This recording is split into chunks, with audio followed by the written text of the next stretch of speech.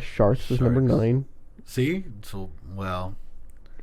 I'm assuming it's 920 cases of shark attacks in between. Of course it would be in coastal cities.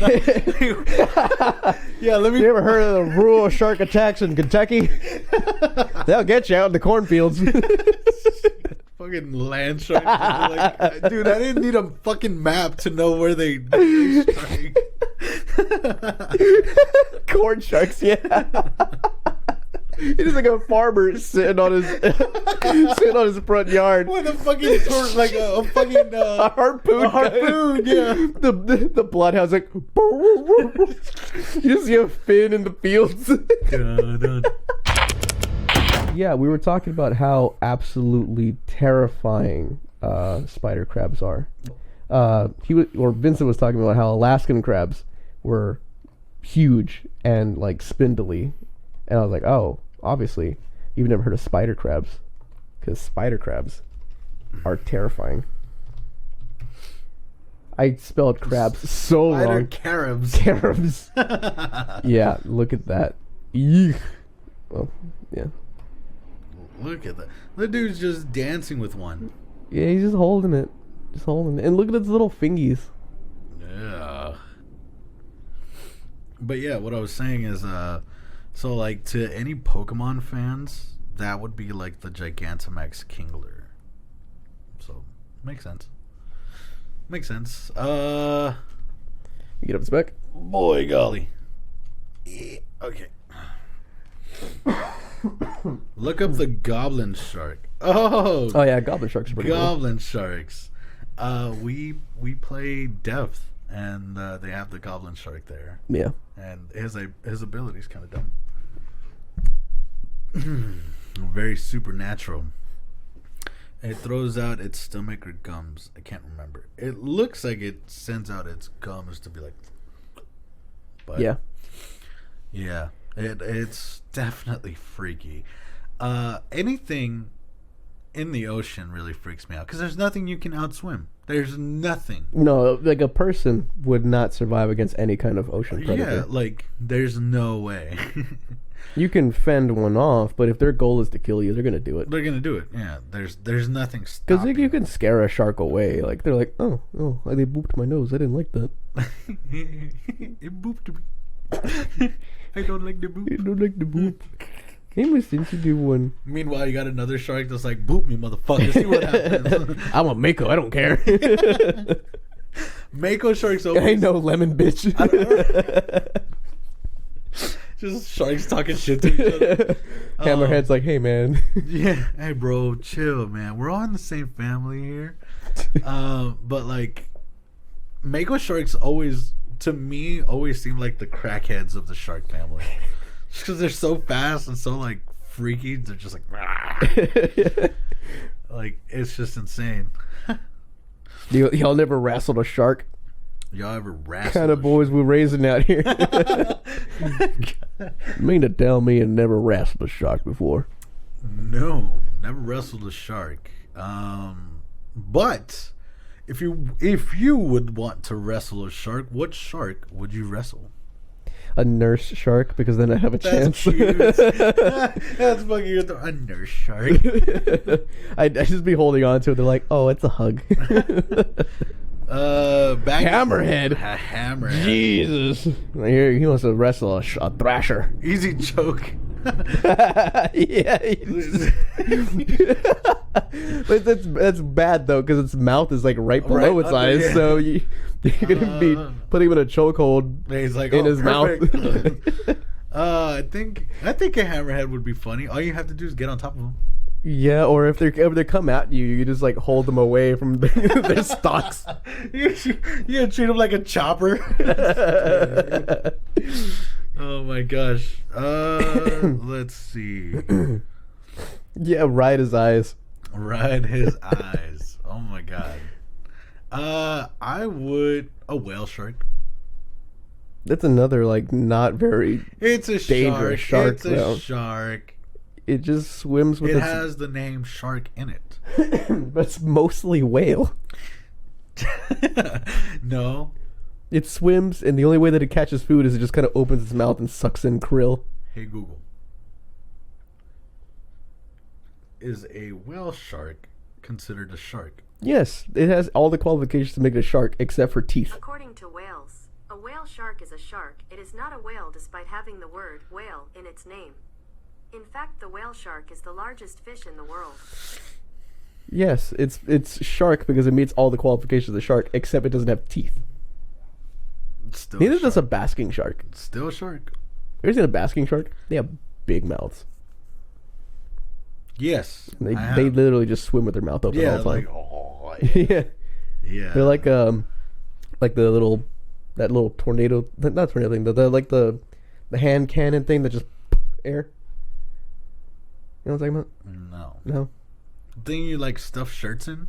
No, I'm talking about the thing where it's just like this blue tube, looks like a trash can with a handle, and it's got like a rubber band on the back of it. Oh and yes. you use it to like yes, just like send like puffs of air. Yes, I know what you're saying. You can like now. fill it with smoke and like launch a ring across the room. Yes. They're like that, but in the ocean. That's what like the long play was that I was going for.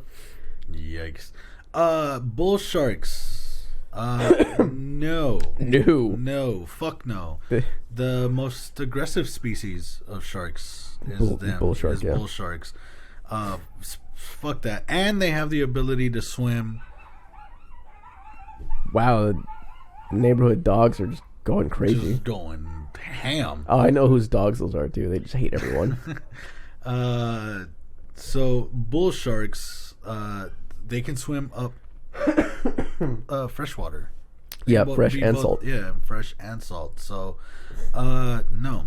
Mm-mm. That's a hard no from me. Funny enough, though, I'm more scared of a bull shark than I am a great white. I don't know. Great whites have been given a bad name. Yeah, they're fierce and whatnot, but I mean, they're just big boys. Big boys. Yeah, they're just big boys. Just going around. Just chilling. Nature's perfect predator. Yeah, they will nudge you first and be like, "Do I want that? I don't know. It seemed kind of weird. I didn't feel like no seal, bro." Like, you know, like they're very cautious. Yeah. So I'm like, okay, they don't actively go out to fuck with you. Yeah. So Unless they're like desperate. yeah. Because at that point they'll like bite first, ask questions later. Yeah, they'll be like, "Oh, it's bleeding. Yeah, I can eat it." So It's like munch. Oh, I guessed correctly. I feel like statistically you should be more scared of cows than sharks.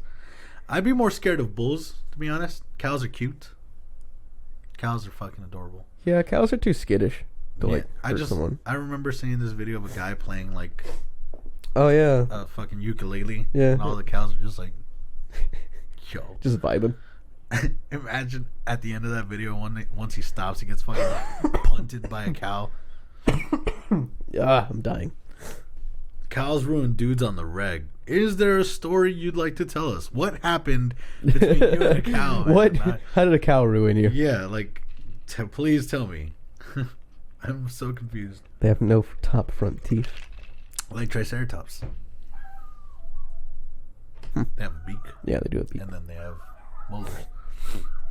And they love music.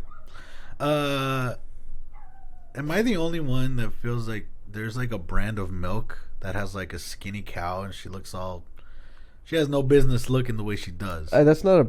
I don't know if that's a brand of milk, but there is a brand of ice cream called Skinny Cow. Yeah, I'm like And it's like a cow holding like a glass of milk, and she's got like an hourglass figure. yeah. With I'm like just some a measuring tape like around her waist. I'm like, you a slut. Uh, Can you post a link? I'm pretty sure you should be able to. yeah, should be Just able to. as long as it isn't nudity or like gore. BusinessInsider.com. Deadliest animals U.S. don't include sharks, crocodiles, dogs, cows. Huh. Let me look this up real quick. The 11 deadliest animals. Should we pull it up on there or should... Yeah, go for it. As long as there's no like advertisements on there for anything It looks bad. like you're using an ad blocker. I have it on here. Would you like to turn that off for us, please? So either I turn off my ad blocker or join Prime for $1. Excuse me? Just turn off your ad blocker and check to see if there's any like random advertisements for dildos on there or not. What the? Oh my god. Okay. Apparently I have AdBlock Plus. Yeah, I have that too. Okay. Then refresh the page. Okay, so I just realized you weren't doing any of that on. no, yeah, I'm not. Here, doing I was that like, over there. huh, interesting. But there is a video. What the hell? Okay. Doesn't seem to have anything prawn related here, so we should be good. Well, I'll pull it up on here. Yeah. Yo. Where is that? The links, yeah, up there. Pull it up on here. And I'll just give it a quick once over on here too. Oh my god. No thanks. Fuck hippos, bro. No. Hippos. Nah. Skinny cow is comedic, but that's unhealthy. Oh, it's like a video. Oh, it's a video. All right, let me hit the old Google button real quick. All right, so number 11 on this list is mountain lions. I believe that a mountain lion we have no business trying to tangle with. Yeah. A mountain lion will mess someone up. Can you guys hear us? Yeah, I'm pretty sure they can hear us. Okay, just making sure. So Number 10, scorpions. Yeah. I mean, scorpions are pretty dangerous. People go hiking all the time. I can see that happening. yeah, I think that's why that like if you go hiking, you got to take a black light with you because you know they stand out. Yeah, with black lights. they glow under Yeah. the black lights. So scorpions, no thank you. Ugh. Wait, are those? I don't get that chart. Yeah, I don't get it. You probably makes sense with the audio. Yeah. Sharks is number 9. See, so well. I'm assuming it's 920 cases of shark attacks in between. Of course, it would be in coastal cities. Yeah, let me. You ever heard of the rural shark attacks in Kentucky? They'll get you out in the cornfields. Oh my god. Fucking land sharks. Like, dude, I didn't need a fucking map to know where they strike. Corn sharks, yeah. Oh my god. He's like a farmer sitting on his front yard With a fucking like a fucking a harpoon. a harpoon, yeah. The bloodhound's like you just see a fin in the fields. Dun, dun, dun, dun. Oh my god. It's that damn rascal coming back for seconds. He already took little Timmy. I got careless that one day. Oh my god. Same thing with alligators and crocodiles. Yeah, sure. You're gonna give me a. Imagine seeing a one tiny fucking dot in like I don't know some random place out there. Well, the Disney gator attack. Oh, that's right. That did happen. That did happen. Oh my gosh. Bears, yeah. Bears can easily take a person, Yeah. Yeah. and they're everywhere. Of course, Alaska's all fucking. Bear country. A lot of bears in California. I'm surprised by that. Yeah, California is very woodsy, like Northern, northern California. Yeah. Spiders, okay. We got some deadly ones. We got brown recluses. Oh wow. Got some black widows. Yep. Did it show the map on there at all? For spiders? Yeah. I mean, I don't think it shows it yet. Oh, Maybe. it did. I don't know. Yeah, there is. Okay. Spider's like, yeah, we gonna fuck you up. It's not even like localized. It's like, yeah, just this general area. Yeah. You gonna find them in your shoes, in your house, in wood. Snakes. I like snakes. Though. Sniggity snacks. I mean, obviously the most venomous. Bad. They're just kind of everywhere. Look. They were talking about specific ones. Oh, so okay. copperheads there. Yeah, we got copperheads in Texas. Yeah. Yeah, I know devious. Rattlesnakes, all in Rattlesnakes. Texas as well. Yeah, and Florida. Yeah. Okay. Bro, but we're known for rattlesnakes. Texas, yeah. Yeah. Stone Cold Steve Austin, the Texas rattlesnake. Wasn't that his thing? Yeah. Yeah. Bites per 100,000 people. Whoa. 2001 and 2000. I think that's people being careless, though. Yeah, dude, you see a fucking rattlesnake, turn the fuck around. Like, what? Cows. Here we go, Baggins. 20 deaths a year. 20 deaths a year from cows. 75% deliberate attacks. Wow. These are killer cows. They seek people out. Coming this And summer. they're everywhere. Killer cows with a K. I tell no lies. Dogs? Yeah, I can see dogs. Yeah. 30 deaths a year. Bees and stinging insects. I'm pretty sure that has more to do with like Allergies, yeah. allergic reactions. That's survival of the fittest. That's Darwinism. At work. Oh man. Except fucking imagine being allergic and getting caught in a swarm. You're dead. Yeah. You're dead. That's Just R.I.P., R.I.P., bro. Send somebody deer. Oh. Ooh. Getting gored by a deer. Oh, no. Oh my God. It's not even them deliberately trying to kill people. It's just them jumping. It's just them being a projectile. It's just them jumping in front. Oh my God. That's terrible. It's like, yeah, they kill people by ramming into your car. Oh, wow. That is dumb. Get ready to hit 3. Okay. Whew, or 1 or 2. But yeah. Oh my. Okay. I believe you. People... Yeah, that was an informative video, but I was like thinking like, oh, that makes sense because deer antlers they can mess you up with those, but it's just they jump in front of your car. Several of them are the result of just going through your windshield. Gosh. No, that's insane. Yeah, screw that, man. What's like the largest wild animal that you think you could beat in a fight? An animal that I think I could beat in a fight? Yeah. Like fisticuffs? Yeah, like hand to hand, you have to manhandle a beast. What's like the largest animal you think you could win in a fight? Oh fuck. Here's a question for everyone else in chat too. What's the largest animal you think you can beat in a fight? Probably. Magic Sex is a moose.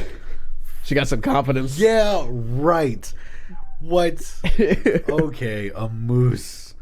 Damn, that's a tough one. If me going up against an animal with just my fist, probably just like a rat.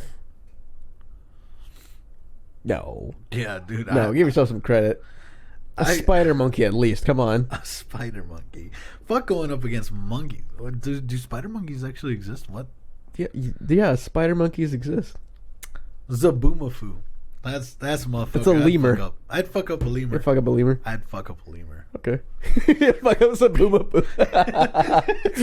It's just because it's a kid's show. I just imagine like I was leaping through the forest. Leap, and this kid.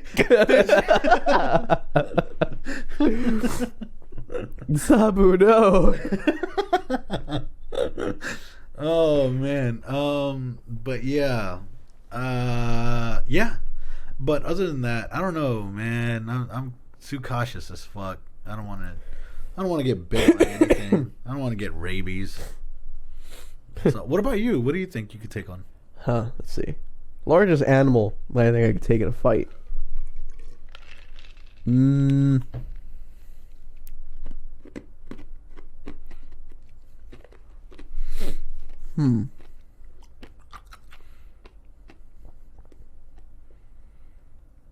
It's a tough one. Yeah, in my mind, I'm like you're like me. playing out all the scenarios, and you're just like, can I win that fight? It's like me versus raccoon. And it's like ding ding. Yes, I'd beat that. It's like a tournament bracket right now in my brain. Bring on the next one. I think I'd honestly be able to like beat a large dog. Like a dog, like a large dog. I'd probably be able to beat a large dog in a fight. Like a German Shepherd? Yes, I wouldn't be unscathed by any means. We're pretty fucked up, but I mean, alive. I'm pretty sure I could win in a fight against a German Shepherd. But that's about it. Anything larger than that, and I'm probably gonna die. Yeah. You know, there was this old movie I used to watch. It was called The Ghost and the Darkness. Have you ever heard of it? No.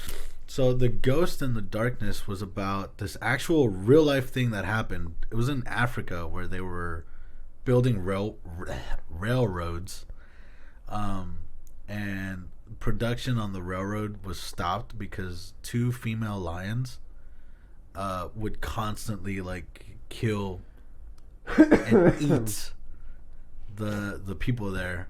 I think they were like, if I remember correctly, they were called like the Zimbabwe man eaters. If I'm not mistaken. But yeah, it was very notorious, and they had to get like this like English hunter to come out and fuck it up. Yeah, let me look that up though. Zimbabwe manhunters. How the fuck do you spell Zimbabwe? ZIMBABWE.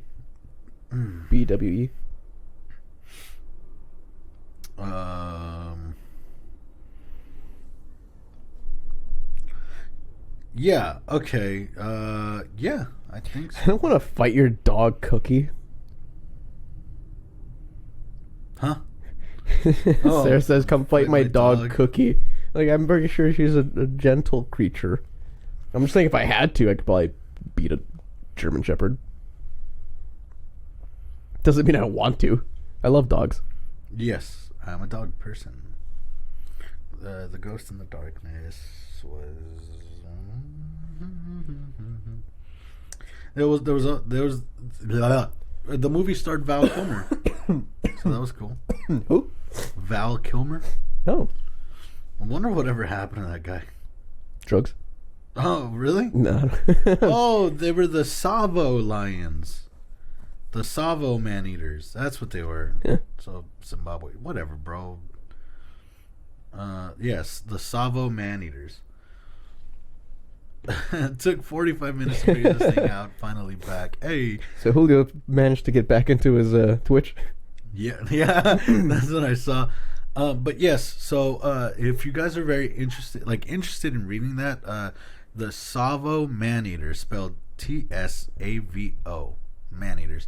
It was two female lions that were just, I don't know what. Apparently, it was an anomaly because they're like female lions going out and attacking for them, like not to bring it back to a pride or something, like hunting specifically to. Sometimes they hunted just to kill. Mm-hmm. I was like, what? How? Like, they don't do that. So it was very creepy. But yeah, definitely a good read. It's just I'm scared of lions. Them big ass kitties, bro. Yeah, no, the lion will definitely destroy. One fucking just, and you're gone. Yeah, You're a goner. one swipe and that's your face is torn off. Entirely. Yeah. I think there was like a show about like people owning like exotic pets that end up killing them. Deadly Attractions. Yeah. There's been several of like, yeah, I had a pet chimpanzee. He was like a son to me, and one day I looked at him wrong during, I guess it was his mating season. I looked at him wrong. I didn't give him the eyes he thought he was expecting. He mistook me for a mate, and when I said no, he didn't take too kindly to that. Oh, God. You know, they just straight like grab you and just rip pieces off of you. Yeah, there's a that same show. There was a man who had to get facial reconstructive surgery to like get a nose back, and he was missing an eye that he had to get like also replaced and all that. Ouch. Artificial like eyelids and everything. Because it was just. I can't fuck with monkeys. I don't like monkeys. I barely like humans. What the fuck makes you think I'm gonna like monkeys? Like, no, I'm not a big monkey fan because they have hands much like ours, but with way more gripping force. They can grip a lot harder than we can, I'll tell you that much. So they get a hold of something that's a little too precious to me, I'm gonna lose it. Did we know that we have red wolves in Galveston? What the hell is a red wolf? I had no idea what a red wolf is. What is a red wolf? Let me find out. Red wolf is an animal. Thanks, Google. For a wolf called a red wolf, it doesn't look very red. But okay. Had a lion charge at me. It looks like a coyote. Austin Zoo. Red wolf looks like a coyote. It probably more brown, eh? Yeah. Yeah. Yeah. But yeah, not that impressed. Yeah, it definitely looks like a coyote. Coyote. Yeah, but yep, not a fan. It's funny though, cause like every time I go to like the zoo or something, I always get bored seeing like the actual like animals, except like when I go to like the rainforest section, that's where it gets fire. Because that's all the shit I'm never gonna see again in my life. That's the shit I don't want to see. Like when I see like the anacondas that they have, whoo, no, no, anacondas, no, thank you. I don't know. How do you feel about anacondas? Ever since I watched that movie with J-Lo, fucked me up. Oh, the movie Anaconda. Yeah. I don't mind. I don't mind. And I guess because I've seen anacondas. That's probably why I don't mind them too much. I mean, of course, I'm not gonna go near one, but I'm not like, ooh, oh my god. Like it's just like, I'm not gonna go near that. I don't know. I used to have this nightmare about anacondas. One thing that always freaks me out is tall grass, but like moving tall grass. There's water. Oh. Like, that freaks me out. Like, I don't know if like it's wetlands. Yeah, like wetlands. Like if there's tall grass that is like up to here, standing up, and then it's moving, and you're like, oh, okay, and then you take a step, and you're like suddenly in water. It freaks me out, and I always have this weird nightmare of me being in like, that scenario. And I'm just like brushing through it. I'm trying to get to the other side of whatever the fuck it is. And I end up brushing it. I just see a fucking anaconda. I'm just like,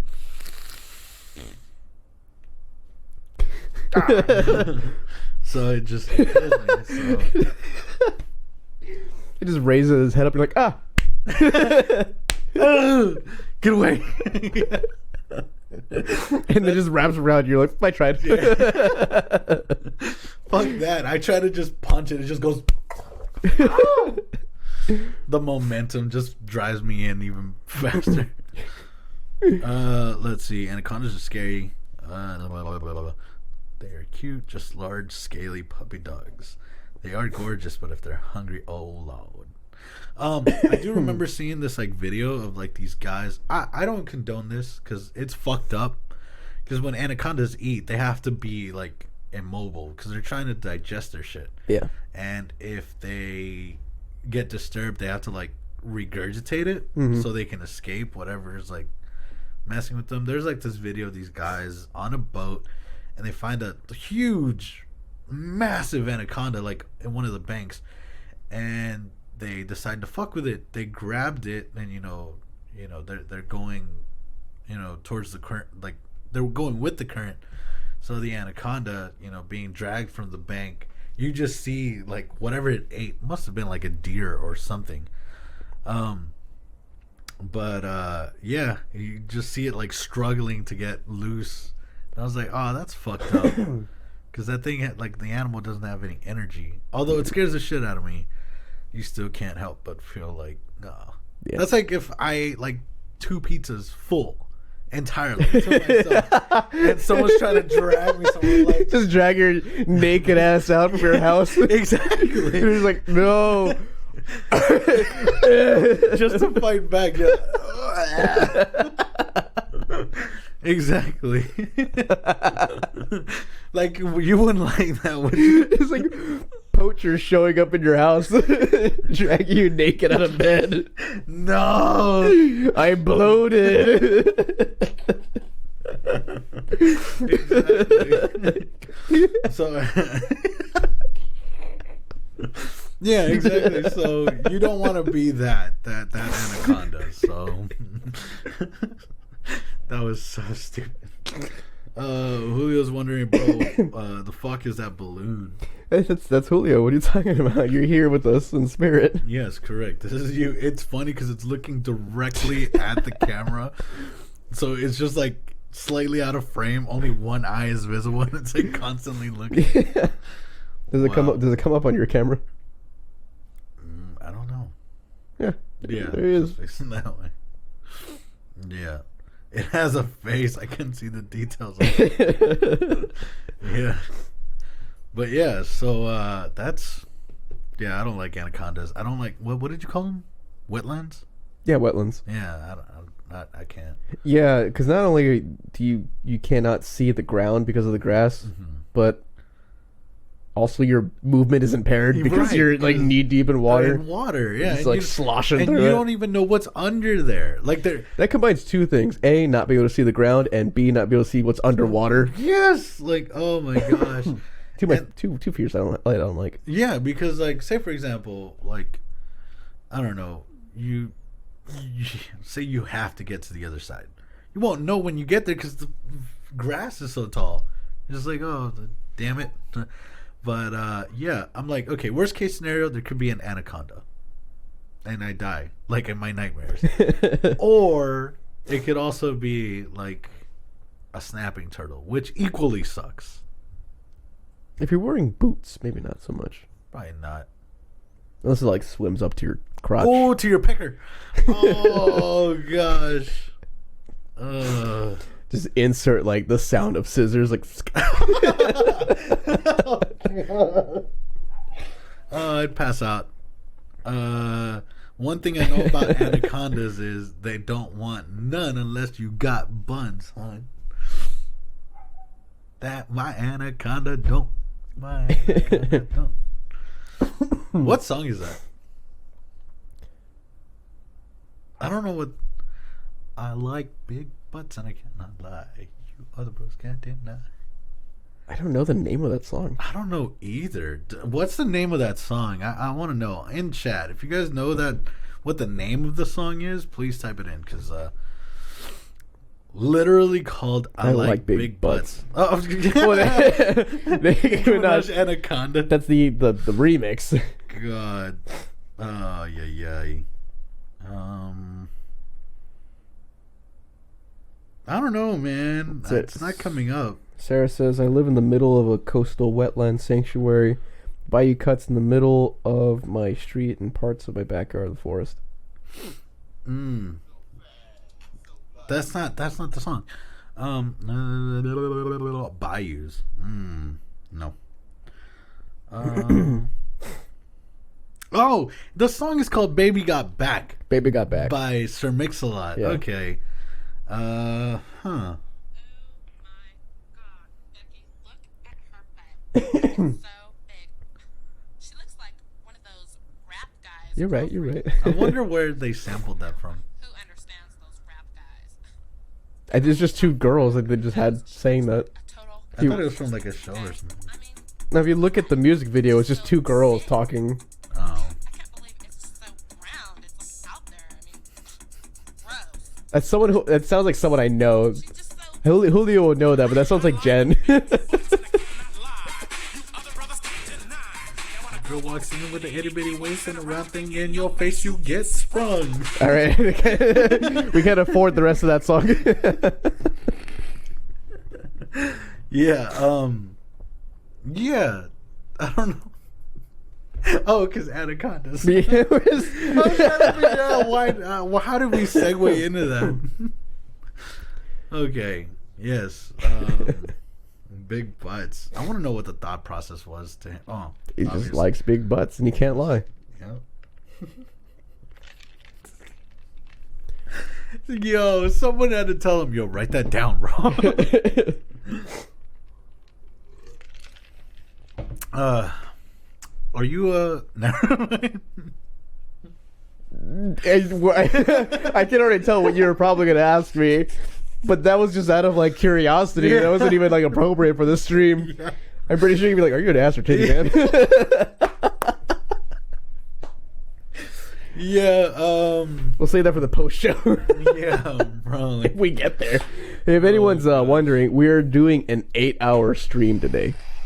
Yeah. 8 hours. We started at 5:30. There's gonna be an issue. So we'll probably take like a break at some point, but we are going to be Misclick after dark. once 10 o'clock hits, then Yeah. then the Adult Swim show happens, and all the kids are out of the pool. Once Toonami's over. Yeah. Oh my gosh.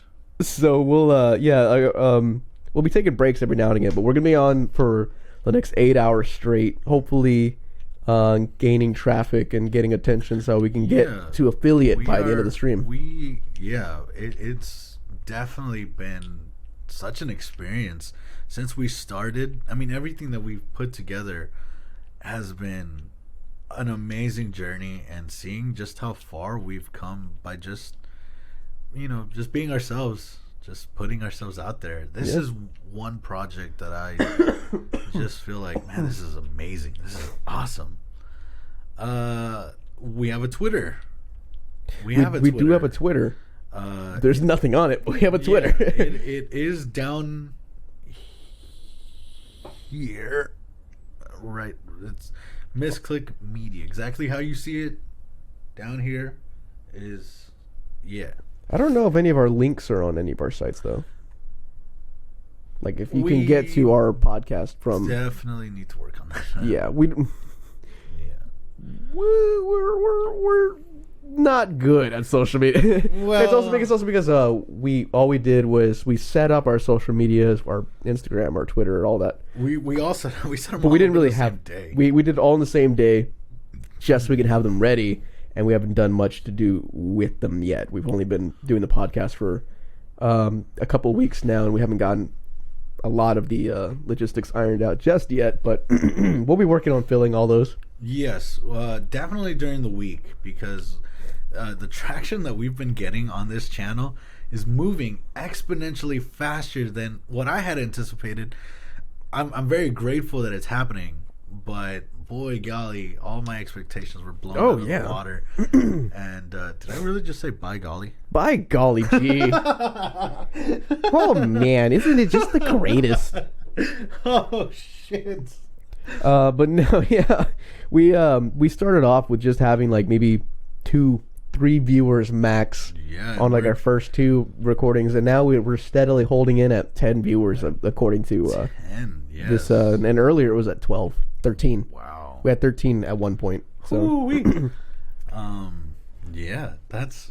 this is very exciting, and we thank you all for being here with us and supporting. But with that being said, I dislike big butts. Really? Okay. So we'll go more into detail later in the Misclick After Dark. Dennis. Hey, Dennis. Dennis. Now that you're here, I need to ask you something, because we were talking about it before, and you were there when this happened. So I need you to back me up on this one.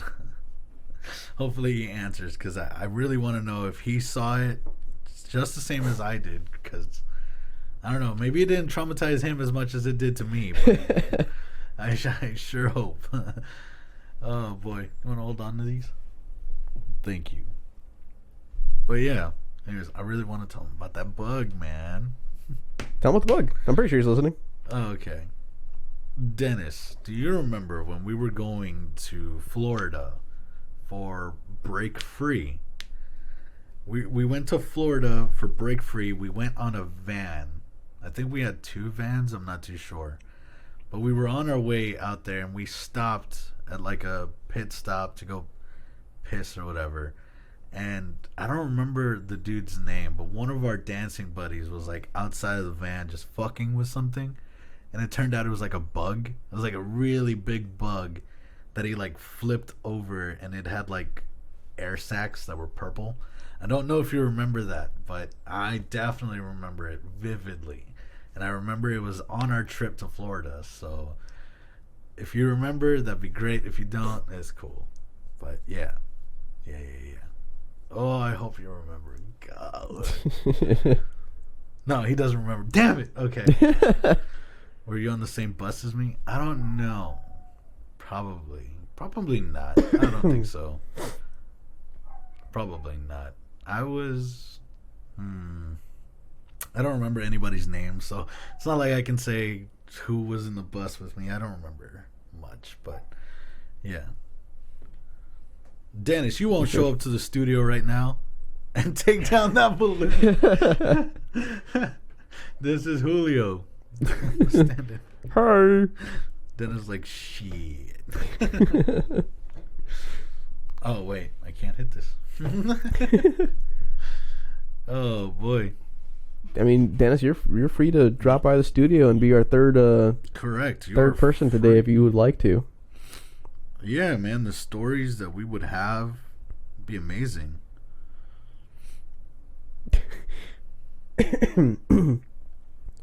Also, at least has to lean into your mic a little bit. Yeah, I Because saw you're just now. much lower than I am. And it did feel like you were like leaning back here when you were talking.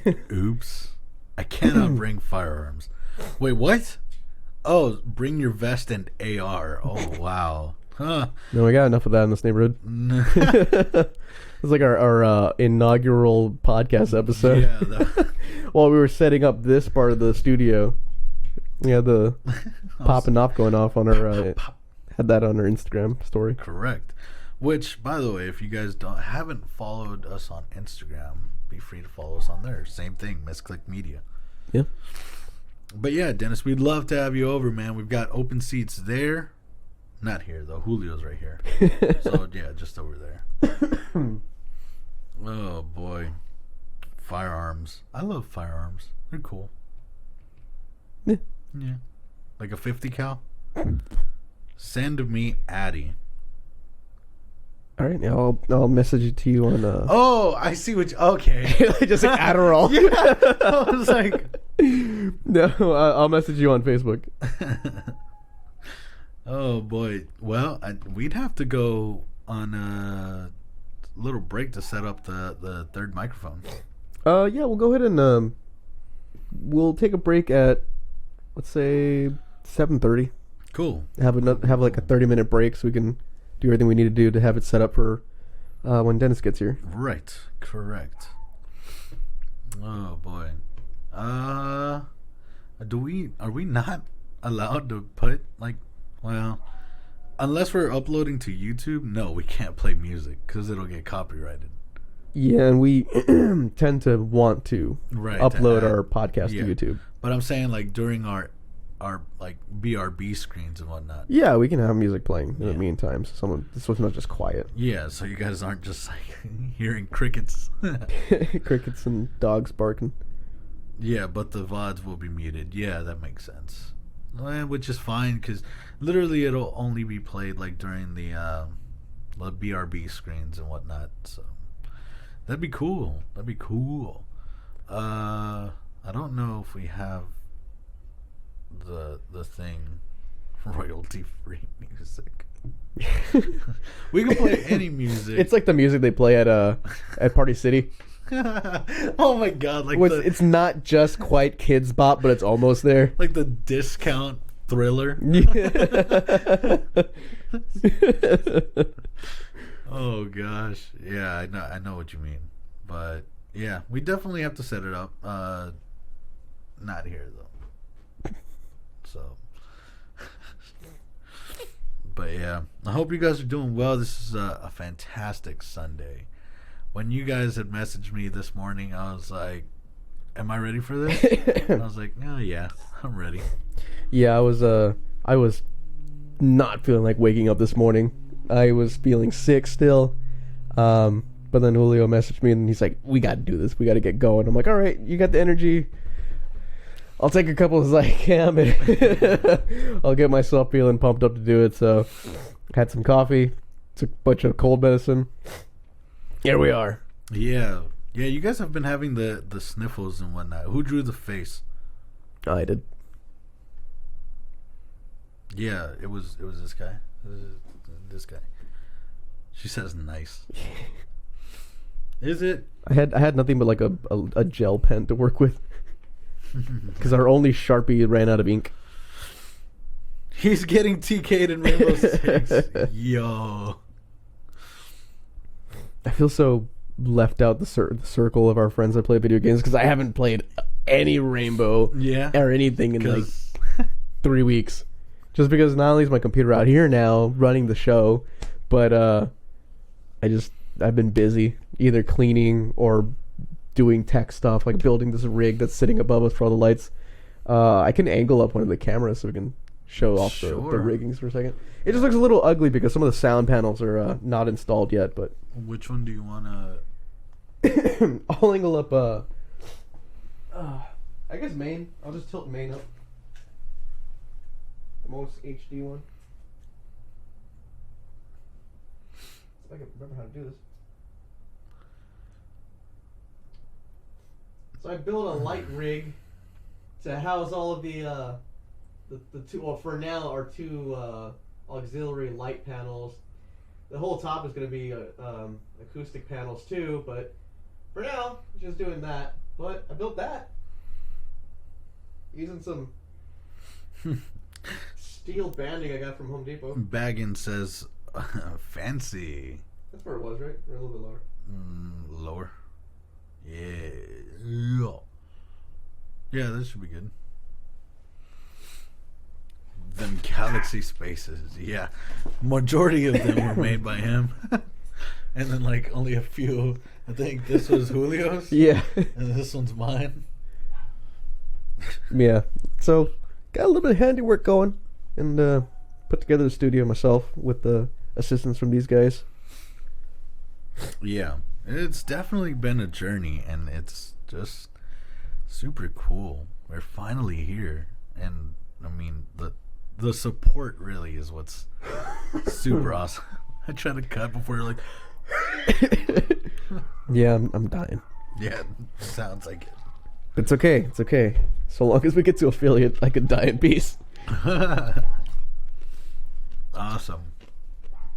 But yeah, I need to plug us more. Yeah, during our break, we'll probably end up Yeah. posting everywhere. Yeah, and if you guys have Yeah.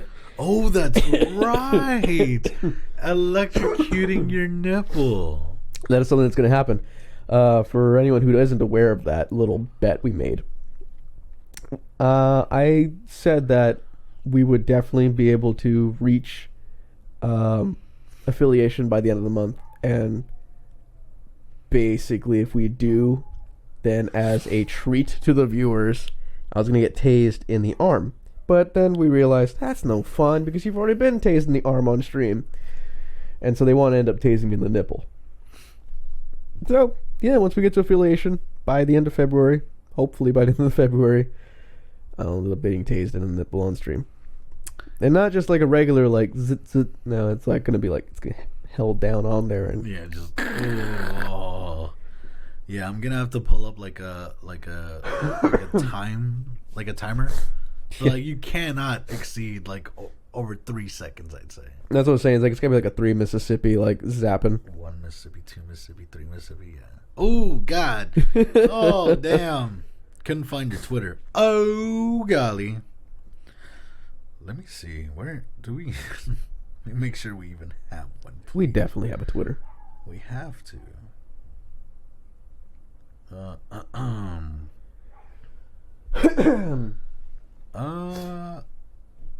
Apparently. Doesn't seem like we do. What? Liz? Yeah. You were supposed to be on that. Huh. Wow. Maybe spelled wrong. I'll go ahead and take a look, because I know where all of the social medias are, like on our file. Liz TK. Yikes. Yeah.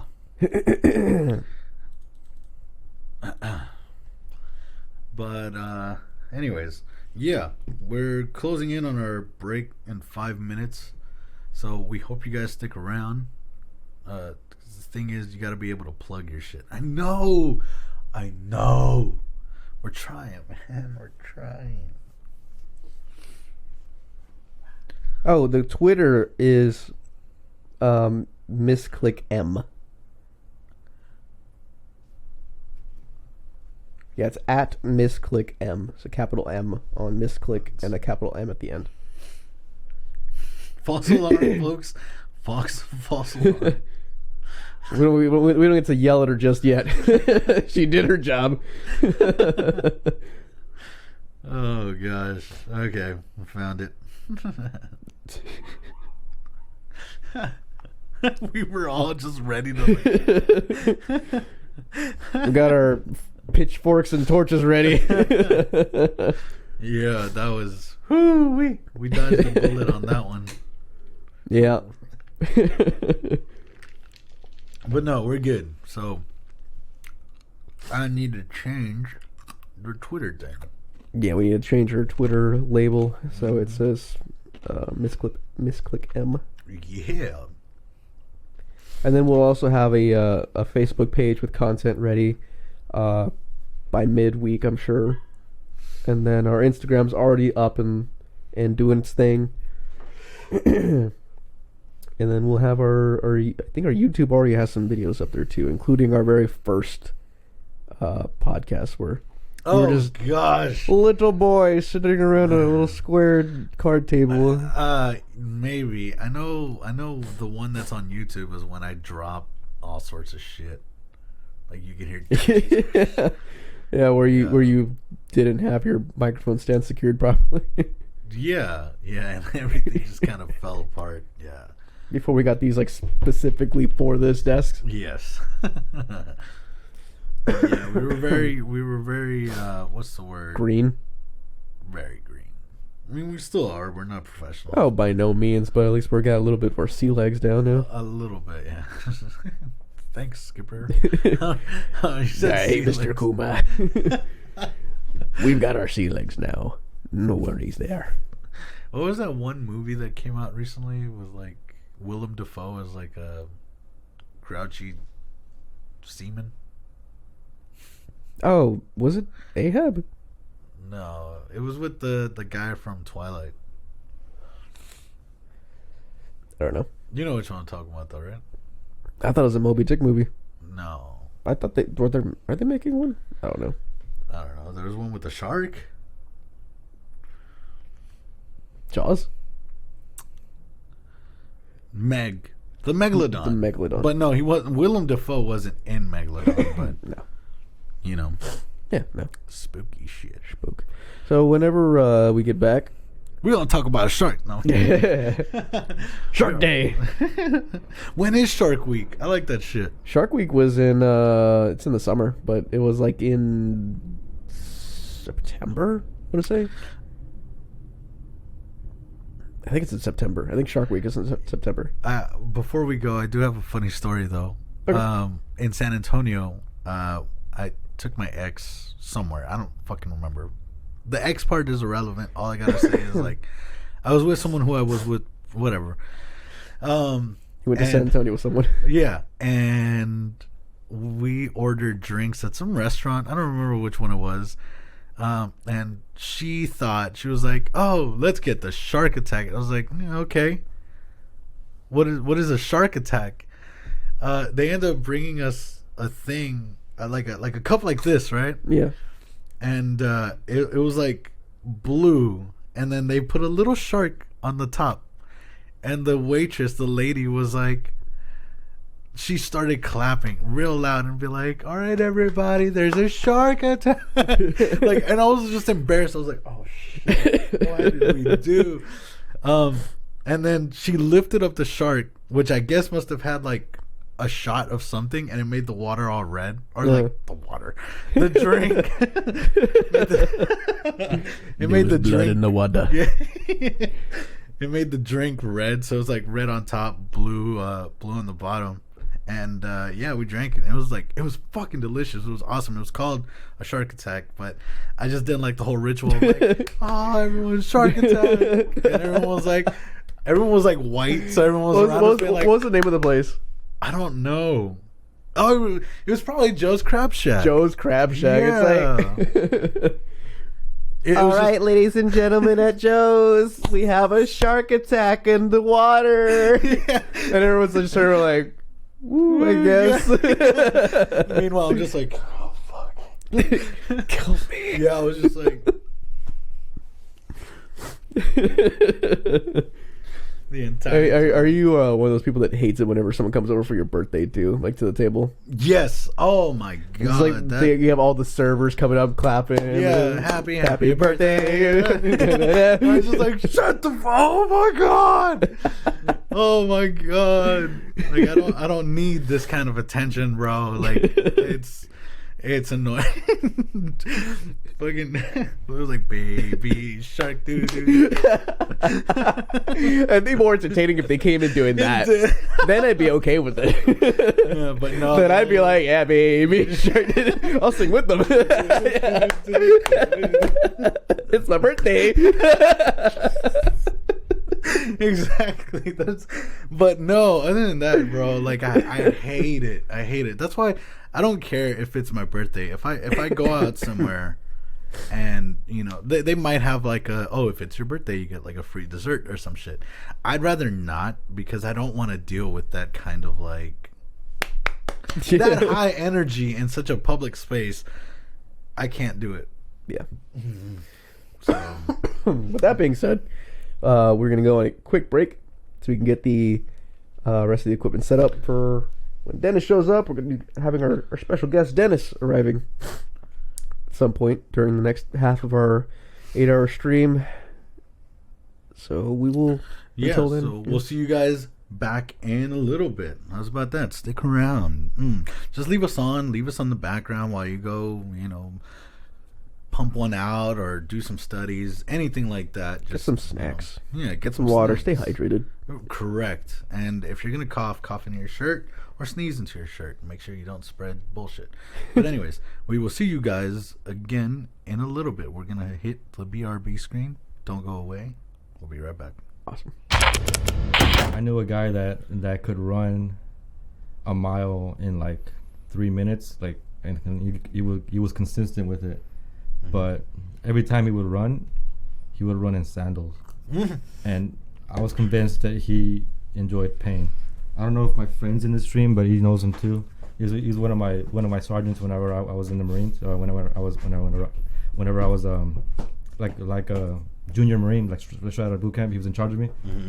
But he would always like run us to the dirt, and we would try to catch up to him. It was impossible because he was like not human. dude can run up hills in sandals, running a mile in like 3 minutes, like constantly, like that. Wow. My dad called those kinds of guys gazelles. Gazelles? Yeah. He's like, you got those people that are like, they pace themselves when they do their runs, and then you have the gazelles who'll be smoking a cigarette running down the line. Wow. So you were in the military. Yeah. Was it Army, Navy, Marines? That was the Marines. Marines. Wow. Which is, Marines is a U.S. military branch, actually part of the Navy. So it's a sub-department of the Navy. Not many people know that. But we work with the Navy, especially whenever we go on the deployments to other countries. We usually ride on Navy ships. Okay, and so you ride together with them. Yeah. Okay. You know how Army has like medics within the Army? Well, Marines don't have like medics. We actually have corpsmen that are from the Navy. So we work together like all the time. Oh, wow, that's So when you go into boot camp, right? When you get out of it, do they give you a rank, or are you just Yeah. Does it change based off of performance, or does everyone start off the same after boot camp? So there's a lot of things that can happen before boot camp, during boot camp, that can affect your rank. So, like, if you don't do anything and you just do boot camp, then you're automatically a private first class, which you don't even get like a rank insignia. It's just blank. You know what you are. Yeah. But let's say if you do college before, or you kind of help recruit people in, while you're in the kind of like the waiting portion before boot camp, then you have the possibility of coming out of boot camp as a private first class, which is just like one little hash.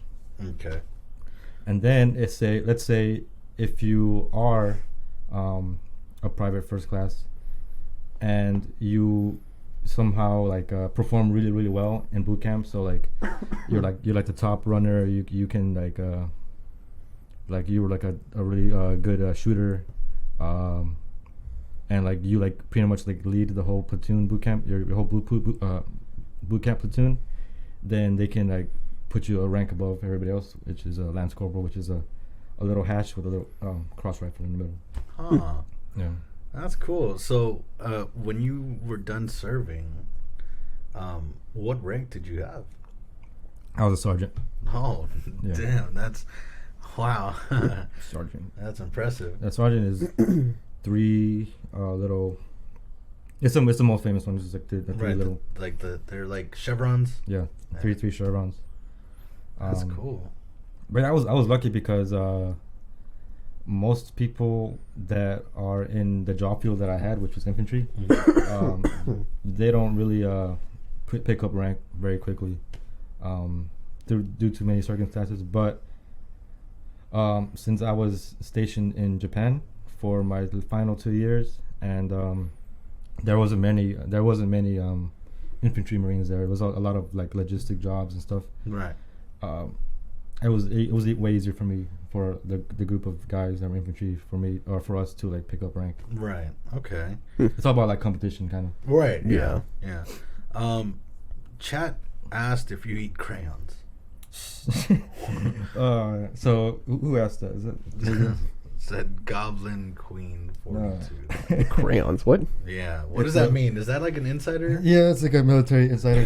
Oh, okay. No, it's insiders here. It's like all the other branches think we're stupid. Oh, We're- shit. Oh my god. our nicknames is like the bullet sponges. You said butt sponges? No, Bullet bullet sponges. Bullet. That's Yeah. so fucked, dude. What the Yeah, hell? well, like I'm gonna be attempting to go into the Air Force next year, Oh, Really? and the okay. the nickname for them is the Chair Force. Air Force. Chair Force. Yeah. You just sit in our asses. So I have a burning question for you. Like, it's simmering in here. What is your idea? What is your opinion on the Space Force? Oh. I mean, I think it's a waste of money. But like what are they to do in space? Like, fucking clean up trash, space debris? Is that what they're gonna do? well, I mean, come on, bro. Like during the 60s, yo, the space race, that was a big thing. Yeah. So, There's gonna be like wars in space, jeez, it's like I don't- the beginning of Call of Duty Advanced I Warfare. don't- going from like space station to space station. Yeah. I don't even know if you can fire a weapon in space. No. Would it be the same as like shooting underwater? No, because No, like, you can still fire a weapon underwater. Yeah, I'm aware, but I'm saying like There's no combustion capable Yeah. in space. That's the problem. Because of oxygen. There's no oxygen. True, I think actually, I read somewhere that it's actually possible. Is it? Yeah. It's, so. Like if I take a 50 cal up there, I don't know. Like, it might have to be like a modified firearm to do that. Yeah. But I'm not sure. I need to read up on that. I'm not going to call you this, but someone said that. What they say. Call him a boot. Yeah. Oh.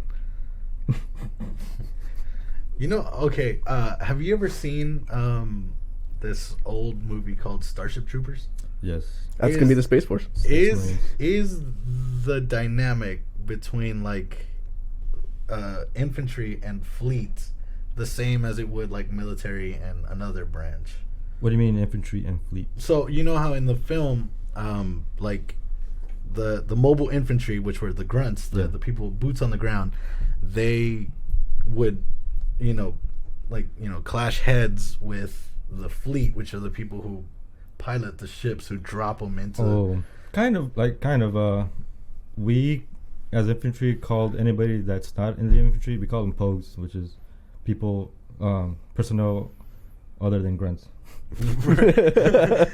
Okay. Yeah, we call them nerds too, but Nerds. yeah. Like they hate us and we hate them. Okay.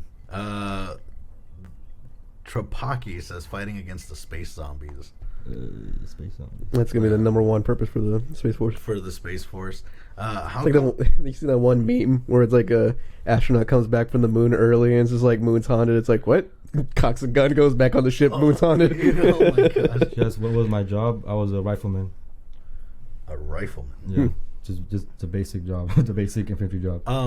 What was the highest caliber weapon that you Did I get to shoot? Yeah. I actually, my weapon that I had was think about like an AR-15, but it goes full auto. It's called an M27 IR. They're actually, I don't know if you guys know about the squad automatic weapon. It's called the SAW. Yes. It's like a really lightweight Yeah. machine gun. So the Marines right now are phasing that out and introducing this new weapon called the M27 IR, which is pretty much like a fully auto M16. The only bad thing about it is that you still have to feed in magazines instead of like having like a drum round, yeah. a drum magazine, which it sucks for firepower, I guess. That's okay, because the saws, I remember hearing about them because they could be like the big hefty boys. Yeah. Because I remember I used to have a coworker who was a woman who was serving, and she showed us a picture of what she had, which was the M249. And I'm just like, oh my god, that is hefty. You had to carry that around? And yeah, sure enough, I was impressed. I mean, obviously, anyone who serves, man, you're the best of all of us. So, What? what's one of the most memorable / terrifying things you've experienced in the Talking about USMC? me? No, us. Man, there's a lot of crazy shit that happened. One of the most terrifying things, people are probably gonna laugh at me, but was when I was in boot camp. They make you go into a like pretty much a gas chamber.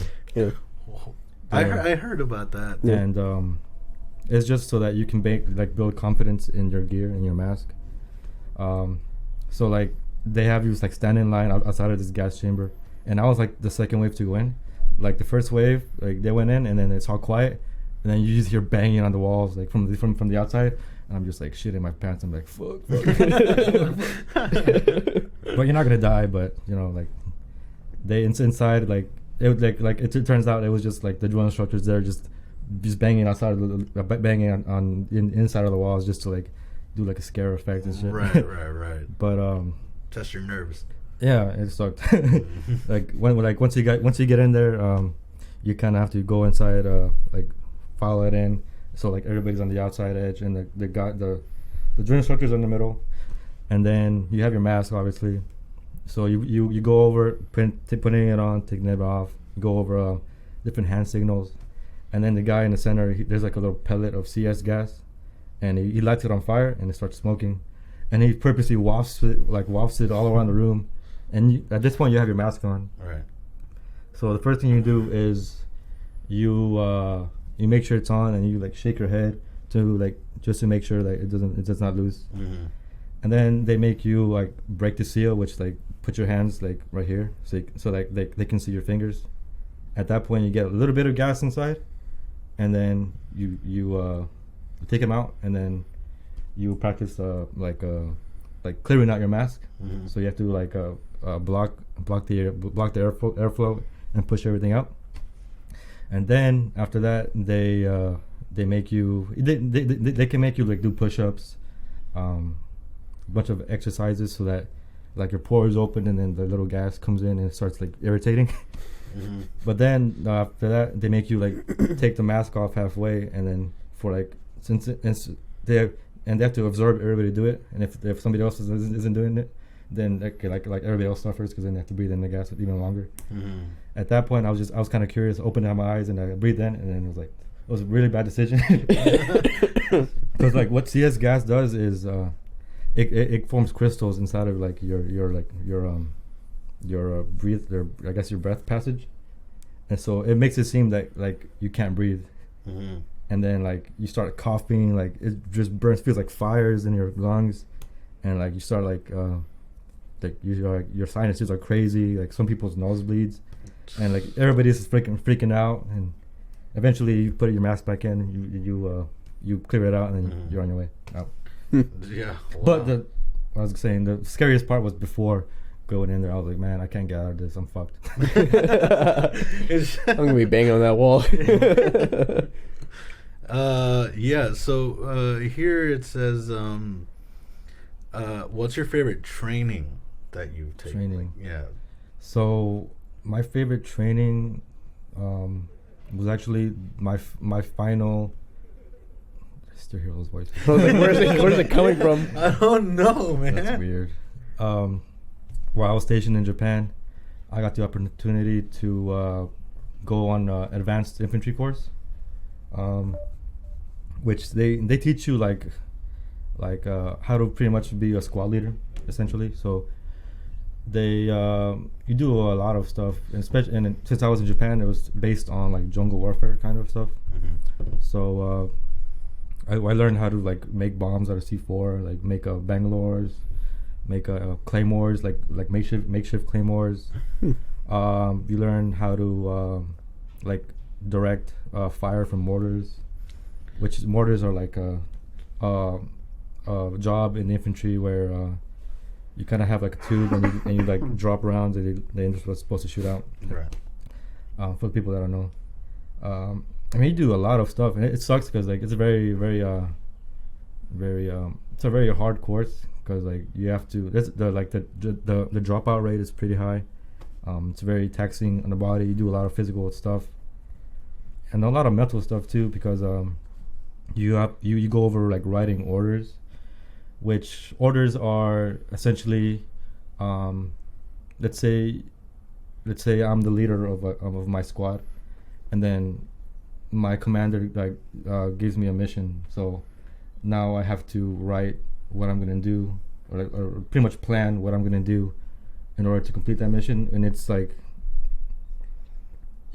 the way we did it. You have to write like 42 page like order statements. So like to the detail of like who am I taking, what supplies are gonna have, what routes are we gonna do. You have to do a lot of like map analysis. You do a lot of crazy stuff.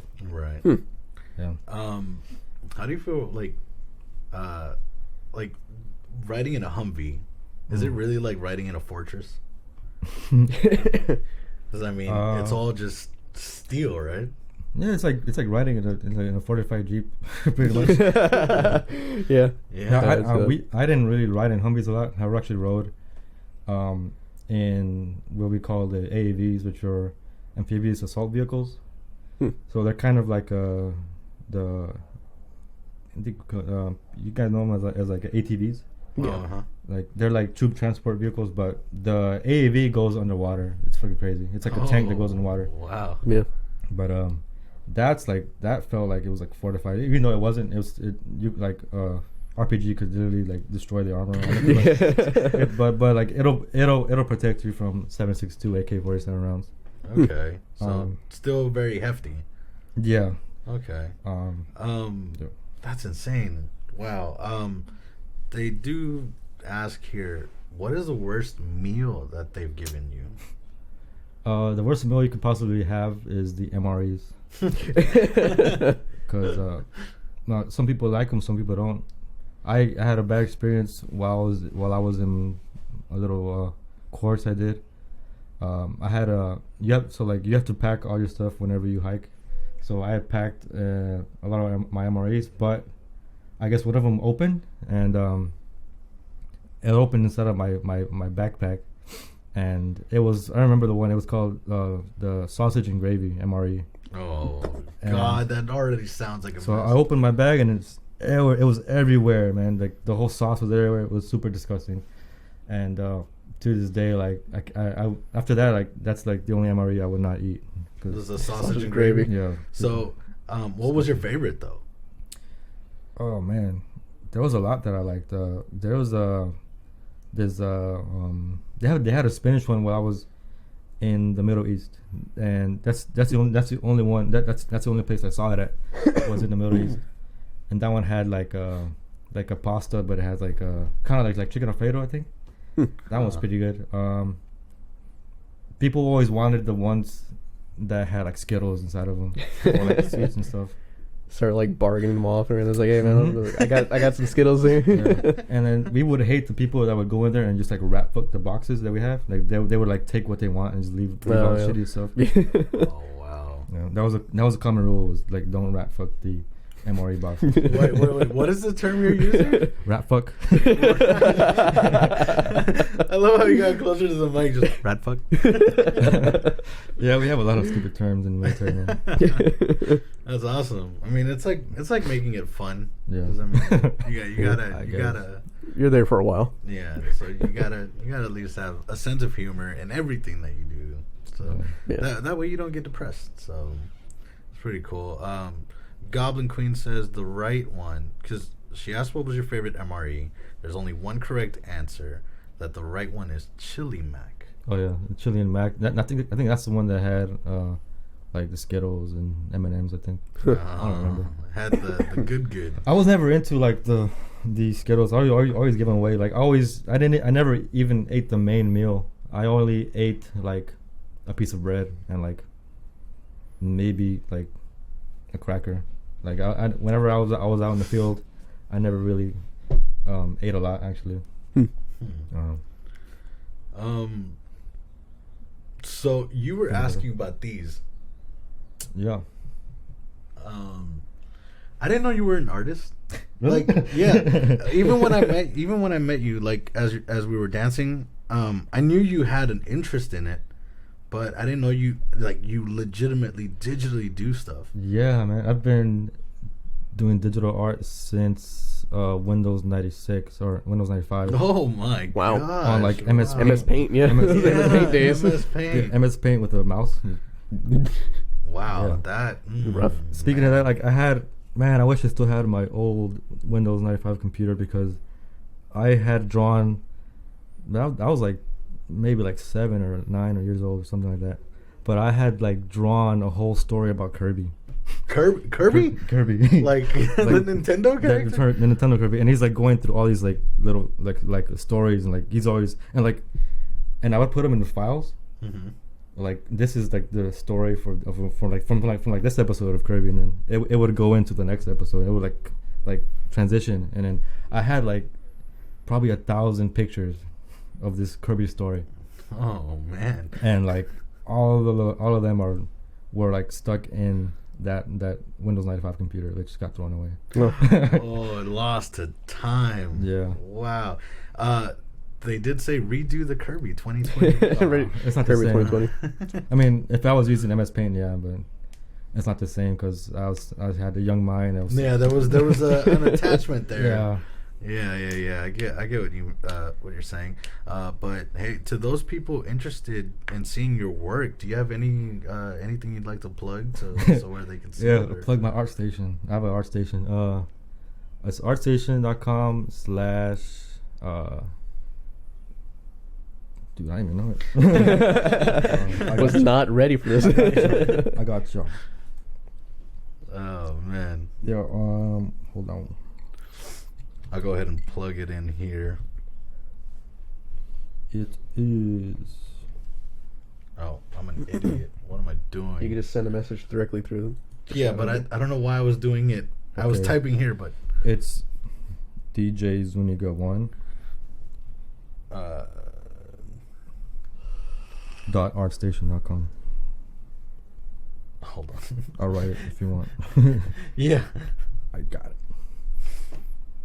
All right. Yeah. So we'll post it on here if you guys want to check it out, because that's very interesting. I don't know if it was on Facebook, but you drew something that I was like, yo, that is so dope.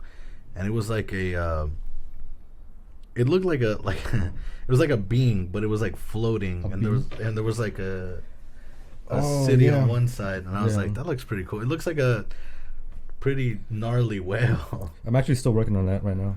Oh, so there's a whip. It was Yeah. It's a work in okay. progress. I started with a traditional sketch, and then I transitioned that into like a digital drawing. I'm still working on it though. Oh, it says you recently painted Julio as a cyberpunk character. Yeah. What? I saw that. I haven't seen it. It was really good. Is it really? Yeah, Dude, it was I wanna- impressive. That was very impressive. I'm sorry, Julio, if you're in the thing. I told you I was gonna do it. It's way sooner than I was, and it took like a month. You see the keyboard? I want to see it. Here you go. Yeah, you guys can keep talking. I'll look it up. Oh man, that's cool though.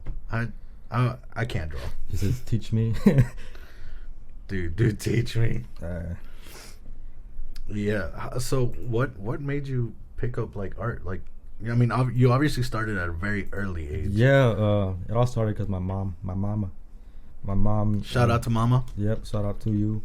You live very close, actually. Yeah, apparently like 4 streets away. Freaking yeah. My mom. She like kind of like taught me how to draw like characters and stuff.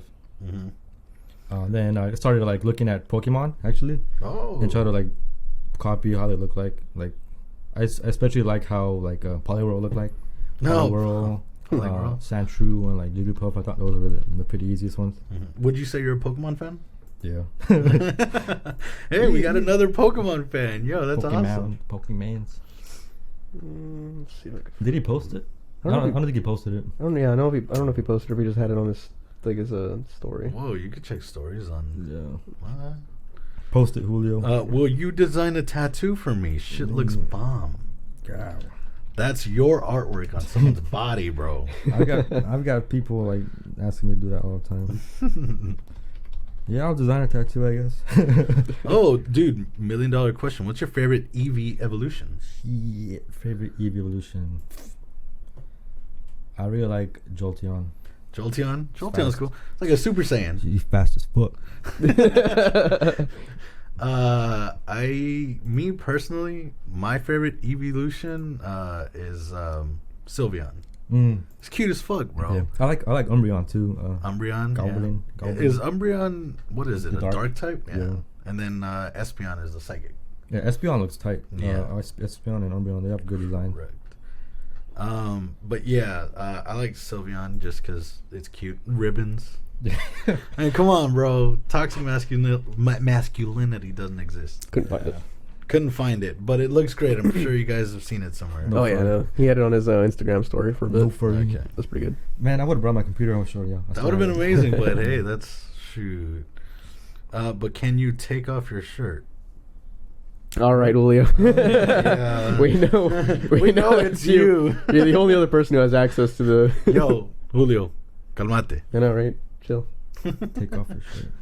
How about you post the Oh yeah, post the artwork, Yeah, yo. man. You slack. No, but yeah, that's awesome, dude. Shoot. So, what do you use primarily to draw? Do you use like a tablet, or do you have like a? Yeah, I got a pen tablet, a Wacom pen tablet, and I draw in Photoshop. Okay. Cool. Photoshop. I use Photoshop. I just recently downloaded this other one called Corel Painter. Apparently, it has good like realistic physics for like the brushes and paints and all that stuff. Mm-hmm. But my computer sucks and like it lags when I use it. So I'm sticking to Photoshop right now. Gotcha. Do you have any questions? Anything you'd like to know? I had something earlier. What do you think it was? What? He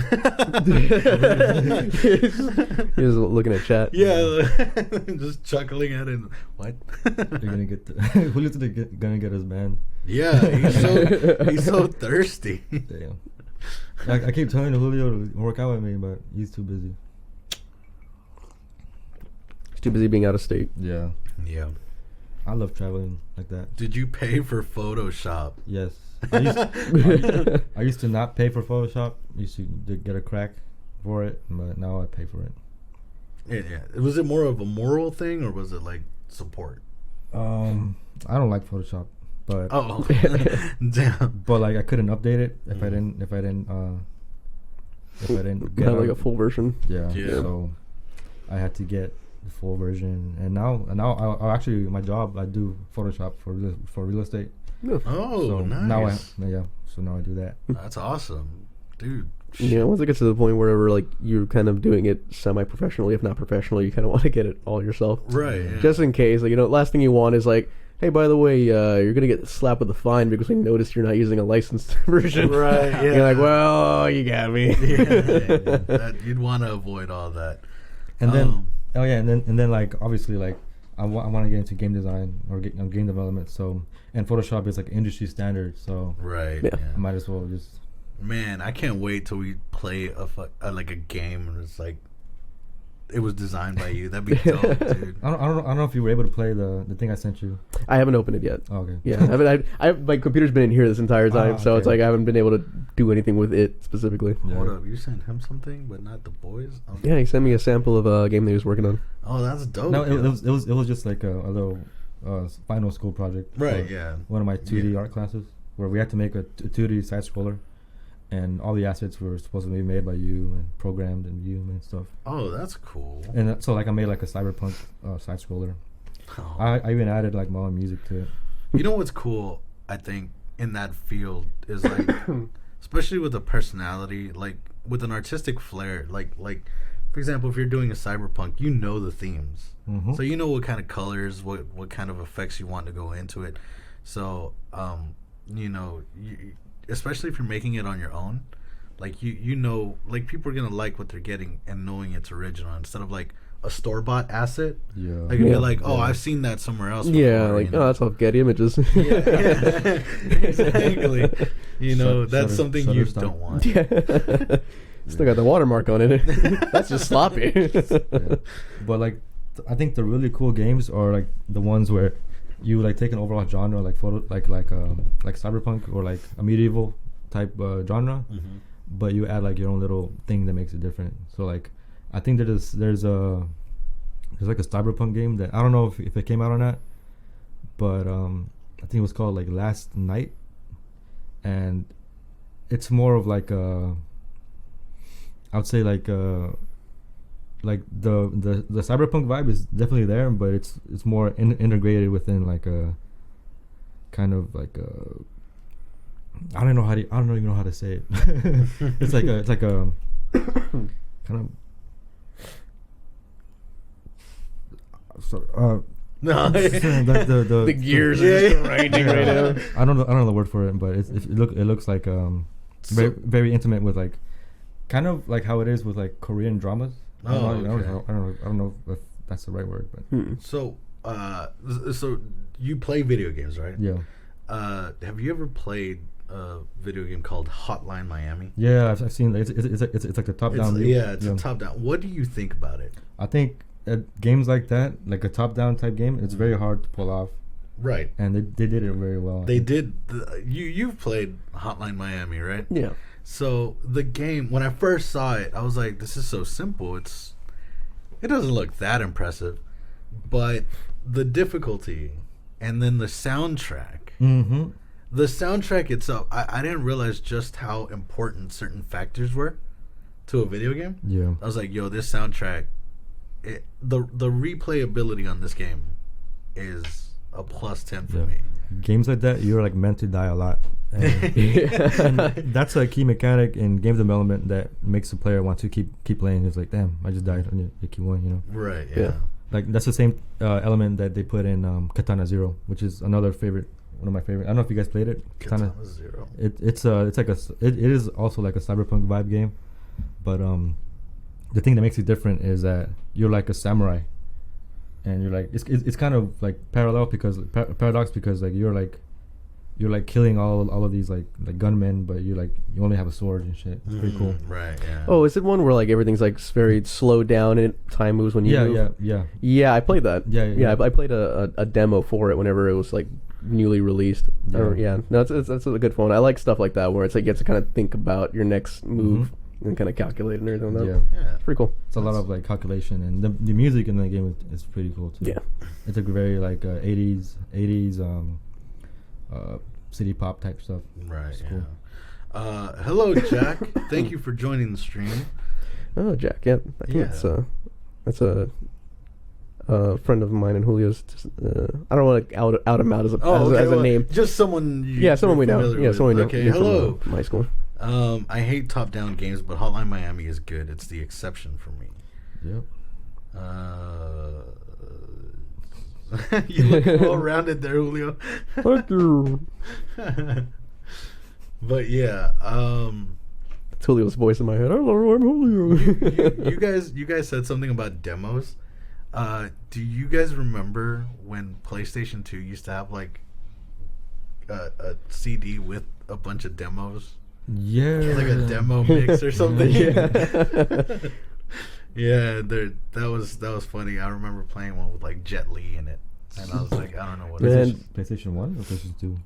PlayStation 1, I'm pretty sure had the There was so many like accessible games like at early on stages. Like people, like, and developers were like, just fucking get it out there, put it in cereal boxes, man. Yeah. One of my favorite ones to play, one of those cereal box games I used to play was the Captain Crunch one. Yeah. Where like you had to breed your own like little crunch creature. And like the only thing it ate was fucking cereal. And like This thing's gonna die in like a week. all it did was eat cereal, and It's then gonna have hollow bones. and then like you trained it in races and like rock throwing shit, and like platform jumping, and they were like, This grow. crunch monster's gonna be an Olympian. I Pretty know much. it. And then like it's kind of like slavery, man. It was like and then like Captain Crunch would come in like, hey, how you doing? Fucking, you're still feeding the crunching? All right, I'll see you later. Cracks a whip. Yeah. You better work off those calories. You'll be a type 2. Yeah. Oh my gosh. You guys remember like, I know nowadays they have like cool maths, like the websites where you go play games and whatnot. There was one game in particular that I remember. It was like a little green alien dude, and it was like you had to do maths. It was so strange, and I don't remember if it was like a cereal game. Oh man, Green alien. Green alien Yeah. doing math. yeah. I don't remember. Oh man, this is like. Remember like typing games and stuff with them. I always wanted to play Typing of the Dead. Never heard of that. You have to like very quickly. It's like dog walk, catastrophe. Yeah, well, like zombies coming after you. You have to like type every word everything. is a gunshot. Yeah, exactly. That would suck. You know, that was realistic, and it's like, oh, the only way that you can use your gun is if you can type out each word. Yeah, type out tongue twisters. Oh my gosh, I'm dead. Yeah, I used to Just throw the gun. I used to suck at all those games, man. When I was like in middle school, they make you do like all the fast typing games that were like shitty on the Windows computers. Yeah. I used to suck at that, man. Oh my gosh, imagine getting out of like 5th grade typing 120 words per minute. Yeah. Oh gosh. But yeah, what would you say is a recent video game that you would list as one of your top like 10s? Like just one that you figure is like, oh yeah, I really like this game. I like Breath of the Wild. Oh, Breath of the Wild Legend of is pretty Zelda. cool. Are you hyped for Breath of the Wild too? Yeah, man. Yeah. Yeah. What about you, Milton? As of recently, I've been playing a lot of Death Stranding. Death Stranding. The storyline itself freaks me out. It's very all over the place. It's hard to understand, but it's very artistic. And that's because it's a Kojima game. Yeah. So everything has like hidden meanings. Which I'm still very bummed that they canceled the Silent Hill game. They're using the assets in a different game. Are they really? Yeah. Is it still going to be Hideo Kojima and Guillermo del Toro? I'm not sure. I only remember hearing through the grapevine that they're not. They did cancel it, but they recently got permission to use the assets and like boot it up as a different. I would have loved the mind of Different Guillermo name. del Toro and Hideo Kojima together. Well, they did that with Death Stranding, Well, yes, but I'm saying but like with more things, with yeah. ghosts. With the paranormal. Technically, it is still paranormal with Death Stranding. Yeah, but they put science into it. yeah, and make there's it more more science. like yeah. more feasible. Yeah, like bro, you can't shoot ghosts. Unless you put your blood in it, then you can shoot ghosts with your blood. You know what's crazy about that game is that environmental assets they used are all like real life scans of objects, Yeah. like the rocks and everything, and like they actually went out. Took pictures of rocks. They use like a special like machine that like scans environments, and then it plots it out in like a 3D space, and it makes like a photorealistic, pretty much like item you can plot in the game. Wow. That's a kind of like a new technique that game developers are doing right now. Oh, and then Jack Reaper says that it's okay. I can mention his name. It's my good friend Joseph, and he said that he's gonna go ahead and give a shout out and hope that that it helps us out. That hopefully we'll get affiliated plus more, because he gave a shout out to a friend of his and he got about 75 followers overnight. Oh man, that is awesome! Thank you so much. Thank you for sharing the love there. Greatly appreciate it. Thank you. Arigato gozaimasu. Arigato gozaimasu. Oh, give me something to say. Give me like, what can I say? Atadakimasu. Which means bon With the like at the end. Or? Yeah. Itadakimasu. Itadakimasu, right? Itadakimasu. Alright. Itadakimasu. That's just a very aggressive way to be like, thank you for eating. Like, Someone serves you food and you're just like, thank you for the food. They're just like, okay. Like that poor guy I scared at when we went to go out to eat in like Bel Air. I was like, what is this? It rice? Oh yeah. we had this really like just small Asian server. He wasn't even our server. He was just the guy who was bringing us the food. He didn't have to associate with us at all whatsoever. Yeah. He was just like, oh, I need extra hands. You go bring him the rice. And so he comes and brings us a small like bowl of rice, and then Vincent like looks at it really like, what the fuck is this?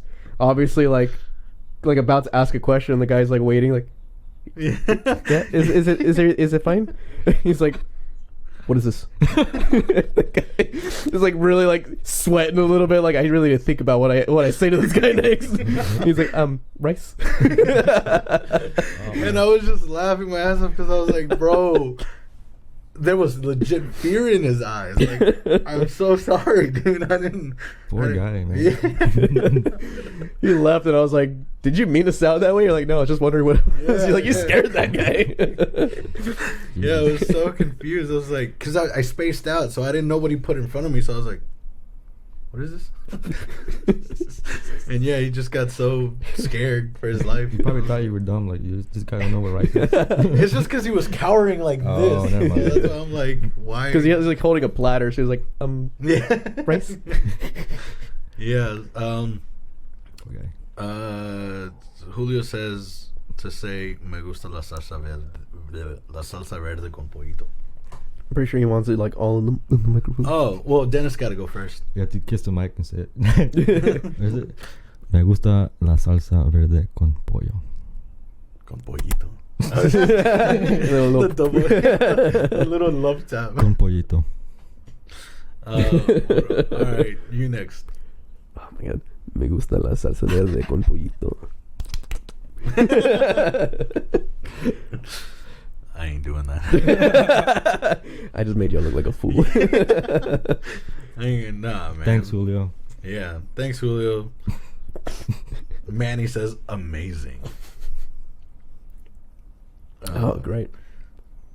This sounds so hot. Mouth waters. What does that mean? I'm confused. Like that. Jesus Christ. Jesus Christ. Loving it. So what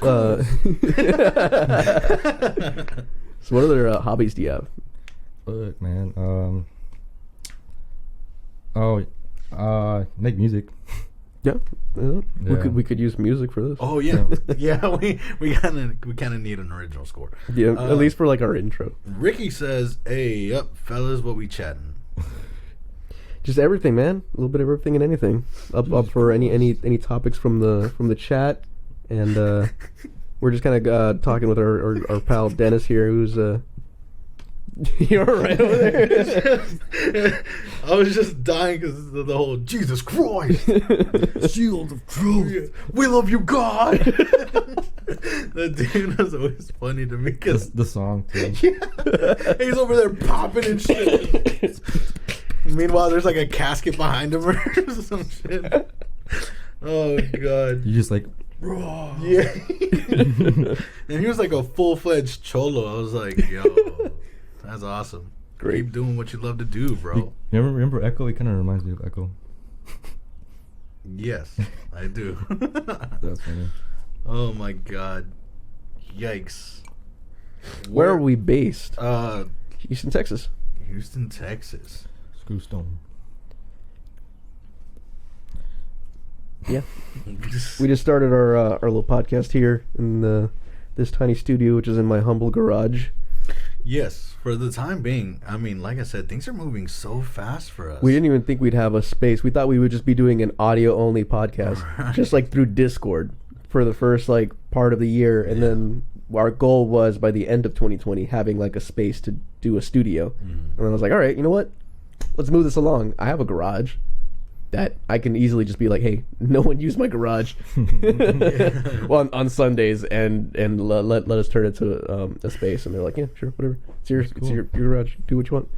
And yeah, so turn my garage into a space. We started off with just a card table, which is a square card table. Oh, this wow. barely fit on this. This Wow. mixing board took up half the space almost. Damn. And then all of our microphones were just like kind of clamped onto On the the edges. corners. Yeah, on the corners of the coffee table, or it's a card table. And our first recording ever, which you can see on YouTube, on our YouTube channel, but named the same thing, MisclickMedia. It's just us very like shyly being like, okay, so this is our first audio. We were like shoulder to shoulder. Yeah. Just huddle around. We felt so like important. We're like, oh wow, yeah, we got good audio quality, and this is awesome. Like this is a professional setup we got going on here, which is like nothing compared to what we have right now. Like we Yeah. have all this acoustic paneling and LEDs. We got actual desks for this thing. A dedicated computer to do the. It's got our Streaming. personality on there, man. just tight. So this was a very interesting question that I think all of us definitely have a response for, which is top 5 things we think separates Texas from the rest of the world. Ooh, big things. Big. Because Well, everything's I was- bigger I was for no thinking, reason in Texas. NASA? Oh yeah. Yeah, NASA, especially Houston. NASA. Yeah. So I mean, we're Space City, bro. Space City, yeah. Space City. I think the food, man. We have very diverse Oh food. yeah, oh yeah. You can go in like 15 minutes in any direction in Houston and hit every country's worth of food. Yeah. You want to know what made me appreciate food a lot about living down here?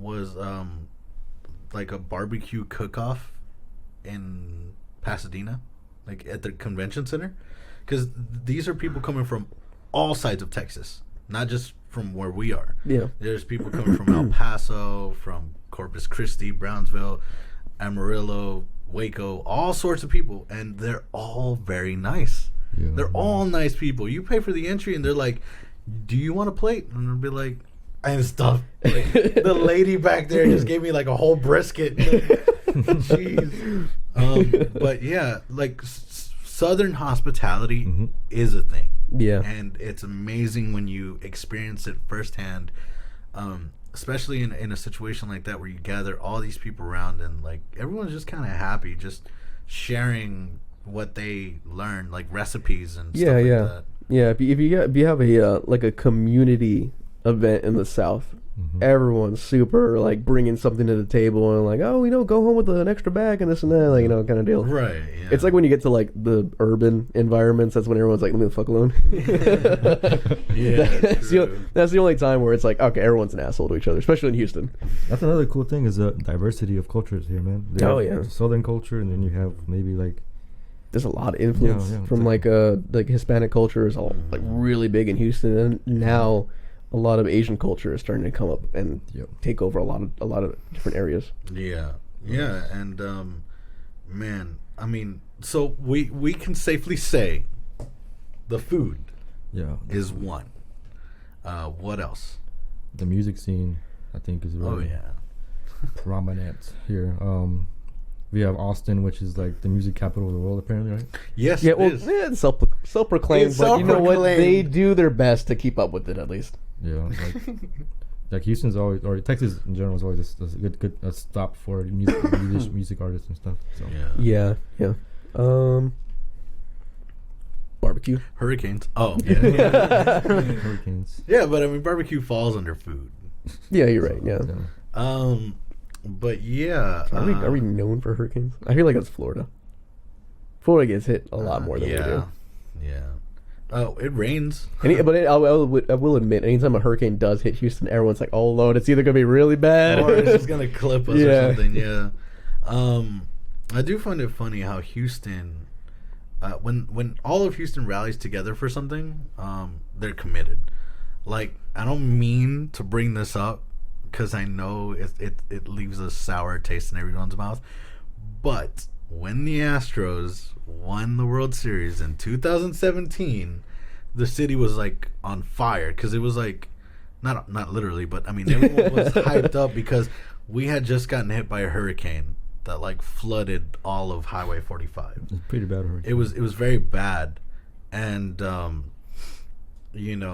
afterwards, winning the World Series, everyone was like parading, and everyone was having fun, and so you can see that when Houston comes together, it comes together. Yeah. So that's very interesting. We also have a couple of like urban heroes in Houston, like Mattress Mac. I was about to say DJ Mattress Screw. DJ Screw. DJ Screw, yeah. We have very prominent figures. I didn't tell you this story, but me and my fiance, right? Yeah. We were at Baybrook, and we were ready to leave. And on our way out, I spotted a celebrity. It was our boy Chamillionaire. And she saw him, but not for the same reason I saw him. I saw him because I was like, yo, it's Chamillionaire. Yo, riding dirty. Her reason for looking at him was, why is he wearing baggy clothes? It's like summer. And I was like, oh my God. I had to explain her in the car. I was like, that was Houston royalty. Just yeah, that was the boy. They see me rolling. You know who I used to see riding around here a lot? Booker T. No, but yeah, it's freaking Booker T, man. We met Booker T. Yeah, I have a couple pictures of him. My dad met Booker T on a plane when he was in the army. No, who do you see? No, I used to see around here. I think his name Chingo Bling. Oh wow, Yo. Because he has that car. Is it him that has a car with like the Longhorns in front? I'm not sure. You saw the tamale man himself. It's like a car that has like a Longhorn in the grill. Yeah. I think it's Chingo Bling. Ricky says, my missus, I'm from England, visited Texas and said the humidity was hard to cope with. It depends. It really depends. If you're from like West Texas or further up north, then there's not as much humidity because it's more deserty, so it's more arid. But it definitely, if you're in Houston, you are in the swamp bowl, man. You are going to hate it when it rains and the sun's out. Oh, gosh. Yeah, because what happens is like all the moisture from the asphalt is just like evaporating, and you can literally feel it in your face. Yeah, it just settles too because we're like below the sea, the water table. Yeah. Yeah, it is not a good time. Yeah, our condolences to your missus, because boy golly, in the summer or when the humidity is real bad here in Houston, man, you are going to feel it. It is terrible. Yeah. It's actually worse in Okinawa, man. Okinawa, Japan. Really? Really? It's like 10 times worse over there. Like in the summer? Yeah. Wow. It's always hot over there. I guess they say anything about Panama though, because then again we're like in a rainforest, so it's not really fair. What would you say? I'm assuming you had to get accustomed to like Celsius and whatnot. No. I think we always went by American stuff over there. Like, well, because they're mostly on base, so they're still on using. base, okay. Yeah. So what would you say is the hottest they got over there? I think I don't even know, man. It was like probably like 100 degrees, not including the humidity level. So it felt like it was like 120 or something. Oh god, that's the worst. Whenever it's like a dry heat is one thing. Whenever it's like a humid heat fine, though, you're like in an oven. Yeah, you feel like the air feels heavier. Nothing. You just inhale and you're like, oh, I'm swimming. And it was pretty bad over there because like I would walk to like where I work, and like it would take me like 15 minutes. It's a 15-minute walk, and by the time I got there, I was already like, I felt like I jumped in the pool and jumped out. Wow, you were just drenched. As soon as I got there, took off my blouse, leave it up to dry, and on the way to work, I get hit by this giant ass like cicadas, bro. Like this big. they use That's their June bug. It's just, Yeah. man. And there's like, and they all like congregate inside the trees, man. And so if you walk by the trees, then they all get unsettled and they all just They're all freaking out. Oh my god, that's a nightmare. it's quiet and then. Oh god, it's like a biblical swarm. and like they have bugs that make weird noises and like So, weird. Voivoda says that he has Petey Pablo. Why does that name sound familiar? What Yeah. song did he make? I know one. I think it's Slap Boogie. That's Slap Boogie. What the? Petey Pablo. Does that one Pac-Man song have Peter Pablo in it? Pac-Man? Yeah. Let me see. Petey. Oh! Freak a Leak. Yeah, that one,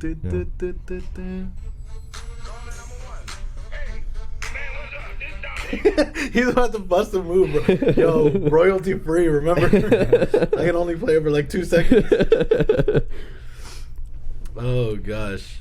Yeah. Oh, another good thing about Texas is that it's a transition zone as far as like landscapes go, as far as like the environment. So on the west side of Texas, you have pretty much desert. Yeah. The central part, you have plains and some foresty areas, and then the right portion is forest mostly. You have hill country too, and then you have some swamplands, I think. Houston. Houston's technically swampland. Yeah. Yeah. The only reason why it's not is just because of how much like we've built it up. Yeah. But if we had no infrastructure, all of it would be underwater. Yeah. If it wasn't for the drainage, everything would be underwater. Houston would be technically Galveston. Had it not been for the seawall. Oh gosh. But yeah. Beautiful beach called Galveston. Blue water. Crystal clear water. God, your sarcasm was so hard to detect. Yeah, for those of you who aren't from Texas or don't know anything about Galveston, unfortunately, when you think beaches, you're like, oh, awesome, crystal blue waters. I'm gonna go have fun and vacation there. No, it's like murky and dirty and smelly and. I mean, you go far out enough, then It it'll is get good. good. But It's actually not because it's dirty. It's because since like I think what's the biggest river? The Mississippi. The Mississippi drains a lot of sediment into the Gulf of Mexico, which then creates a lot of nutrients for like bacteria, not Right. bacteria, but like certain types of algae and stuff like algae, that. which is brown, unfortunately, and then that's what you see in the water. Yeah. Microscopic brown algae. It's not dirty. I'll say. You know what's funny? I was watching a movie called green. The Shallows. I don't know if you guys have heard of it. It's like a shark movie. But like at the end of the movie, the chick who survived this shark attack, she goes to Galveston. I'm like, that's a lie. Like the waters were like crystal clear, and I was like, that's not Galveston. Bro, that's not Galveston at all. That's no. Although like it's been getting blue like recent, like random days, like the water clears up. And Oh it's yeah, blue. I have read about that. Random phenomena, yeah. Whenever we don't get a lot of sediment. Yeah. from. From That was weird. What was that sound? I don't know. Well, yeah, when it was random days when we don't get a lot of sediment from Mississippi. Yeah, Yeah. it's happened like I think it's only been like 3 times maybe in It's the all- past like decade. So, And it was all in the same year. I think. It was Oh, within a year or 2 apart from each other. Yeah. Yeah. So, Ricky says, here's one. As a podcast enthusiast myself, JRE, TFATK, Theo, Delia, Burr, Segura, etc. Do you guys listen to any of these? I'm assuming they're all podcasts. I'm assuming to. To answer that question, no. I do listen to a couple of different podcasts. The one that I listen to probably the most is the Rooster Teeth podcast. Oh. And that's because, they're based in Austin, Texas. So it's kind of like, it's something that's closer to home that I can relate more to, because they talk about stuff that's usually Texas culture, and like, oh, traffic sucks and stuff like that. I'm like, yeah, that, or they'll talk about events that have been happening in Texas. I'm like, yeah, I can relate to that more. But another reason why is just because in high school, I started watching some of their early things that they did, because they made a show called Red versus Blue, which is like a machinima show for a good while, and then they progressed from there into making like a podcast, and then started doing Let's Plays, and they started doing Xbox achievement guides, and then now they're just this big production company in Austin. That's cool. I really hope that kind of like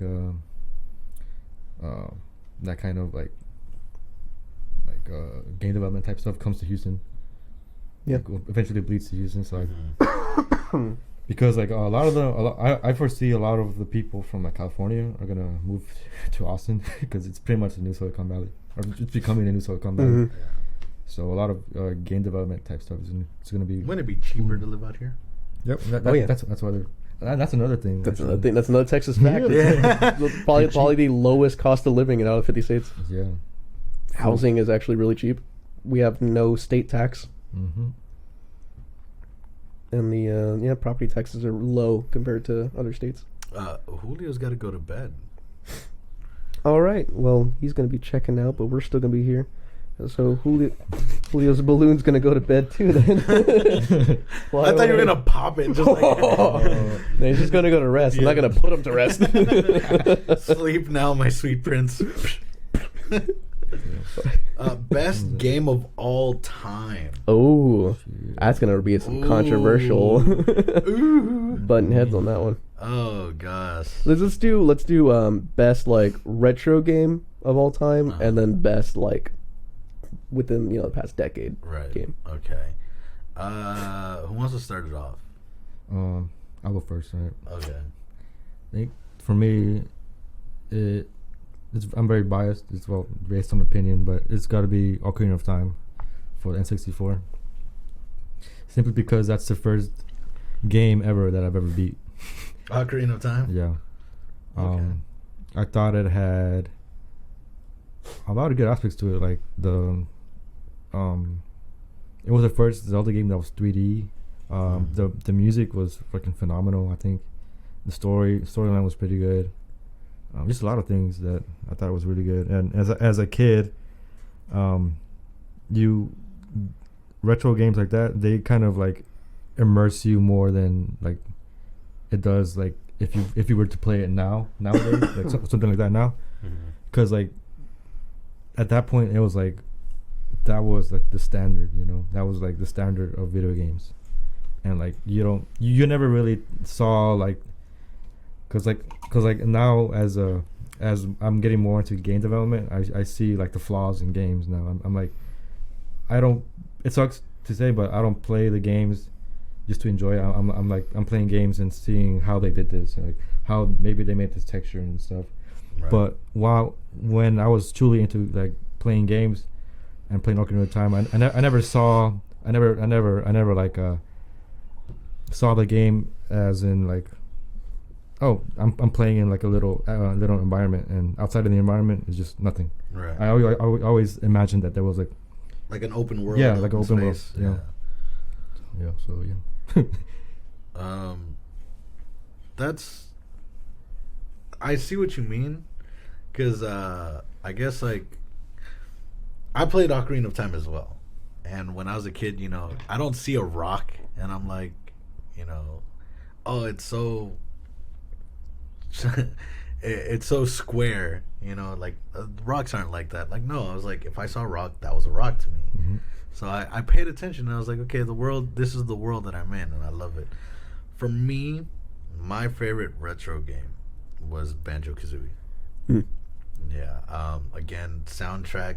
I always love the aspect that you jump to different worlds and just collect pieces. I mean, it was very linear, but the soundtrack made it fun. Yeah. It was just great. I loved it. I loved it. What about you? Rare, man. Yeah. Me, my favorite retro game would have to be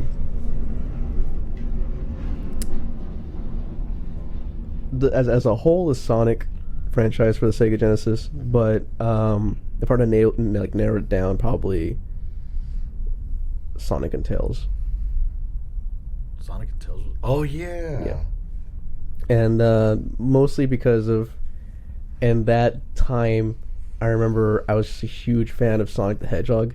Because not only did I play the game, but I actually watched the show like on Saturday mornings. Sonic they had X. Oh, okay. no, not only Sonic X, but there was another one. I forgot what it was called. He had like a retired voice, right? it was a Sonic show Yeah. that had this weird lore where there was like a queen hedgehog and like she sent her children away to avoid this war that's happening, and for some reason there's a pink hedgehog, a green hedgehog, and a blue hedgehog, and they all play instruments, and they're all part of a band. What? Yeah, I think it was called Sonic Underground. Oh yeah. Yeah. Saki says Sonic Underground. Yeah, Sonic Underground. Yeah, it's called Sonic Underground.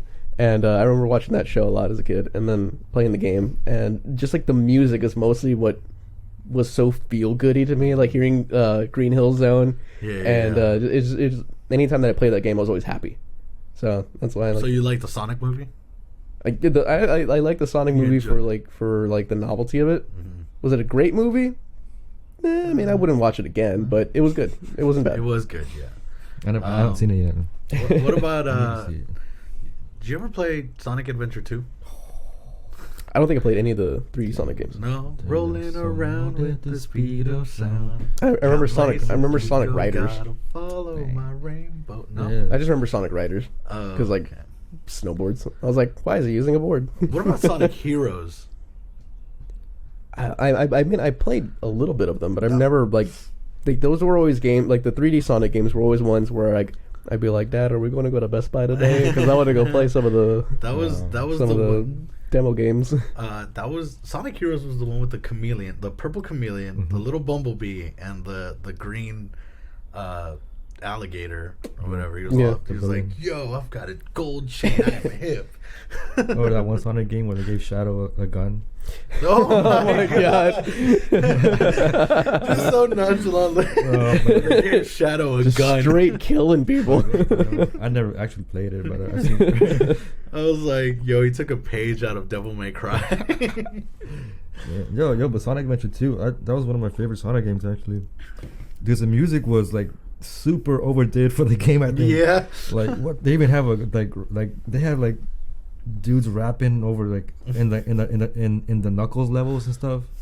They had like pro singers like What crazy. was Sonic Adventure 2 where you would hit Knuckles every time and you'd be like, "Oh no, Yeah. oh no."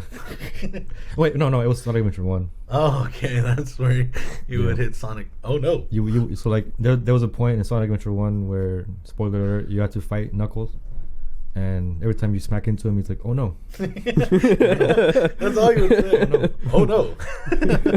It just gets memed every time. Yeah. Wow. So what? So Jack mentioned Earthworm Jerry. I think he means Earthworm Jim. Earthworm Jim. That I remember I played that on the Game Boy Color. I played it on the Super Nintendo. I had a lot of, like, now that I think about it, like really memorable games on Game Boy Color. yeah. Like I had my top 3 on Game Boy Color were Earthworm Jim, and then I had Gex, Mm-hmm. Gex. Oh gosh. and then my first RPG that I ever got into, which is still my favorite RPG series, more popular in Japan, Dragon Quest. Dragon Quest. Yeah. Yeah. It is more popular. Wasn't the guy who designed the characters for Dragon Ball? Dragon Ball Z. Yeah. Yeah. Also Dragon Ball. designed them. Yeah. Mhm. So, but man, Earthworm Jim. All I remember is you send cows to the moon, and then there was like a space chicken or something. Yeah. It was like his enemy. Yeah. Oh, like what's another one of those Battletoads? Battletoads. That was an impossible gosh. game. Is that also a rare game? I'm not sure. Yeah, it's but- a rare game. Battletoads is a rare game. I know it's ranked one of the hardest. Still one of the hardest games. Yeah, ever. Wow. definitely a big difficulty curve on that one. Do you remember a Dragon Quest game where they were like, was it Dragon Quest where the characters had shadows and they were like creatures, like there was like a bull There was like a dragon. The main kid had a dragon. No, that's not a Dragon Quest game. It's by the same people, but it's not a Dragon Quest game. It's its own thing. I think it's called like Blue Dragon. Because I remember there was like the same slime things, and I was like, well, the slimes that they started in Dragon Quest. Like they were designed by Akira Toriyama and were so beloved that many other RPGs were like, you know what? Here's to you, kid. And they put a slime in their game. And Julio asked if I would recommend Dragon Quest Builders. I am not too much of a fan of like building games. Like whenever it's like in order to progress, you need to build, and that's what I think Dragon Quest Builders is more like. Where it's like, oh yeah, there's a story to it, there's a plot to it, but it revolves around building. So like Fortnite when it first came out. Yeah, well, not that because that's kind of like zombie horde mode kind of deal, but like scribble knots and stuff like that, where you have to draw the things to continue going on. Like I don't like it's a good like format for certain people. It's just not something I would play. Gotcha. So that's why I wouldn't play Dragon Quest Builders. But like the core RPG games, I love them. Like I said, I started off late in the series. I played Dragon Quest 3 on Game Boy Color. And then I went back and was like, I never played the first two, but I read about them, and I was like, oh wow, that's really good lore. And then recently, I still haven't finished it, but I have the latest one, the Dragon Quest. Was it 12? 10 or 12. 12. Yeah, it flew by. So, you might agree. Maybe you might agree. But I think one of the greatest early RPGs, Chrono Trigger. Mm-hmm. I've never played Chrono Trigger, but Okay. There is an Easter egg in Chrono Trigger, and there's a couple throw-ins between Chrono Trigger, Dragon Quest, and Legend of Zelda. In that there are certain gravestones in each of the games. Oh my god! Where it'll be like, here lies Link, and then here lies, I forget what the name of the hero is in Chrono, and then same thing with like, here lies like the hero from Dragon Quest. I think the Here Lies was in Final Fantasy. There's a bunch of them that are always like, oh, here, let's do little nods to each other, because we're all kind of like the pioneers of the JRPG genre. I don't know, man. RPGs, is Pokemon considered an RPG? Yeah. I like Pokemon Red. It's an RPG, Like a turn-based? Well, I guess they're all turn-based. Yeah, and it's considered an RPG, but there's like a certain other thing to it. I forget what it's called. It's like a collectum RPG kind of deal. Like, because technically Yu-Gi-Oh would-ish fall into that kind of category, because it's like you build like your own team of I forget what it's called. I guess like certain RPG games are like that. Like yeah, there are certain Yu-Gi-Oh games where it's just card game based, and there's another one where you travel and do stuff. So yeah. So, I don't know. Would you ever like duel like today? Just bust out the dual discs out. Oh dog, I would love to have a dual disc. I used to have a dual disc. You know, I would if I had cards, but one funny story that I couldn't afford a lot of those cards when I was little. So what me and one of my best friends used to do is we would make our own card games, man. We would like draw and like we would get a bunch of computer paper and we would like cut it into like card shapes. We would make our own little creatures and monsters and dude, you are so creative. Like that's awesome. If I was bored like that and I had a friend, I'd be like, "You just want to throw rocks?" Like, that's fucking awesome. But like the funny thing is that we would make these overpowered like sets of cards and we would throw them down. And like the funny thing is like he would make his own cards, I would make my own cards, and we didn't know what our cards did, and we were just like, oh, well, my card does this. Just switch it up. Yeah. Oh my god. It's like a card that just says "I win" on it. But I think we settled that to make like kind of like trainer cards, like Pokemon. Like okay, these are universal, so blah blah blah and stuff. But like I remember I made like a whole set of like kind of like this Exodia type cards where you put them together and Exodia. Yeah. Oh my god. I remember watching the anime and that fucking bug kid was like, say goodbye to Exodia. I was like, bro, what? Joy. I used to Yugi. I used to play a lot of Yu-Gi-Oh when I was younger, and I did have my own decks. And I remember up until like maybe middle school, I kept up with it, and I like, as the show progressed and they put out new cards and stuff like that, I was like, oh yeah, I got hero cards now and synchro summoning. I understand that. And I had my own like special deck of like cards that went with each other and all that. I could hear him in the background being like, believe in the hordes. Yeah, you know, how Yugi had that grandpa. Oh, No, yeah. What was his name? Of the cards. What, Grandpa? Grandpa. Wasn't it Grandpa Yugi? Wasn't his Gramps. name Yugi? as Gramp. well? They just call him Gramps. Grandpa. Shit. I'm pretty sure he had a name too. but- Yugi. Me and my I'm dying, Yugi. me and my friend played Yu-Gi-Oh a lot. We had village rivals too. What? And we beat them. 26, and that's one of my greatest achievements. I summon my blue eyes white dragon. Oh, God, fucking Kaiba was such a cheater. The dude was the owner of the corporation that made the cards. He made his own Kaiba Man. yeah. He's like, oh yeah, when I discard it, I get blue eyes automatically. Yeah. He bought Blue Eyes off of Gramps just so he could tear it apart. And he beat him for it, and then he Oh, that's right, he ripped beat him it. for it. And then he ripped it. Yeah, he's like, now I'm the only one who has the blue eyes. Yeah, because there was only 4 in existence, which I don't understand. Because like, you could just print more. Like, there's no limit to printing these. But he's like, wait, you have the last one, so I'm just gonna. But you can't. Destroy. You can't print the magic it comes with Yeah. to manifest. They're not even magic. They're holograms. No, there's souls in each one. Yeah, man. I only believe that for like the Egyptian god cards, because And Karibo. and Karibo. He's like guardian angel. Karibo's a hard ass cheater, bro. Because Karibo gets sacrificed, and then all of a sudden, Dark Magician pulls out, and you're like, "What the? How the? There's no way." I was like, "Bro, Yugi's deck is comprised of nothing but copies of Summon Skull, Dark Magician, Blue eyes. Karibo, not Blue Eyes, and then at the end, Slifer." Oh, and Buster Blader. Oh, and Buster Blader. That's. I always like Joey. Yeah. Time Wizard. Good eye with chain. Oh man. Yeah. And then that dude with Baby Dragon. Baby Dragon and Time Wizard. God. But, he had Red Eyes Black Dragon. So I was Which he like, won off of Rex Raptor. Oh, wow. You know, some dropping that knowledge. Yeah. But Damn. what was I getting? Oh yeah, you know how he said like, oh yeah, Yugi's always got like Karibo down, and then I know where he's got the next card that he needs afterwards. Yeah. I don't think they ever explain it in the show really until like maybe the very end of the series, but all of the Millennium items have like a specific like special effect, Oh. and Yugi's Millennium Puzzle makes it to where whatever the owner's deepest desire or like most needed card they need to draw next is usually like the next card they draw. So he's got like a cheat.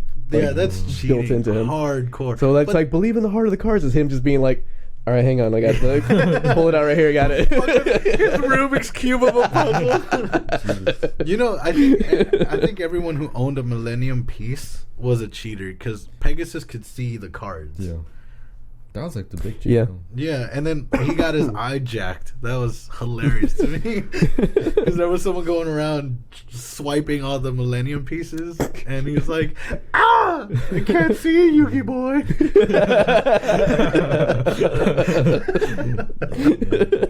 That dude was a weirdo. Like he's got like tune cards and he's like, I can only see you with one handsome eye. Yeah, he was the one that held that tournament where you had to like fill your band with like stars and shit. Yeah. And then you get invited to his island. His island. Yeah. Oh my god. His Playboy mansion. I was about to say a fucked up joke. I was like, dude, he was like the anime Jeffrey Epstein. It's like the anime Michael Jackson, man. Oh, come to Neverland. Come to Neverland, you. Oh my god. But yeah, I did like Maximilian Pegasus was his name. Yep. But did you enjoy the Yu-Gi-Oh anime? Did you Yeah, actually man. like I it? used to watch it, but honestly, while you guys talking about it, I don't remember a lot of this shit. Yeah, Jack makes a good point. The manga, which is the written version of it, is a lot darker than the show. I think the only thing dark about the show was the Shadow Realm. Is that what it was called? Yeah, they called it being banished to the Shadow Realm because like it's their kids that they're marketing this to, so they don't want to say that we're literally sending you to the underworld. Right. Yeah. Fucking killing you. Yeah, We're fucking killing you. yeah. Oh my god. But, yeah. I liked Pegasus. He had that one card. Aside from the tunes, because we all know the tunes, but he had that that one that would like have no attack, but The clock wizard. no, it was like a weird blob thing with a shit ton of eyes. And anytime something would attack, it would take that monster and have it like attack another one, like one of your own. Weird. Yeah. I hope 1,000 eyes, apparently. Maybe. I don't this, remember. this, anyone's guess is better than mine. Yeah, but I know it was weird. It was like a fusion monster that turned into like just a body snatcher. Weird. It was cool. I still play Yu-Gi-Oh though. I still have decks. I still have like large tins of cards. So if you guys want them, I tried to get into it again because I was like, you know what? Because I don't have any more cards, and I was like, I want to go buy some. Let me go see if I could just go to a card shop and pick up some Yu-Gi-Oh cards. So I did. Went to a card shop and I bought like 10 booster packs because I was like, I can't just buy a whole box set. I just want to see what I can get. Right. And I was opening them up. I'm like, oh, that one's cool. Oh, that one's cool. What is this? Seeing like a box with like extra numbers and like little purple like diamonds and like it's got a 4 and a 3 and it's like pendulum effect and I'm like, Pendulum. what does a pendulum effect? Like it's just like I remember just like flipping it was an effect. That was a thing. Which do I have to like hold like a something to like, you gotta get an actual pendulum going. Yeah, set up like little like dominoes and it's like, all right, like- which one's gonna hit? Oh, I gotta sacrifice it now. That's how I feel about Pokemon now, man. Yeah, like VMAX and whatnot. Yeah, they're still pretty cool. Like when you pull something really shiny, you're like, oh, this is cool. I have no idea what it does, but yeah. Relinquished, yo, that's the name. Yeah. Relinquished, yes, Captain. Oh, Captain, my Captain. It was relinquished, yes. Fake Yu-Gi-Oh card was the best. Yeah. Not Pulga Yu-Gi-Oh Or cards. not even like the taqueria, like you put 3 quarters in, it's actually a sticker on a piece of paper. But you still played it until it peeled off. You're like, I got a special edition holographic, dude. Yeah. Oh, shit. Oh, damn. Yeah, 1,000 eyes restrict. Yo, Vincent, I cut that slip up, bro. What slip up? What did I do? That's why you gotta buy old Do you know cards. what I did? You got to. It's because you bought you bought new cards or something. I don't know what. I don't know. Oh, by the way, my bad. I thought you. For some reason, I called you Jose. I don't know what's. Oh, okay. Apparently you said the N word. What? I don't think you I did. didn't say that at all. He cool. Yeah, I was like, what? Yeah, I was like, I didn't, bro, chill. No, but yeah, I still play Yu-Gi-Oh. I mean, I don't play like that, whatever you said, but like the old school, man. Like, give me a dual disc, I'll put it on.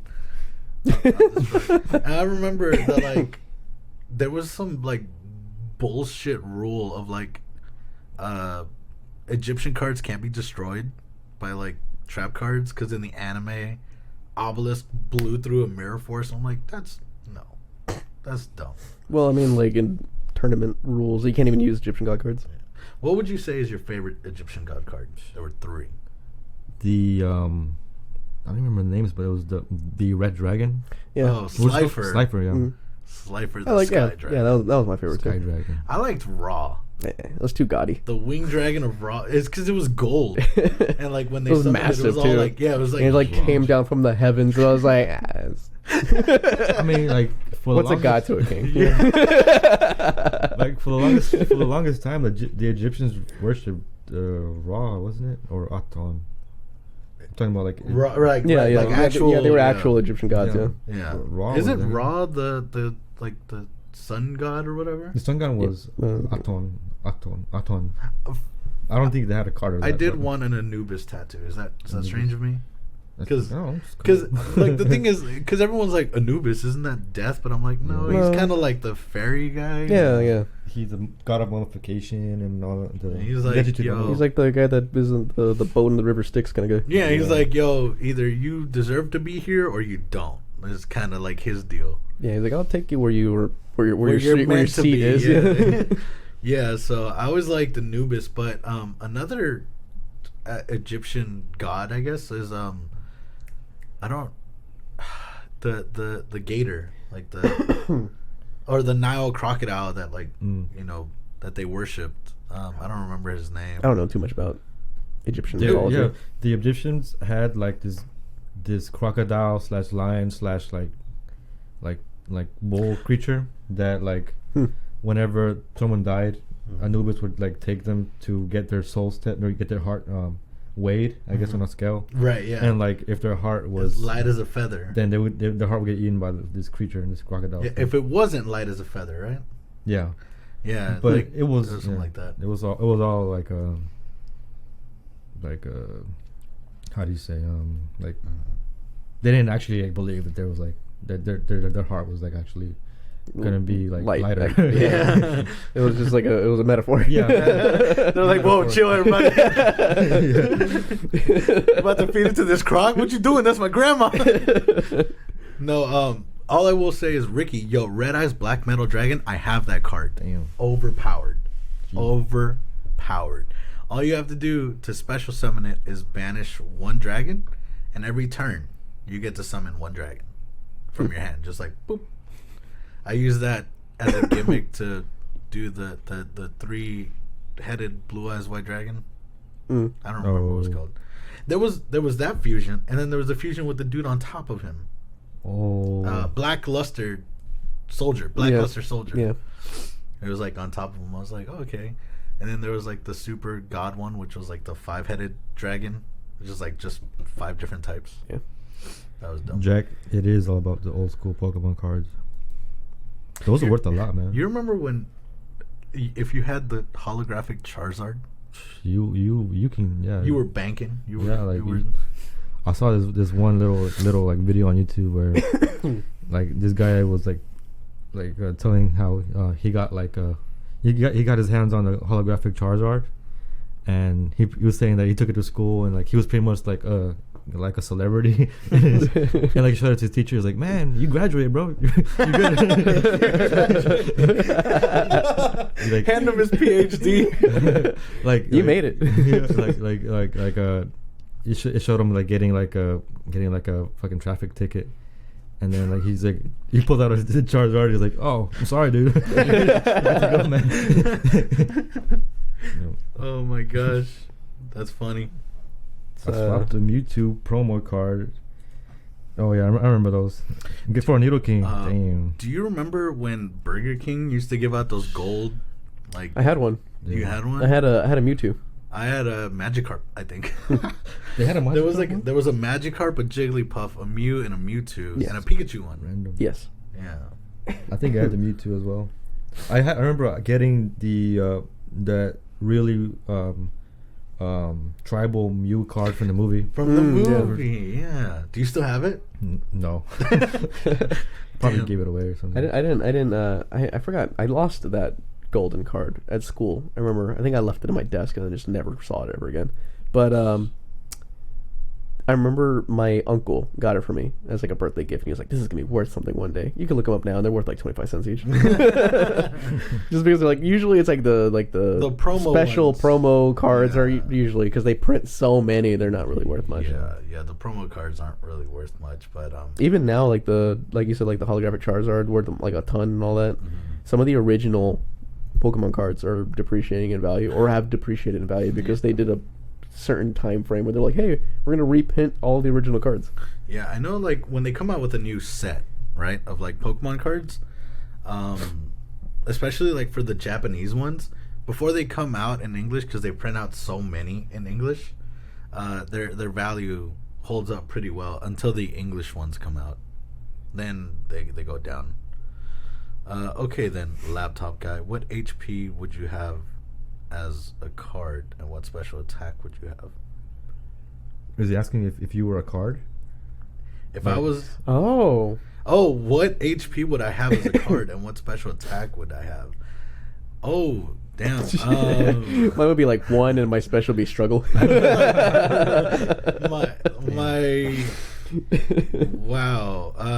HP would be probably 60, and then my special attack would be splash. I think I would say you'd be like kind Oh, of. then let's give each other. Okay, so I'm gonna say Okay. for you, Mhm. you'd be more of like a tank Okay. Pokemon. So it'd be like 100 HP, and then you would have like the special ability of like what's like the one that Chansey has, that like Rollout? yeah, something like that. No, that's Milk Tank. Oh yeah, Mill Tank. Yeah, Yeah, something like that. Like I think it was like egg toss. egg toss. Yeah. I don't know. Something that like revives your HP too. Oh, earthquake. Ricky says if I was a card, I'd be Snorlax. That's very accurate though. As if you're gonna make me a Snorlax, at least give me Hyper Beam.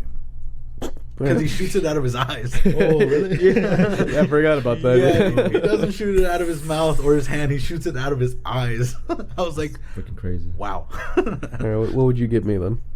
I see you as a Zigzagoon. Zigzagoon, okay. Yeah, as a Zigzagoon, and you probably have Furry Slash. Fierce Slash. Fury Slash. Furry Slash. It's just his tail. Tail whip. Eh. Fury Slash. Okay. What would you give him? What's the that one Pokemon that does the head spin? Oh, him Oh, on top. Hitmontop. Hitmontop. Hitmontop with double kick. Hell yeah. Ricky says, I would be Snorlax, you would be Farfetch'd, and he Yeah. would be Golduck. Golduck. Farfetch'd. Serve Farfetch'd in the new game. Oh, He has a sword and a shield. that's cool. I've never once been compared to a Golduck before. A Golduck. That's pretty cool, though. You have a gem Yeah. right here. Yeah, that would be dope. And I'm exactly what Misty wants, but will never get. Oh, that's right. Because your Psyduck is kind of dumb. Which, by the way, have you guys seen Detective Pikachu? Yeah. Dude. You seen how OP Psyduck is? Yeah. Which is they made it like they brought that kind of lore into like very good use because like Did you like Detective Pikachu? yeah I did like it. I liked it. I liked it quite a bit. Yeah. Actually. They did what they could to bring Pokemon into like live action. And I think they did really well. Yeah, they did a good job. Yep. I just wish I could have seen Lugia. I guess also to anyone who's tuning in who doesn't know us in general, this is Vincent. I'm Milton, and this is our special guest today, Dennis. Hello. Yeah, so you're gonna forget those names in about Nice. 15 seconds. But no, yeah.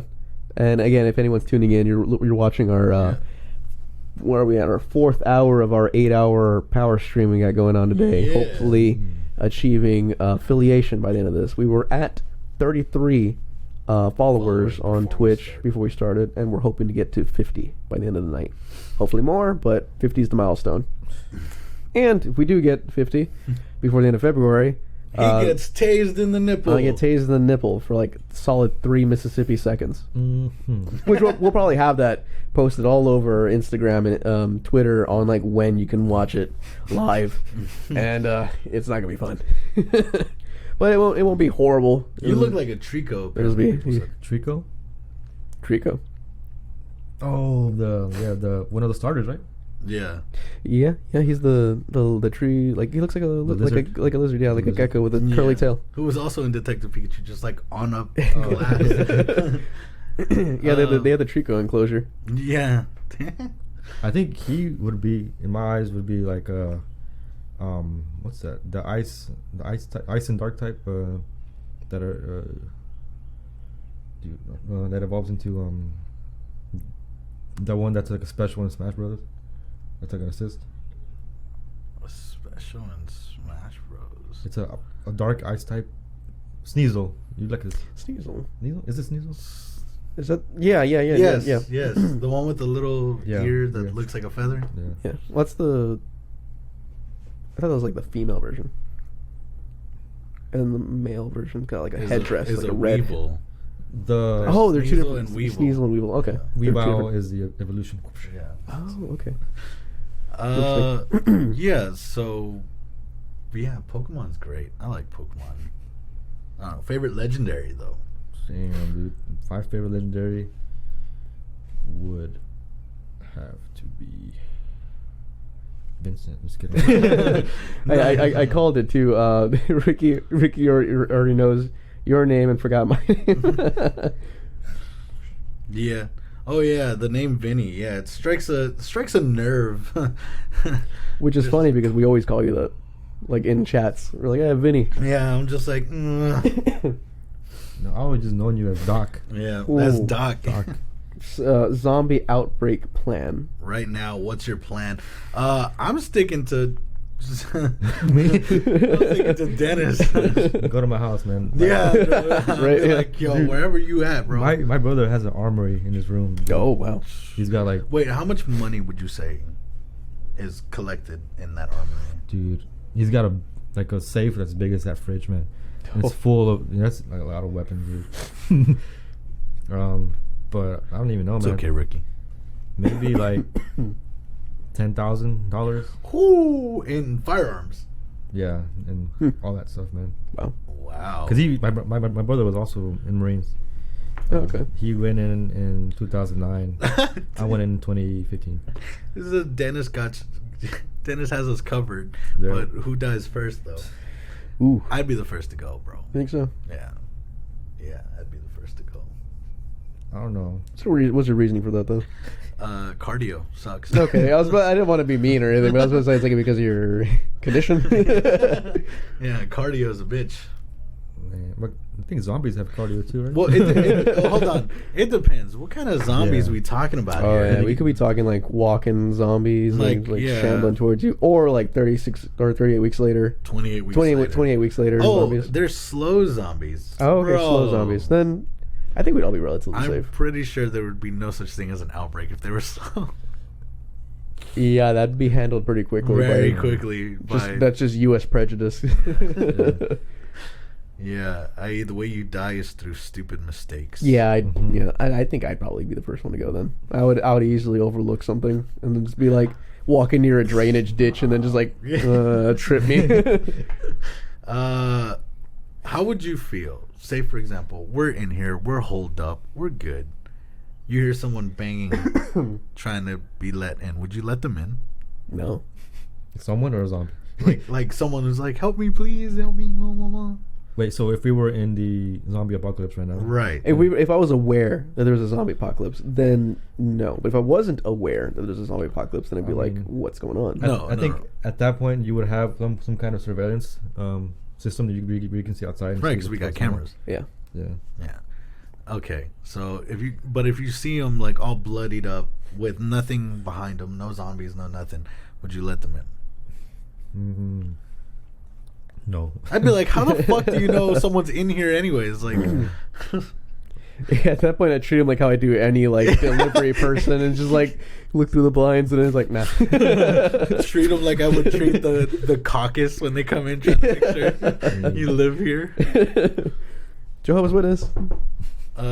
Speaking of that, like there was one time where I had there was two Jehovah's Witness dudes that came to my house, and like I'm a very nice person, so like I actually like let them in, and they were just talking to me about like what their whole thing was, and I was just like tuning them out. I was like, yeah, whatever.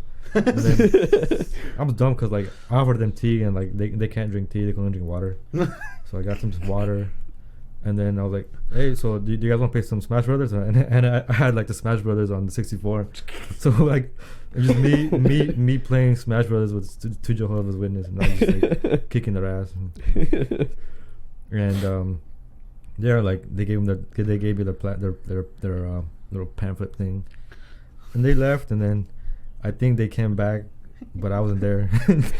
So like I guess they thought I was their friend or something. They thought I was their friend.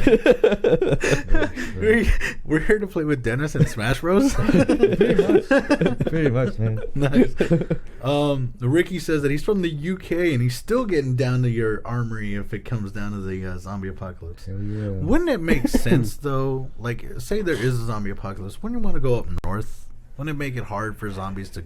It'd like travel through snow. Yeah, and then like their bodies are being dumb. Yeah, and frozen solid. Because I mean, like regardless, they still have to deal with physics. Yeah. So it's like you guys aren't fucking superhuman. You're just like your common sense is just turned off. You're just reacting on fucking instinct, I guess. Yeah, there's a lot of places you can go. You can go to like the swampland. You can go to The desert. I don't know about the desert because it's very.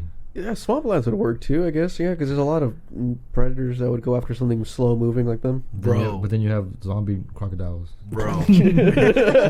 Zombie crocodiles. Hold on. You lost me there, bro. I'm scared now. Dude, imagine Yeah, I was only imagining like people. Now there's a Dude. chance that there's zombie There's zombie animals. animals? zombie Oh. bears, zombie gorillas. Yo, zombie God. moose. Zombie moose. Oh, Oh, fuck, dude. That'd be that's terrifying. 800 pounds of no. Oh, Yeah, fuck dude. that. Zombie orcas. Zombie birds, man, we're fucked. Oh, yeah. Yeah. But, yeah, no. Dude, what if we go to Area 51 during the zombie apocalypse? We'd probably get shot. Yeah, probably still. What? Like there's still There's military the- there. Ricky says that wouldn't food be difficult to find up north? Like how would we survive? I mean, there's still probably convenience stores and stuff like that. Maybe. And there's plenty of like elk and deer. It would be. You'd have very- to hunt for everything. Like, It- there would be yeah. very difficult to, like forage for anything. Mhm. You'd have to survive off meat for the most part. Yeah. It would suck though, because I mean, like, yeah, slow zombies. Yeah, we could do it. But if there were like zombies from 28 days later, Whew. I mean, where they're like running after you and Or like, what's that movie with Will Smith? Oh, yeah, I Am Legend. Ooh. yeah, oh fuck that, dude. When they Well, eat, then like- again, they only traveled at night, yeah, so that, haul ass. yeah. The earlier, we had a question from And that's the thing for Ricky too. 28 days later took place in the UK, so Yeah. I mean, we got a question from Captain earlier saying that again, going back to not letting someone in if they were banging on our door. What if we knew them and they were bloodied up? it depends on who it is. I mean, if it's my neighbor, then still no. Yeah, because you can know your neighbor and be like, "Nah, I'm not letting you in, mate." I think I would let him in and then just like have a Glock right here and just talk to him and like examine him, hey, You give him the what- ocular pat down.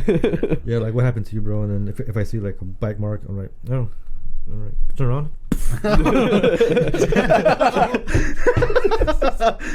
Just so nonchalant. All right, turn around real quick. Ah. Front door opens and just then close the door again. You're gonna take him out back in the pasture and be like, "Look at the flowers. Look at the flowers." God. Don't be tricked by a hot knocker. Rookie mistake in a zombie apocalypse.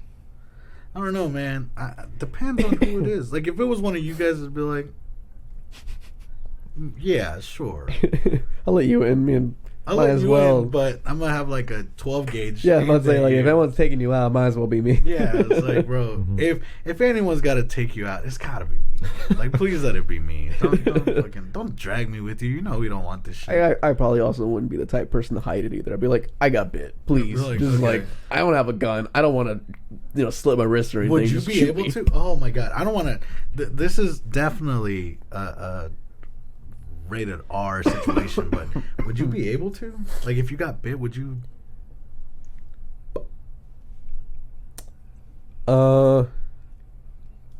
If I got bit, I'd probably spend whatever I've got left, taking out as many as I can, and then save get one them. for myself. Okay.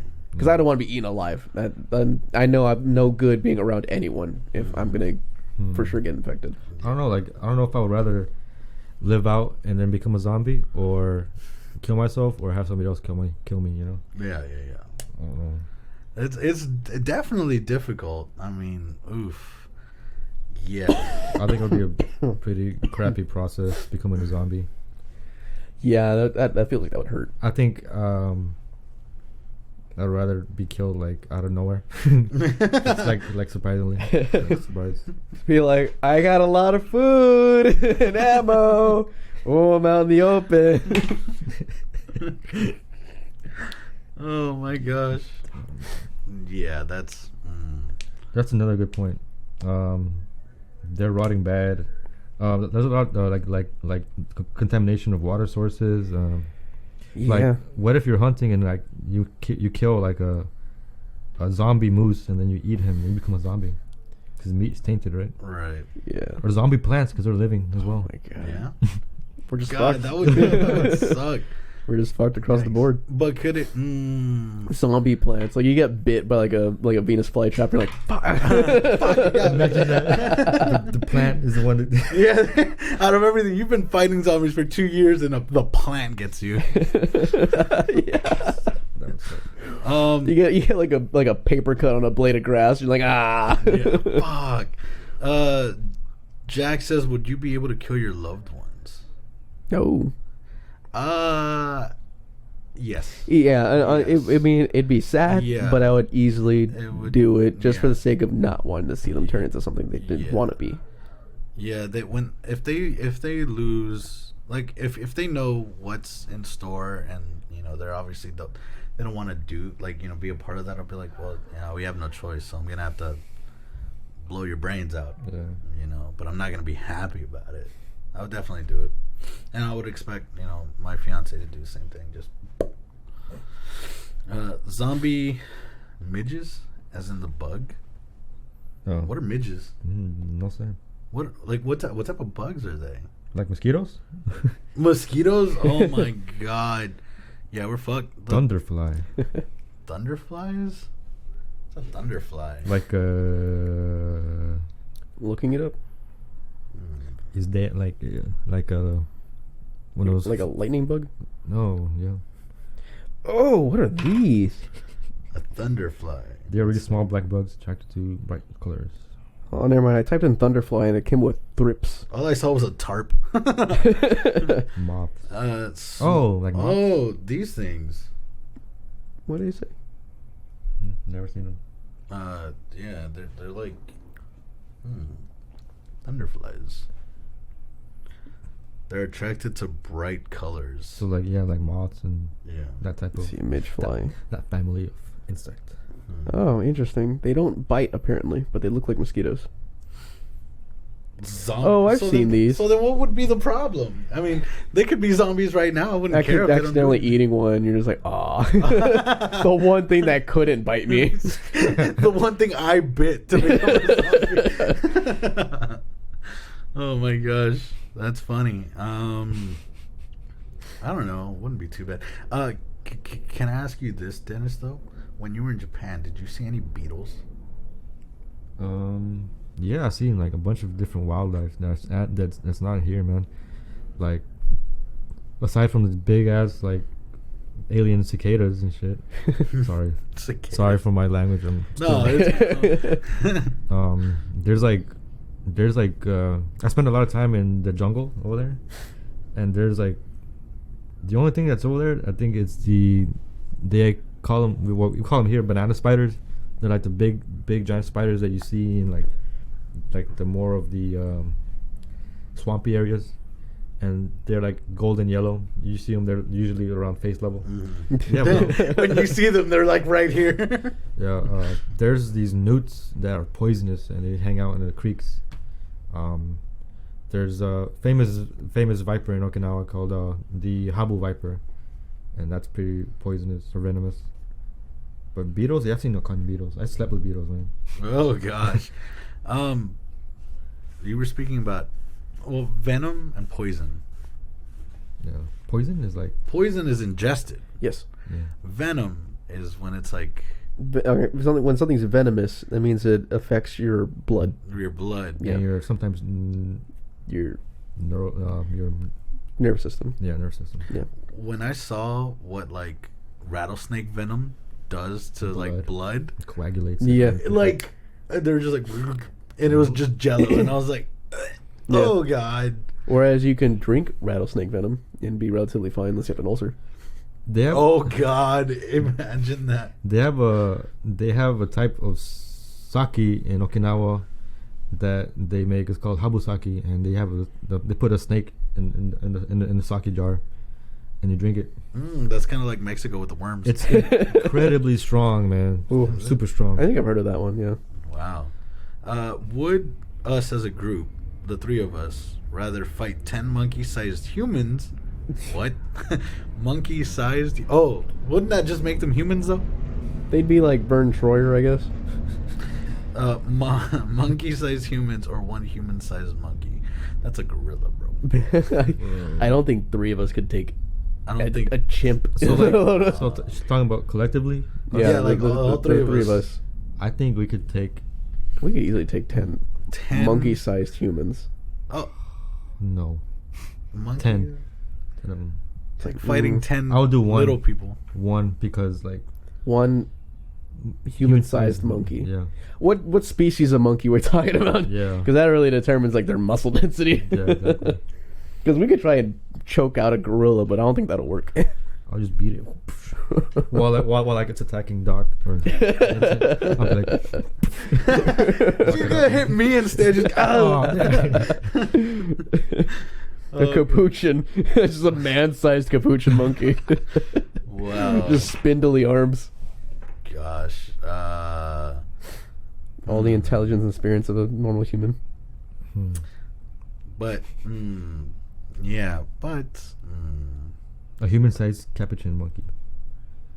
I mean, that's easy enough. Yeah. would you rather have penis-sized nipples? Oh yeah, or okay, and a nipple-sized? human-sized capuchin. I would do that. I would do that. They'll be loud Yeah, though. that would. It's gonna sound like bloody murder. All of us Just- are gonna be screaming, just like Ah! Gosh. Yeah, that whole nipple ones. I don't know. I'll do the nipples, man. What? Well, it says, would you rather have penis-sized nipples or nipple-sized pee-pee? Oh, definitely the nipples. Like I wouldn't. That eliminates Yeah, the man. purpose of having. That's a beyond micro. Yeah, like if anything, I feel too self-conscious about them. I can get them surgically altered. That you can't do that level of work to something. One penis-sized monkey or two monkey-sized nipples, bro. Okay. It depends on who you're asking. One penis size, like what? Okay. Two What are monkeys. you asking? Like what? Like, Damn. what? I'm confused. Are we fighting this? Are we taking this? Like, what the fuck? I don't have the penis-sized monkey, bro. It's like little monkey.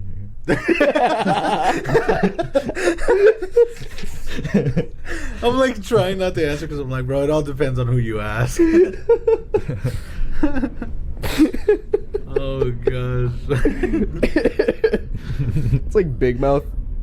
I've never seen. You that seen Big show. Mouth? Have you No. seen Big Mouth? Uh-oh. Yeah. So sorry, bro. Can't relate. Nobody. The perfect size for your shoulder. A penis-sized monkey every time. Giant monkey-sized. No one wants giant monkey. Like orangutan tibbies. Yeah, man. You ever Yeah. seen an orangutan? Yeah. Their face looks like they're squished and their It's like nipples are like. it's like a dinner plate face. Yeah. Yeah. The only one I liked was Christopher Walken in The Jungle Book. Mm. That was like the orangutan. Well, he was a. He King wasn't. Louis. Yeah, no, but he wasn't an orangutan. It wasn't? No, What was he? it was an. It's like the scientific word for like the missing link is like Australopithecus or something like that. Oh. Bro. Like he was like a cave monkey essentially. Penis fingers or a finger for a penis? It still eliminates the purpose of. It made me. Oh, God. Imagine trying to relieve yourself with penis fingers. Oh.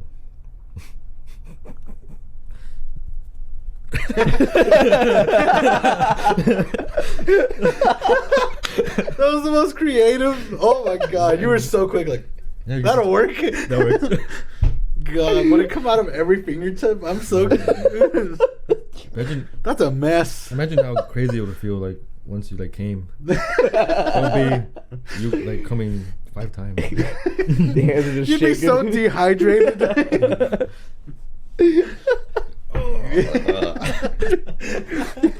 Yeah, like condom would be like just rubber gloves. Fill up like balloons. Oh God. It's like when you Wow. like fill up the gloves with water balloons, so it looks like an udder. Ricky says my hands are cold, I swear. Damn, just nubs. Wear gloves. Oh gosh. Wow. Yikes. You'd be docking continuously. Mhm. Just sword fighting with yourself. Yeah, like God. everyday What- tasks would be hard. Like you'd be like touching something and then it would be instantly hard. God damn it. I can't just not unbend this finger now. Yeah. Oh gosh. Wow. That's who brought this subject up? I don't Why know. did we suddenly dive into so I think it was a Ricky question. you brought something that I'm very interested in seeing and want to learn more about. May I see it? Yeah. I saw the cheeky smile he had. I'm like, bro, this isn't gonna work out. Oh, look at that, ladies and gentlemen. See, fully prepared for the zombie apocalypse. Yeah. This by itself, it doesn't have the actual bulletproof plates. Yeah. But this itself has a material that won't allow 9mm rounds to penetrate. It's very light if you want to hold it. 9mm? Yeah, so like pistol Well, rounds. does it depend on the ballistic? I'm not sure, man. Hollow Think so. point. I mean, not like. Yeah, I mean, if it was hollow point, probably just one shot would probably be good. And after that, And this was your ranking. yeah, just sergeant rank. Nice. You guys may not be able to see it from over there. I'm pretty sure if you know. But what is this metal thingy here? This is a magazine for M4, M16, An M4. a rifle. Yeah. Okay. And how many rounds fit in there? These hold, dude, I think these hold 32 rounds. 32, including in the chamber. No, inside of here, I already forgot how much. I think it's like 28 or something. I forgot because like they're like overlaid like this. Right. I think it's 20. Actually, it's 30 rounds. So 30 rounds. Yeah. can I ask you a question about the clip?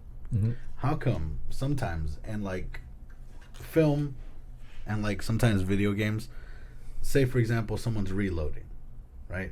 They take the clip and they do that. Why do they? You don't really need to do that, but it's like in the weapons back in the day. Sometimes if the round wasn't seated in the back, so like I don't know if you guys can see. It has like a little indicator where the front of the rounds should be in the back of the round. So like sometimes if the round wasn't seated fully back on the back of the magazine, you would get the potentiality to jam the weapon. Mm-hmm. But with newer weapons, you don't really need to do that anymore. So people would do this. They would like hit it so that all the rounds would seat back. Right. And then they put it back. Okay. But yeah, you don't need to do that anymore. Okay. So I still do that. I did that. Is it just a habit? Yeah, just like it feels nice to have all the rounds, you know. Right. Packed. Almost like a pack of ciggies. Yeah. Yeah. Okay. So this thing, regularly, how much does it weigh? Because like I had like, so I don't know if I have it in the back. No, I used to have like a little. I would molly in a little container which I would have a camelback filled with water, and I would weave in the little tube where I would drink water from it right here. Mm-hmm. The plates with this, and a whole full set of magazines, and you also had side plates as well, which weighed a lot too. So probably total would be like maybe 30 pounds, 35-ish pounds. Mm-hmm. Have you ever had to like get in the water with that? Yeah. Muddy water. Would it make it heavier? Also with your uniform. You would sink stuff. It sucks. It's just so nonchalant. It sucks. Yeah. But yeah, this is very cool because all of our gear can be interwoven inside of the flak jacket. You could put in like if you had a radio, you can substitute one of these things for like a radio pouch, and you would put the speaker here and stuff like that. Interesting. Yeah.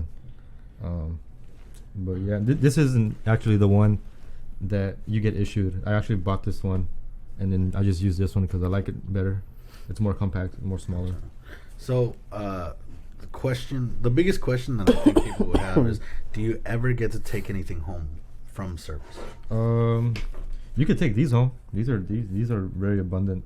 They're expendable. A lot of the stuff, like your uniform, you take your uniforms home. There's stuff that is issued to you, such as pouches. This is one of the ones that we got are issued to us. There's flak jackets. Mm-hmm. Like all the gear that you use is issued to you, and you have to give it back at the end. Right. Or like if you go to a different station, then you have to give it back before you go to the next one. Which once you get there, they give you a whole new set of stuff. Okay. Now you obviously don't get to keep your gun, your weapon. Yeah. What caliber is this for? Like what holds 5.56. 5.56? Yeah. Okay. What is a 950 JDI or JDJ? What is No idea what that is. Alrighty, Ricky, thank you so much for sticking by, man. You were so interactive this entire stream. And don't forget, if in doubt, go to Dennis's house. Good night. Night, Ricky. All right, Ricky, take it easy. Thank you for being here. Yeah. We forgot to what part of the UK and we forgot to ask what part of the UK was from. Yeah. Before you leave, what part of the UK? Like, yeah. What? Yeah, sure. Definitely not Ireland because he would have just left. Ireland. An Irish goodbye.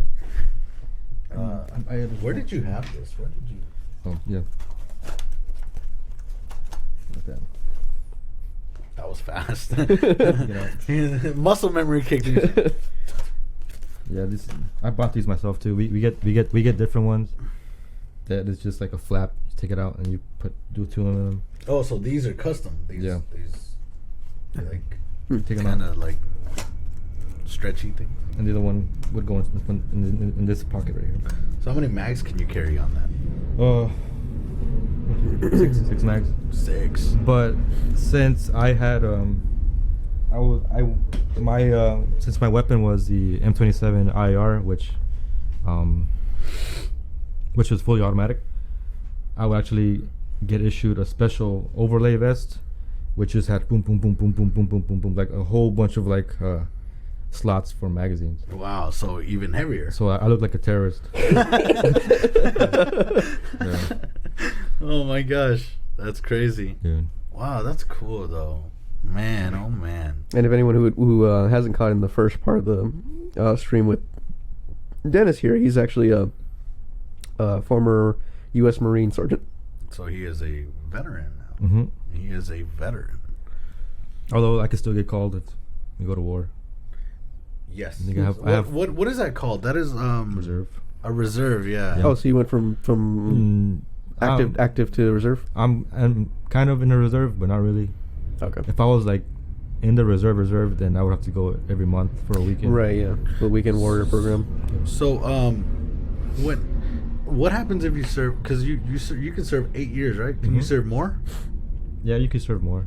They actually prefer to serve more too. They'll give you like a little bit of bonuses to incentives to continue your contract and to sign on for more years. Like you can sign on for more than just like the minimum, like initially, and they'll be like, hey, you could do like 8 years for this amount, or you could do 12 or 14 for this amount. I was close to doing more. The bonuses were good, but I was like, I can't do it. I love that. He said battle. I need to move on with my life. Yeah. I get you. It's pretty good though, because I mean, man, you served, and that's good, man. It was fun though. It was fun. Free travel. Yeah. That's a big perk of it, and like free healthcare. Yeah, for while you're in, it's free healthcare. Once you get out, you're fucked. So, you can buy your own shit. Yeah. But yeah, when you first go in, then you're immune to just about everything, because they're like, oh, you're going to that country, all right? Mm-hmm. All the shots. Yep. Wow. Dude, worst shot you get is the smallpox, man. That sucks. they gave you they stab you 10 times in one arm, and then you have to let it do its thing, and then it becomes super infected, like a big ass gaping sore, and then at that point you're quarantined until it goes away, and then See, I'm from at the time a third world country, so already from birth get that. Yeah. I only have the one because I'm Mexican. Yeah, that's what I'm saying. That is it. Is that it? That's it. Yeah. What? yeah. I didn't know that. Yeah, if you came from over the border, between They just I forgot what to 96, 97, somewhere around there. That's when entering the border from any other country outside the U.S. that was considered like a danger country. They would make you have the smallpox vaccine. Oh, so that's what that is. So are you saying I don't have to go through it ever again? I think you can only get it once. Okay. Yeah. Cool. If you had to have a pee on your shoulders, or back to these, or testicle on your what is it? On your knees, which one would you have? Oh man, I would have my pee on my shoulders. Yeah, it would suck to like Bend. accidentally bend your knee too far and just like Oh gosh, Yeah. you would never kneel down ever. no. No. Every time you had to kneel down, I would just sit on my ass like. So you have to lay on your stomach. You couldn't lay on your back. Oh. Yeah. Or if you did, you have to have your like, knees slightly up. Yeesh. Running would suck too because they just like. It would suck wearing pants too. Wow. Why are we having these? all these dick and ball questions. I don't know. That's very interesting though, man. Having dicks on your shoulders. They're like the wacky inflatable arm men. Oh god. Man, oh man. I, for one, am very glad to have you on, man. Like, it's been super like informative. We learned a little bit about ourselves and what we would do in certain scenarios.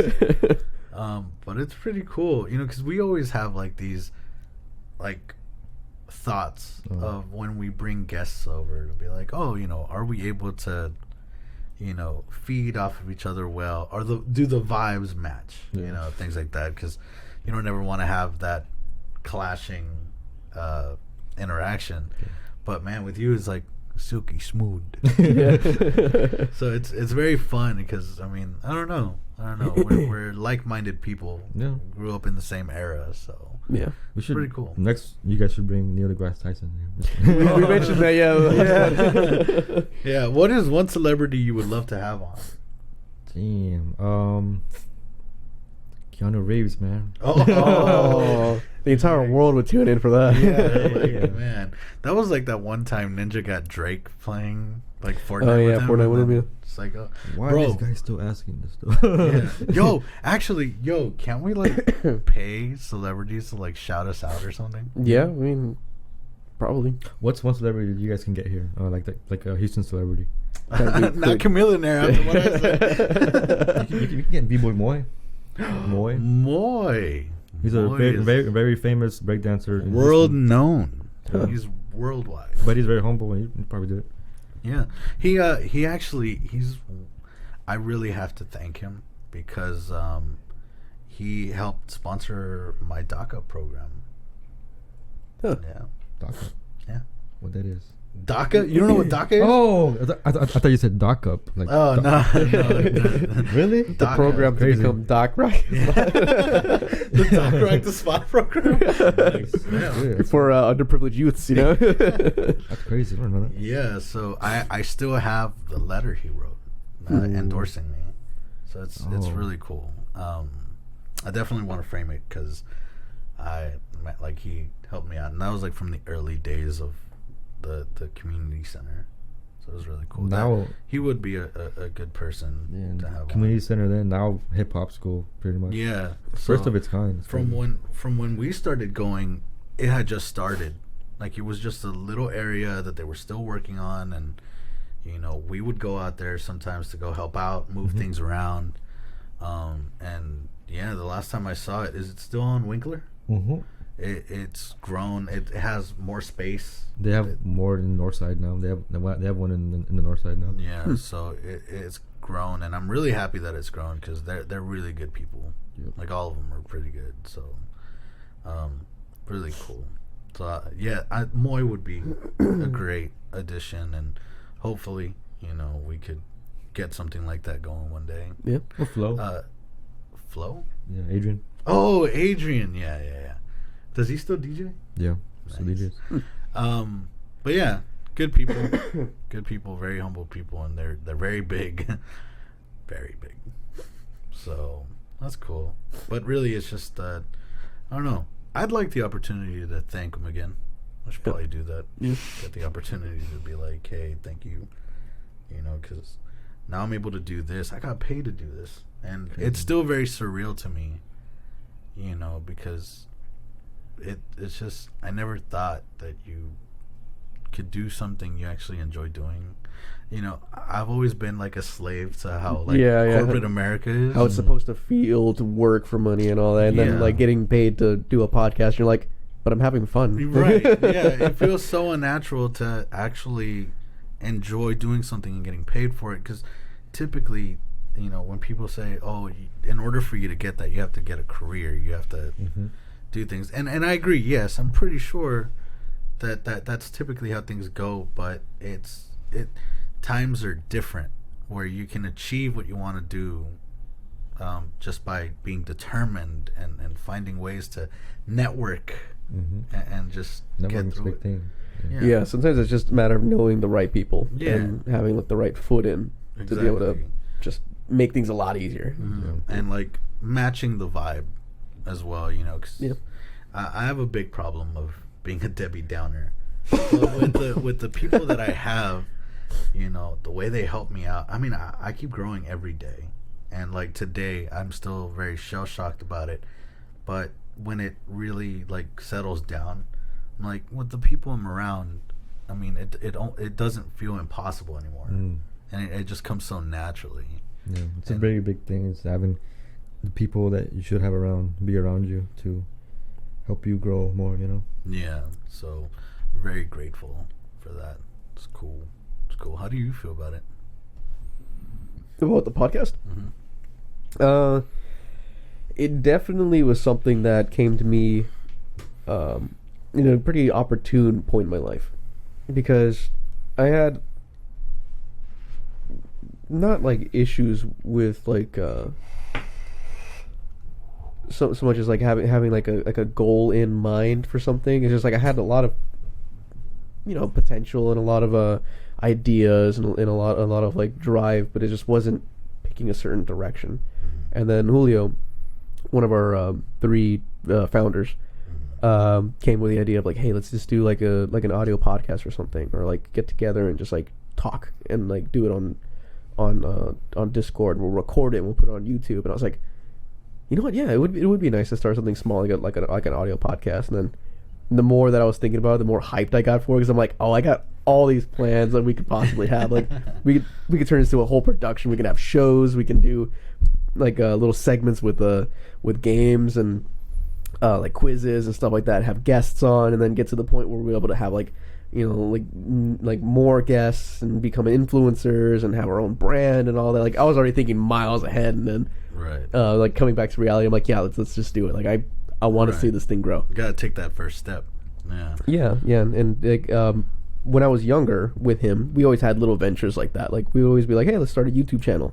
We'll start doing skits. We'll start making random funny videos, and we did that. But then it was always like one of us would lose interest, and then both of us would lose interest.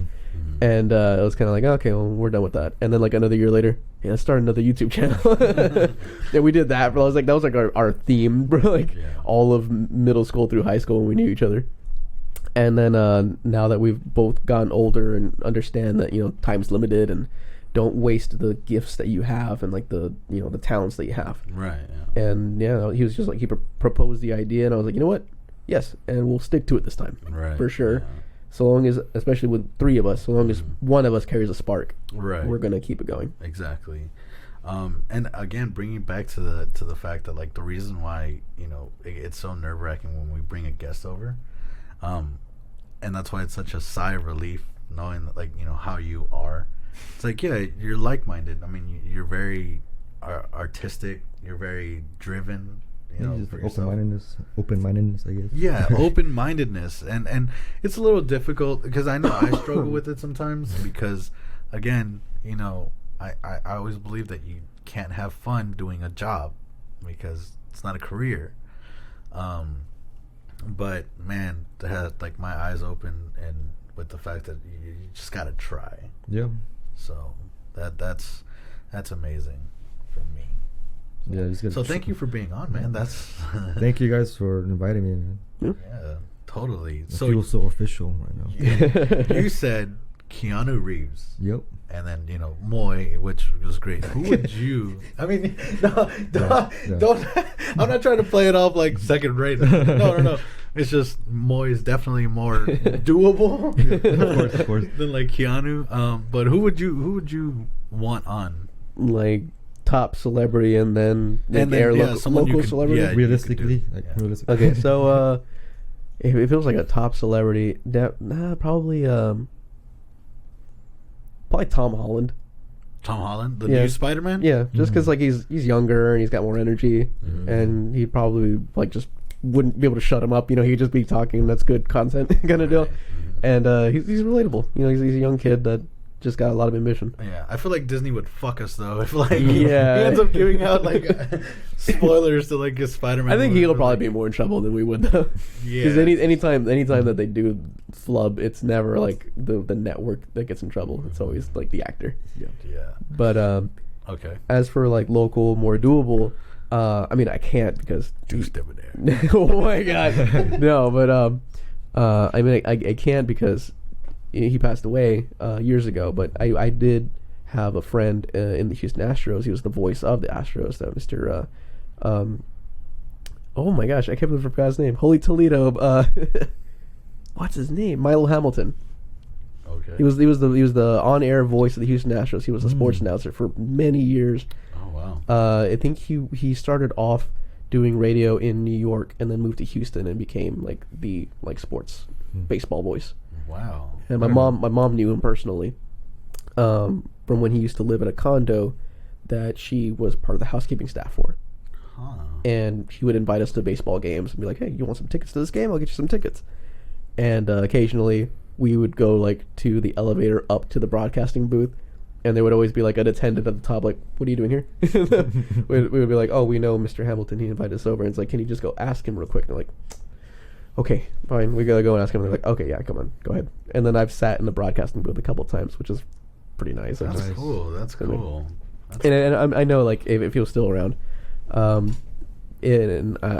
would ask him. There would be a good possibility though. He'd be like, "Yeah, sure." And it'd be awesome to have like an actual radio voice actual- personality yeah, there you that go. recognizable. Bro, from I would Houston, look you know? up to him so good. It would be like, dude, how do you do it? You gotta memorize everyone's names. I'm like, I would love the opportunity to do something for radio, but like, it's scary, man. I don't know. Yeah, it's cutthroat because like you have to have like the voice, the personality, the personality that carries through the voice. You know. And then you have to be on top of the subject, man. You gotta know Yeah. what's going on next. Yeah, and you can't be like stalled by any question that hits you. Like, it's like, Right. "Oh yeah, that okay, I can talk about that." Yeah. Yeah. It's crazy. And I don't know, man. Is it harder for Spanish announcers? Oh, it's like 'Cause the they're same like- thing, but like several miles per hour faster. Yeah. Yeah, especially like the Spanish like soccer announcers. Yeah, Like I've asked some of my family, it's like, "Do you understand what they're saying?" Like half the time, no.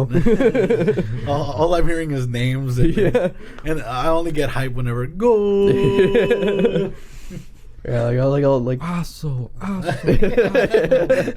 I've heard people like talk about like it's like, "Oh yeah, the morning shows with like Raúl Brindis and stuff like that." Raúl Brindis And- y Pepito. And they're like, "Yeah, it's funny, but like I catch half of it because it's too fast." Mm-hmm.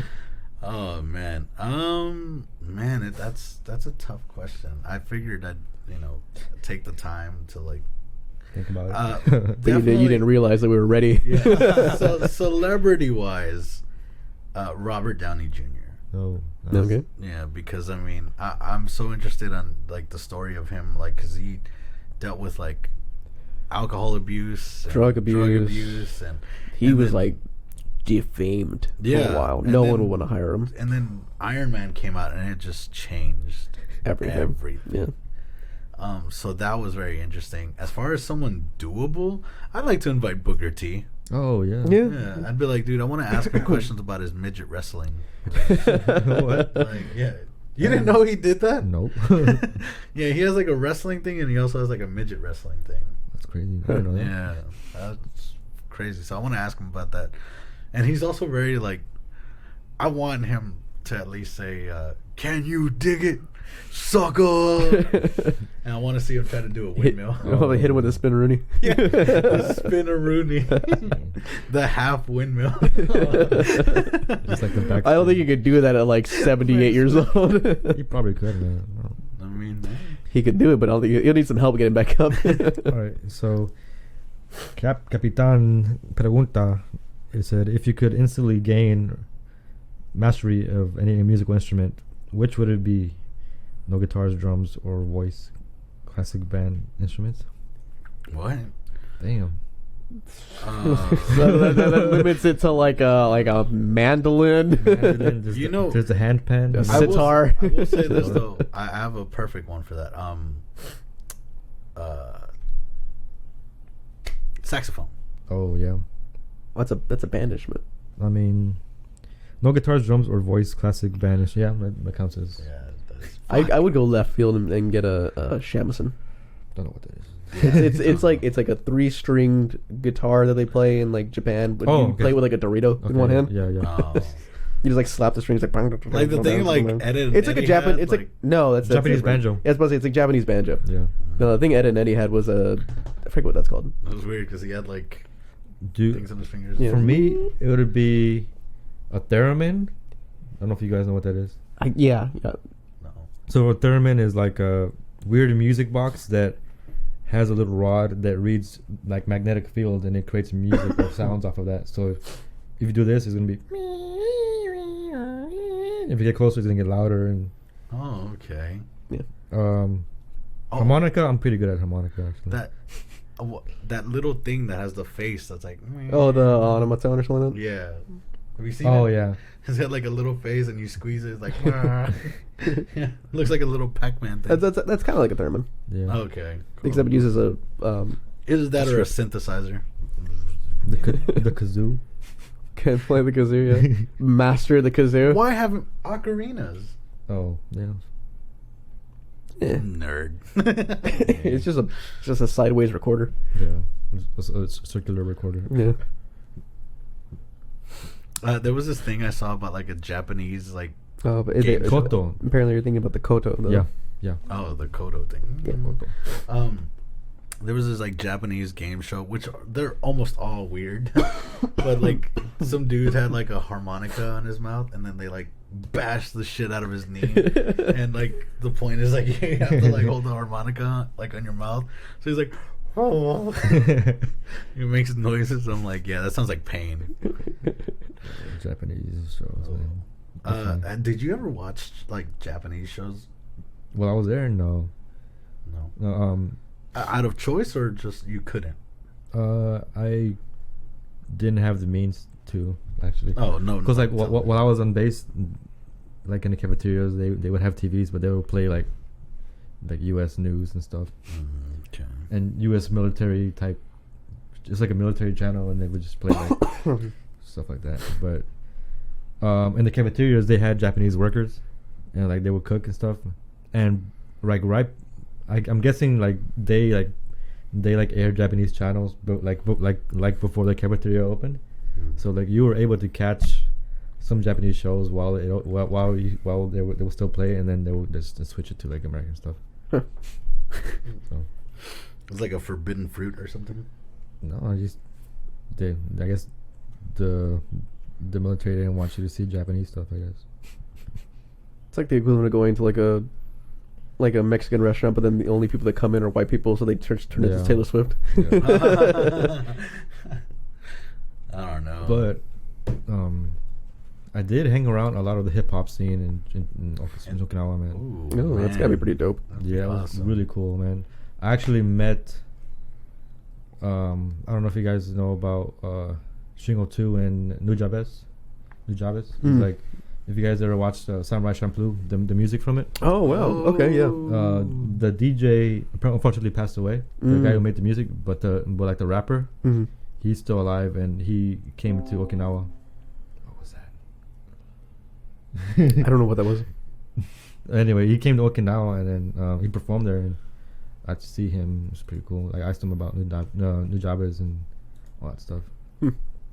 But there's a lot of like underground stuff going on in Japan in general, like hip hop stuff. That's dope. Yeah. That's dope. There's a lot of like underground scenes in Japan. They're pretty dope. Like they have like their car scene in Japan. You know. Yeah. They have like an entire culture based around like rat rotting everything from just like stuff that you find around junkyards and then making it work. Like there are like modification shops where you can go to where it's like, oh, you don't have like a header, you need a new header. All right, we got like some laundry like a washing machine we could probably turn into a You don't have an alternator? Just wrap copper around like This used to be a cotton candy machine. Yeah. Oh my gosh, that'd be awesome. Wow. Yeah. Do you think my car would be like popular in Japan? They'd probably look at it and be like, I mean, it's nice, but it lacks. I've seen like 30 of these. Yeah, it's like it lacks personality kind of deal. Like, I think maybe in Tokyo. Yeah. Tokyo. Is Tokyo a good place to visit? I'd say no, yeah, because it's very Americanized. yeah, it's too. So you don't get the actual culture. Yeah, to get that you need to go to Kyoto, Kyoto. or Osaka. Is or- Kyoto where they have the trees that are like pink? The cherry blossom trees, they have them everywhere. Yeah. But Kyoto is very cultural. They have a lot of like traditional Edo period style architecture there still. And Osaka is the party city in Japan. Osaka? Yeah. What's the cute part? The cute part. Well, not really cute, but like the weird fashion area. I think it's Shibuya. Yeah, Shibuya. Shibuya. Isn't there like a station out there somewhere? Shibuya Like Station, yeah. Shibuya There's, like, Station, stations and there's the famous Shibuya crossing, which is like just a giant crosswalk. Yeah. It's very much like Times Square, yeah. except like 5 times the size. So I not to alarm anyone, Okay. but I was just checking our followers. Okay. 239. No way. Really? Whoa. Let me that's see crazy, that. man. Let me see that. And this is on what? This is on our channel. What? You gotta prepare your nipples, man. What? Yo. Yo. Oh my gosh. It was nice knowing you, Milton. Crazy. So, Whoa. does that, okay, so does it mean I have to do it for every 50 then? Like, Oh god. So that's 200 Whoa. something, so that's like... I'll do it for you. I'll do it for you. Jack says shout out work. Yeah, it worked So- way better than I thought it would. Way- Jesus. Way better. Oh, that's 10 times the amount of... almost 10 times the amount of followers we just had. Wow. HR's gonna be happy with that one. Yeah. Congrats to you. Hey, thank you. I know, Oh my dude. gosh. I was just curious because I was like, oh yeah, we've been going at it for a little while. Yeah, yeah. And like I was just because I was like, yeah, dude, I think we've had you for about 2 hours now. Oh, yeah, about close to 2 hours. About 2 hours, and I'm like, man, there hasn't been a dull moment. It's always been so awesome. Active. Yeah, yeah. It's And, actually coming on 3 because we started at... Like 8. Because don't know. we started whenever... or we stopped at the 2 hour mark. Right. And then... Well, no, yeah, probably about 2.5 hours now. Yeah. So yeah, so we wow, we have 240 followers now. yeah, Close to 240 so followers. That's very interesting, and thank you all so much, especially Yeah. Jack. Oh my gosh. Yeah, shout out to Jack for like hitting us up with the. And what the...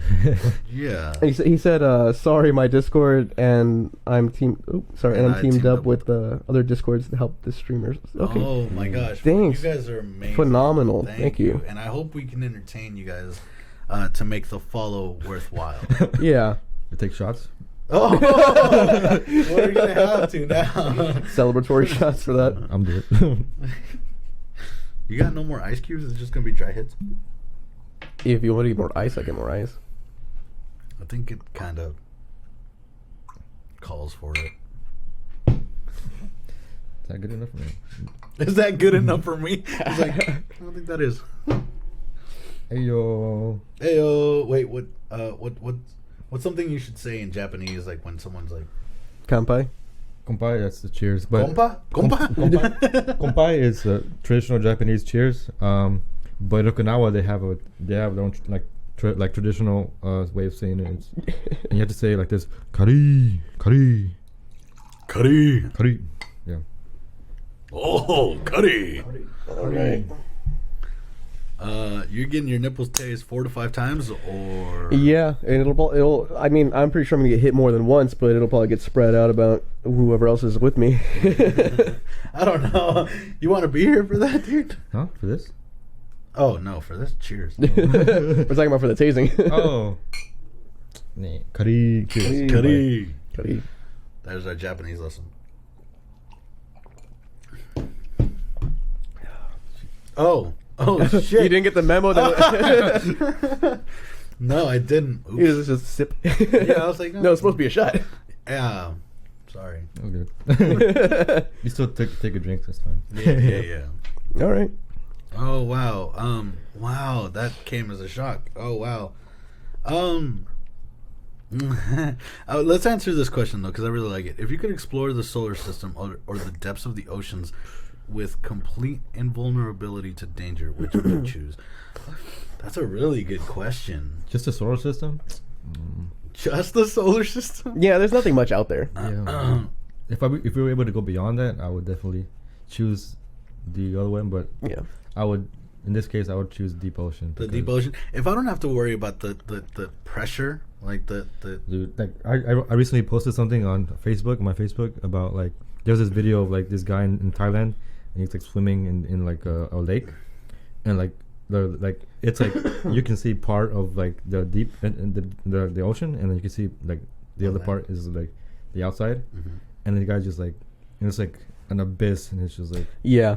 and like that, like to me, I think it's a phobia, but it's freaking. oh creepy. like a drop off. Yeah, it's It's just like a sandbar that just goes into a Yeah. pit. Yeah. There's a specific place. I forget what it's called, but it's like the something eye, like the bottomless eye or something like that. So you're saying it freaks you out? Yeah. Like it makes you uncomfortable. like the I'm like I refer to it as like the like abyss, you know, right? Because you don't like know what's down there. in space, like you can see like as far as you can see, but in the ocean it's just like You don't know what's coming up from that. Yeah, that's exactly my fear with it too. That's why I don't like open water, because like you can look down, but there's only so far you can look. and like Right. And then eventually it's like, is that a? Yeah, that's something come for me. and like stuff like the term like manifests out of like the abyss and the Yeah, ocean. out of the Yeah. dark. And Yeah. it's happened to me like whenever I went snorkeling in Okinawa. Oh my gosh. I went kind of far out, and then I was just like put my head in the water, and it was crystal clear, but it was like it started to fade into like nothingness, and I was just looking around, and then out of nowhere I saw it looked like a it's kind of a shadow coming out, and then it turned out to be a barracuda. Oh my god. And I was like, oh, time to go back. Wow. But like it's scary, but at the same time, like once you immerse yourself in it, it's like very beautiful, I would say. peaceful. It's actually Yeah. surprisingly peaceful, Yeah, I would bet. because it's just you and then like in the middle of nowhere, you know. Yeah, if I had no threat or like immediate danger with anything, definitely like water. I would Yeah. explore the depths. So I guess to answer your question, it would be water all around. Yeah. It's just I don't know. Although I think space would be more fun, but with the lack of anything out there really to see. Then Would it though? Although if you could go to a planet, you could like see how the actual atmosphere is on the planet and stuff. Yeah, kind of cool. Yeah, yeah. Like Saturn or something like. Like where like it's- if it's like, and now I'm on that planet, then yeah, I'd probably do space. But if I had to actually wait and like till I got there, then Yeah. like if I was just like, oh, I can float in space and be fine, but I have to like actually take the time to get there, and then no, definitely not worth it. It's just, by the time you get there, you're like, oh, I made it. So It's just like a moon, like Mars. But yeah, let's see. Jack says, I'm the owner of Copyright Gamers, and we are at 703 people, and other Discords we are a team with, they are over 3K. Wow. Wow. Well, props to you for having such a huge community, and for definitely extra props for being the type of person to help Other share people, with yeah, you know yeah, with other and, people who are trying to expand. Yes, Yeah. sir. And yeah, thank you for taking the time out to help us. I mean, it means a lot. But let's get on to the real question. If you were at Denny's right now, what would you get? Dude, I think Denny's used to have a bacon menu, right? Do they not? Bacon menu. Like it was IHOP or Denny's where they had bacon shakes, bacon. What the whoa? Like bacon Yeah. pancakes, like stuff like that. Bacon Wow. shakes. Yeah, kind of gross. I mean, I'm pretty sure you can ask them to do that still, and they'd just be like, "Why?" But no, like Denny's, I would get. I think they have a like a breakfast burger that has an egg inside of it. That's what I always get whenever I go. It's Yeah, the, what it's it called. the like an Grand egg? Slamwich, Yes, sir. because it's got hash browns, it's got an egg, One and of my bacon. fondest memories. We took a picture I'm pretty sure it's floating around somewhere. At Steak and Shake. Oh, It was yeah. the whole B-boy crew. Mhm. I definitely want to look up that picture. But it was awesome. We went to Steak and Shake. Was it when we were headed to Florida? We were already there. Okay. And it was Yeah, pretty good. We went to we went to Steak and Shake, and yeah, like someone was like at the very far end. They were like, "Hey," and we're like stuffing our faces. We're just like, "Click." And yeah, there's a picture out there floating around of us just eating. I was definitely skinnier back then, though. I was able to do hand hops. That's just Without breaking your wrist. yeah. even whenever I do it, I'm like, it feels like my arms gonna Yeah, I think that's hyperextend. probably the reason why I can like. I was expecting your hand to go limp after that. You can hear that in HD over the microphone. It was just like I think I can do the other one too. Oh, you can barely hear it. it was definitely like that. But yeah, it was terrible. We're now in the ASMR sessions of. Oh, wait. Oh no, not the mouth slapping, not the mouth snapping. It's a great microphones, huh? Yeah, Jack says, like always happy to help others achieve their dreams and goals. Also, always looked up to Milton and Julio for always being so positive. Hey. yeah. See, I'm telling you, man, it's that mindset that Dude, just, actually, like, never like really like knew you like. I think the first time I actually hung out with you was at the party at Christian. Yeah, that was the first time. That of all Wait, the, was that like recently? that was Yeah. this December. What? Yeah. Yeah. I mean, Yeah. I've known Dennis. I've never met him, never spoke to him, but I've known of him because he was like one of the popular guys like in high school. Hell Like- no. You contradict your message of like, man, shut up. No, Julio does the same thing. I was like, Julio's like, I was popular. I'm like, yeah, a lot of people talked about you like all the time. He's like, what? News to me. It's like, no, yeah. Yeah, I knew a lot of people who were like, oh, Dennis, he's the cool guy that break dances and this and that. Oh, it's funny. Weren't you a drum major too? I was drum captain. Drum captain. See, so I was like, when you're like, if you're a head drummer in the South Houston band, like that's popularity because like the South Houston band like was like the popular kids. I don't know about that. Like besides football players, like football Okay, players, yeah. then the band, and then everyone else kind of just like sprinkled around. But Okay. no, yeah, so I knew of Dennis. Like I heard a lot about him. I saw him at like talent shows and stuff with him. Like, oh, that dude's. Oh, Are You know, you he's got some the talent. Dennis? Dennis. And then you also like you had someone who was a family member who was vice principal. Vice principal. Yeah, did you or did you not? He's like, that's news to me. Okay, never mind then. Mm-mm. Because I was like, I thought like because your last name's Zuniga, right? Yeah. I thought Mr. Zuniga was somehow related to you. I don't remember Mr. Zuniga. Oh, because I remember he like seeing you once hanging around him, and I was like, oh, either they have the same last name and it's just funny coincidence, or they're actually related. One or the other. Definitely. It's a very not like Okay. common last names. I That's don't why I would remember think. Mr. Zuniga. Yeah. When did you graduate? 2013. I don't know. Maybe it was later. Yeah. But Did you graduated in what? 2011. 2011. Okay. Yeah.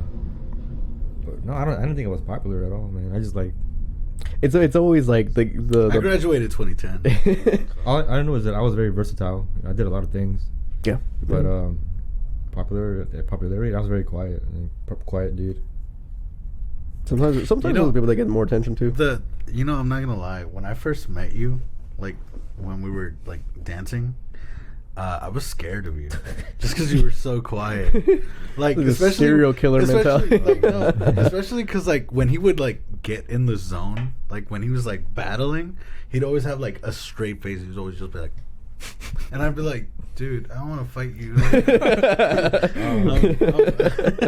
Like, It's all the adrenaline. I man. want to go Yeah, home. I wanna go home. Yeah, like I was just like, bro, battling against Dennis, like, yo, he's in it. Like, He's going for it. blood. Yeah, like, Oh, which is cool because, like, afterwards, after the battle, that's when like real Dennis is like, all right, what's up? Like, yeah, he gives the props, which Yeah, I'm like, yeah. yeah, that's cool. If you were a dickhead, you'd just be like, you Yeah. know, you wouldn't do anything, and like, the famous cock. yeah, yeah, you would do shit like that, and it's like, oh, you don't have to be a dick. We were actually in the same crew for a while, right? The Scums. We were scums. Scums of the earth. That's what we call You it. remember Marcus? Yeah, he was really, really good. He was There was very like this very Marcus was like really like hood dude, short dude, but he had like amazing like power moves. Very amazing. Yeah, he was. It was strange. I don't even know how I befriended him. That was still like the ghetto me of like getting into fights and whatnot. He's like, Yeah. I like this kid. We would always practice at Strawberry Park. Yeah, Little, Strawberry like, Park in little, Pasadena. like pavilion that they had. Skaters used to go there and stuff. Yeah. I remember there was a time where we were practicing, me and Marcus, Mhm. and they were filming for 16 and Pregnant for like MTV. For Really? like this girl who went to school at like Memorial, like Pasadena Memorial. And we were just in the background, just spinning. we were doing like 1990 just in the background, just. I wonder if they have like the B-roll of that stuff. Oh my god, I would have killed for that footage because you just see us doing 1990s and just yeah, just Crashing. eating shit. But it was funny. I wonder how Marcus is doing. I haven't talked to him. I haven't seen him at all. It's a miracle that I see you. 'Cause I'm like, bro, like the whole b-boy world has just been Out. behind me. Yeah, and I'm still very grateful for every experience that I had while I was in it. And the people that I've met, the people that I've like committed to like heart and mind, like those people were great. Like, they've always been kind and respectful, and they've always just been the type of people that you're like, I'd share a drink with that person, I would have talks with that person. Yeah. Yeah, That's great. Yeah, like breakdancers, they're very like humble. A lot of them. Mm-hmm. They're very into The craft. respect and craft, and they have a good eye on like having like originality, the appreciation of being original, you know. Mm-hmm. And they're very creative, and Yeah, the moment you see someone do this to you, you're gonna be like, I don't know. because this means that you're not original and that you just did something that That somebody someone else did. Yeah. Oh, Like okay. a move that's like a move that somebody else made up, and you just copied them. It's pretty much Yeah. biting. That's what it's called. Biting. Yeah, biting. Oh, okay, yeah. I'm familiar with that, yeah. Yeah. So we're man, and like I said, it's such a it's not a culture shock, but it's just like a flash flood of memories. Yeah, yeah. It's like a Of, a past dancing. life you once had. Yeah, because I remember when I was dancing, I was like still in school and whatnot, and we would either go to the community center or we would end up performing at an event or something.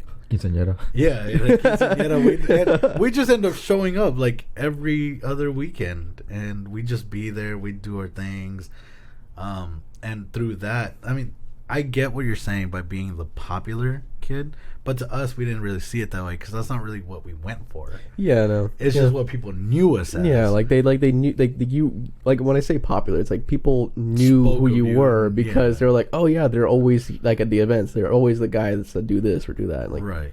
Yeah. And because the popularity in like Hollywood is like, oh, they're seeking that recognition and whatnot. Yeah, yeah. But to us, it was like, well, we didn't really ask for it. It was just kind of You're not really a seeking- byproduct of people just Yeah, talking and yeah. doing Because like other stuff. some people like the popular kids are the ones that go and talk to everyone and Right. like are in the social scene. Right. But it's like you guys weren't part of the social scene, but you were talked about. Right. That's why. Yeah. Yeah. So I guess that's what differentiates us from the actual popular kids, because we never wanted that. It was just us being us, and they to put it in perspective, they talked about what we did, not about who we are. Yeah, yeah, yeah, And yeah. So that's Because they were- probably didn't know like what your favorite color was. Or Yeah, anything like that. yeah, It's just like, oh, I saw that guy. He did windmills. That's cool. Yeah. Exactly. So, and that's the difference. So, because to me, popularity was you. When I met you in college, I'm like, oh, he's got his circle of friends. He's got people that he talks to. He's popular. Mhm. So, and then when you came to talk to me, I'm like, I don't fit in with your group. and to me, that wasn't even popularity either. That Right, was like me just exactly. being like conversive with people. Like yeah, I can get in a group of people and be like, hey, what's up? How you doing? Like oh, I can latch onto something that we have in common and be like, let's talk about that and make people comfortable. And then next person, same deal, because they're like, oh, he's talking to that person. I'm friends with that person, so by proxy, maybe I could be friends with this person. So. Yeah, that's what I noticed whenever I met you at the party. That Yeah. you were like, I think we brought up like the game stuff, and then you're like, yeah, Yeah. you were like, Yeah, I was basically like, hey, Dennis, like I knew you from high school. You know what you up to? And then you mentioned one thing. I was like, let's start with that. Let's start with that. Yeah. So I'm good at like adapting to each person and kind of like making the conversation comfortable. So that's like to you that would be like a popular person, but to me that's like I just want to make friends, man. Right, yeah. Let me just make you feel okay with talking to me. and I guess that's a good thing to air out to everyone, is that your idea of what popularity could be or is far different from what Somebody the else. person you're perceiving Mhm. is actually Yeah, receiving. Because, to them, it's not about being better than anybody else or being top of the line. It's just them expressing themselves in a way that would, be like how you want to make friends. Yeah. Or for me, it's like, well, I don't want you to know me as a guy who could jump 20 times in one hand or something. I'm like, yeah, I play video games. I like messing with cars, and people who knew me from back then would never know that. Yeah. So it's really cool. And when you get to really know somebody, you get a deeper appreciation. Like with your art, I'm like, man, I still respect you as a dancer, but your artistic mind is very colorful, very, it gives more depth into why you do what you do, why your mind is the way it is. And it also reflects on like your dance. I'm like, okay, I understand now why you're so fluid. It's because you've got this amount of imagination that breeds originality. And that's very valuable to see in a person. So I appreciate you, man. We got bugs in here. He was like, I guess they appreciate me. They appreciate me too. I guess. You're popular amongst them too. Thanks. Man. So let's go ahead and go back to our questions Okay. instead of being whack. Yeah, we have a lot of questions. Or what? Yeah, we got a couple of them on here already. They're queuing up. It says, would you rather have the powers of Danny Phantom or the powers of Jenny from My Life as a teenage robot? So would you rather be a ghost side. or a robot? Definitely be a ghost, man. Yeah, Yeah, through- Danny phasing Phantom, through yeah. walls. My action- I mean, if I was shitty minded, you could use it for like terrible reasons. But I mean, I don't know. You could be a hero, like phase through walls and be like, "Stop, fiend." Yeah, like robots are very limited, so they are programmable Yeah. unless they're like driven by AI. But ghosts, man, my favorite Pokemon type is ghost type, man. So dark, right? Like my actually favorite Pokemon in general is Gengar. Gengar. Because like I always love to put the opponent to sleep and just rape him in the dreams. That's like the most genius thing the Pokemon's do. Oh my gosh. Dream Eater, bro. You went full Freddy Krueger. Oh my gosh. But you said that like so But- off the whip, like bro. Just like imagining like falling asleep, you're in dreamland and it just pops up and got you, bitch. But don't think I'm that kind of person that does that in real life. I don't do that. Disclaimer. Just Gengar and Haunter. Yeah. I get what you mean. And they're all, like I just like their design. It's pretty cool. Like Yeah, very simple. you recently got some custom Gengar art. I did For your birthday. I did get it for my birthday. It was done by both you and your girlfriend. It was amazing. I need to show you it. I have it hung up. I really want to get it framed, but I know it's a canvas, so I might have to have something special. Do you have it on any social media? I should have it on Instagram. If you want to pop that over, I can look it up on here and show the audience too. Yes, it should be on my Lancer one.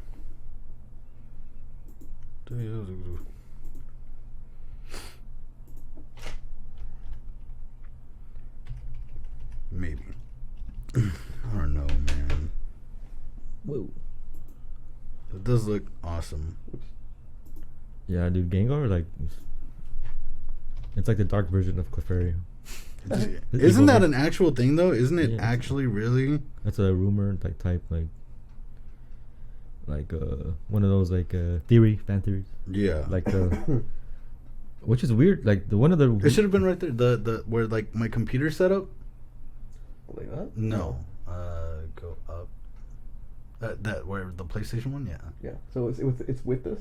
Yeah. You see it in the background. Oh yeah, you No, can but- barely see it in there. Yeah. There you go. oh Yeah. are I didn't notice that. the people tuned in? Are they able to see this? They will- can in a second. Yeah. That's cool. Maybe. Already click able to- out of- That tag wait, though. so- Yeah, I was like, can Yeah. I get rid of the tag? maybe just click outside. Oh, Nope, that didn't do anything. Oh well. There we go. There we go. Let me go back to this real quick and show you guys what we're looking at. Oh, Yeah, right. The so abyss. that right there, that's the gang. That's the Gengar. I should be talking into the Yeah. microphone. Yeah, so that right there, that's the Gengar art that was done by my girlfriend. And Damn, how I big is it? Assisted Yeah. with a little bit. It was pretty big. Say probably like that, and like. this was tall. it done like a digitally or? No, all by hand. Yeah, it's Yeah, painted. all freehand painted. Yeah, and it's cool because it's like a vaporwave Oh, like style. The lighting doesn't do it justice, but Yeah. man, the gradient that you guys put on it, and then the Japanese kanji. Yeah, that was my contribution. I did the Japanese kanji for Gengar on the left side and it looks so smooth too. Like it was actually like, because I used a brush. yeah, like Oh yeah. like Yeah, a so legitimate brush. I did the best I could to make it look like actual like brush strokes Like- with like a kanji brush. like spontaneity, like Yeah. spontaneous. So it's pretty cool. That's like awesome because I love Gengar as well. I love right now. Haunter. I'm just Mhm. like, bro, what that tongue? No. That's ghastly, bro. Yeah, Haunter. There was like this Pokemon description of like Haunter could like lick the soul out of you or something. If you know what I mean. If you're picking up what I'm putting down. Bro. You eat that But, ass. yeah. So yeah, a resounding ghost power. Yeah, Ghost Power. Yeah, Ghost, Ghost Power. okay. Yes. And just moving right along, the next question was Marvel or DC.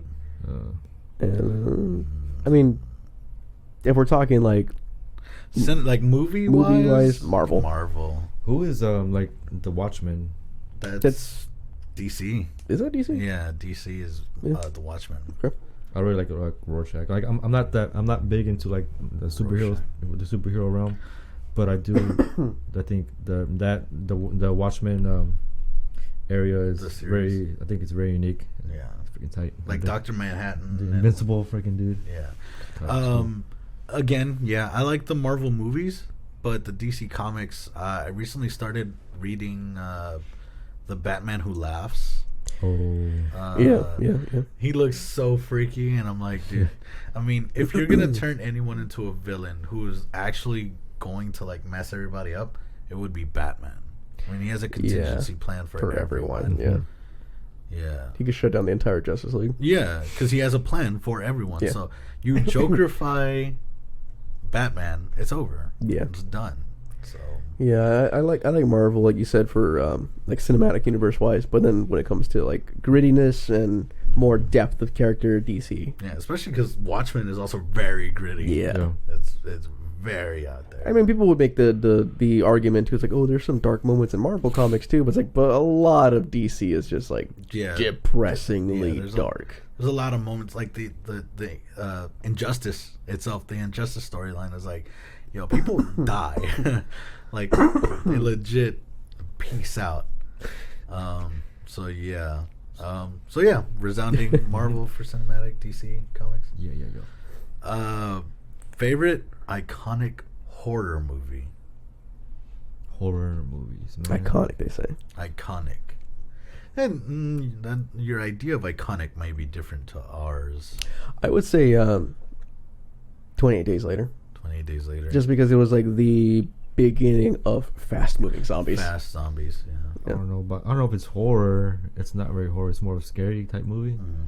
But Signs, it's not horror at all. Signs. Oh, with the Yeah, aliens. yeah, no, I mean it's got horror like feel to Elements. it, but it's mostly suspense. I'd say. It's more suspense because you don't Yeah. really see the creature. You know about them, but you Yeah. don't see them.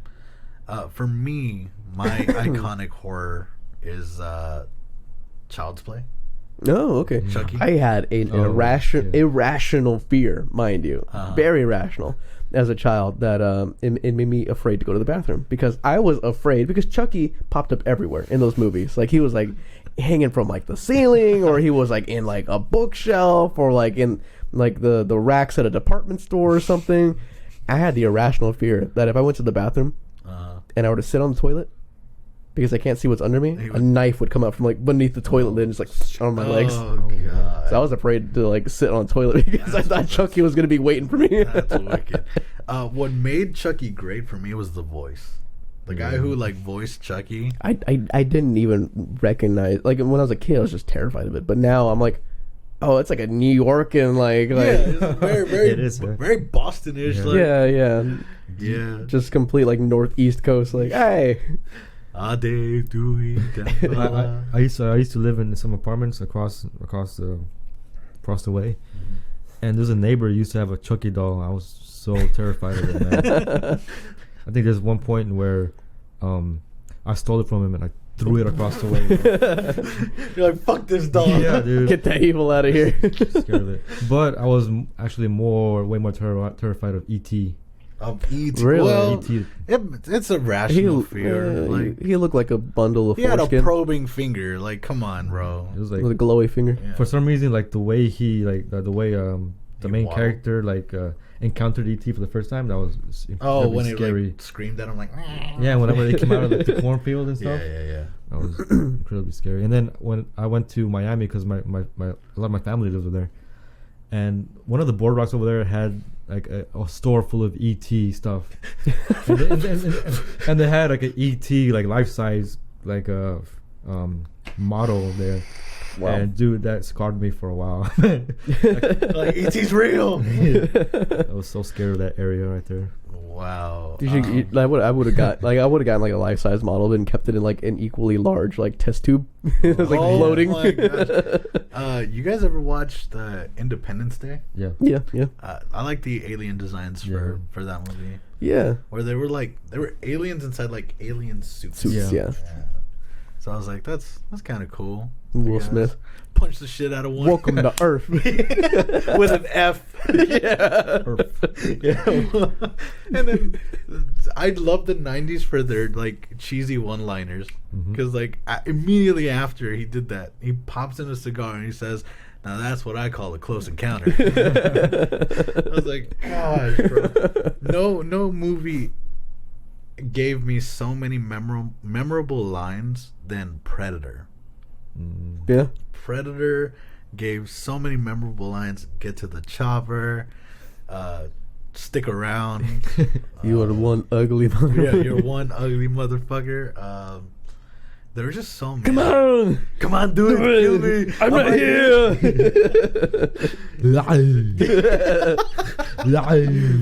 It's like someone punched you in the gut.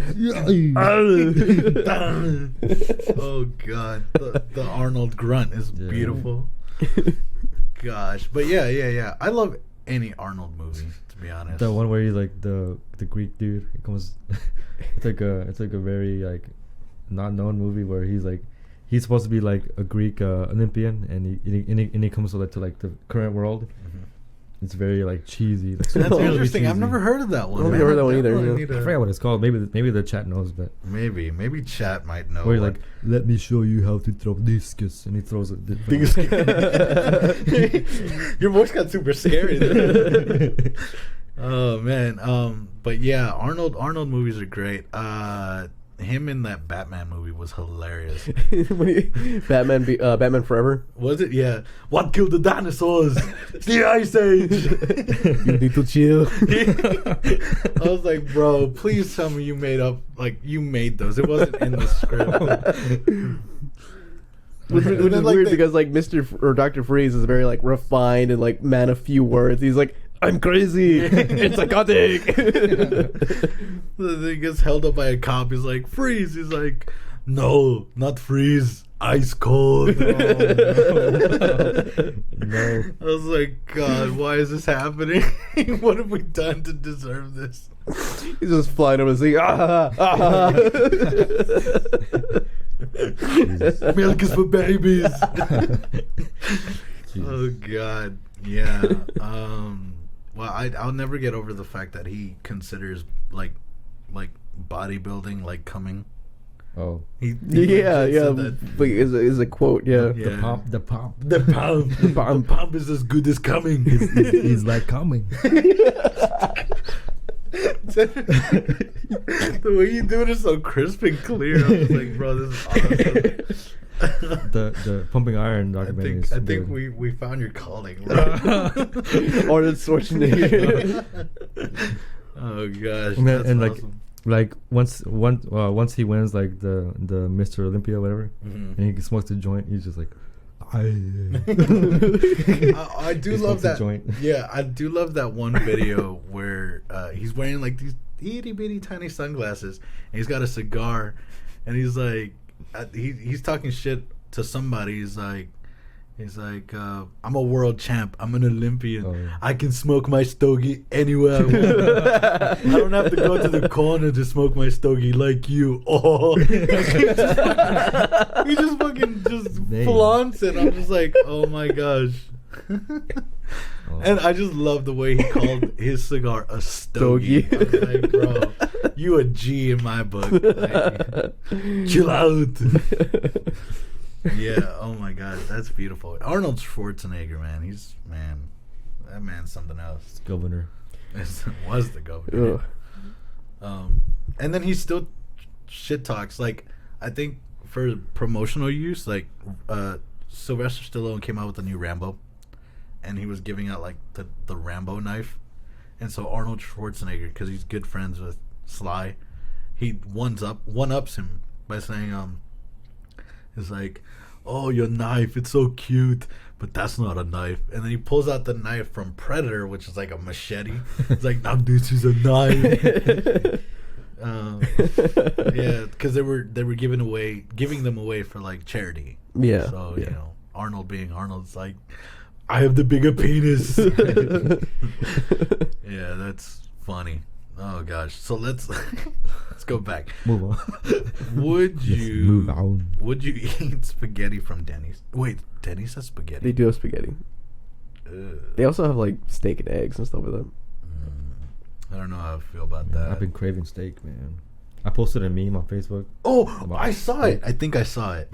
How you take your steak? Yeah. Oh, And okay. it goes from like blue rare to medium and all that stuff. So how do you take your steak? Like from medium rare to the rare side. Yeah. Anywhere around there. Yeah, same. So It's the rare, most medium rare? nutrients, man. It tastes good, so good. Okay. The most I will ever have a steak is medium. Medium. Ever. Mhm. Yeah. Yeah. Yeah. It's because my dad has a specific way of doing it, and I think his are medium well.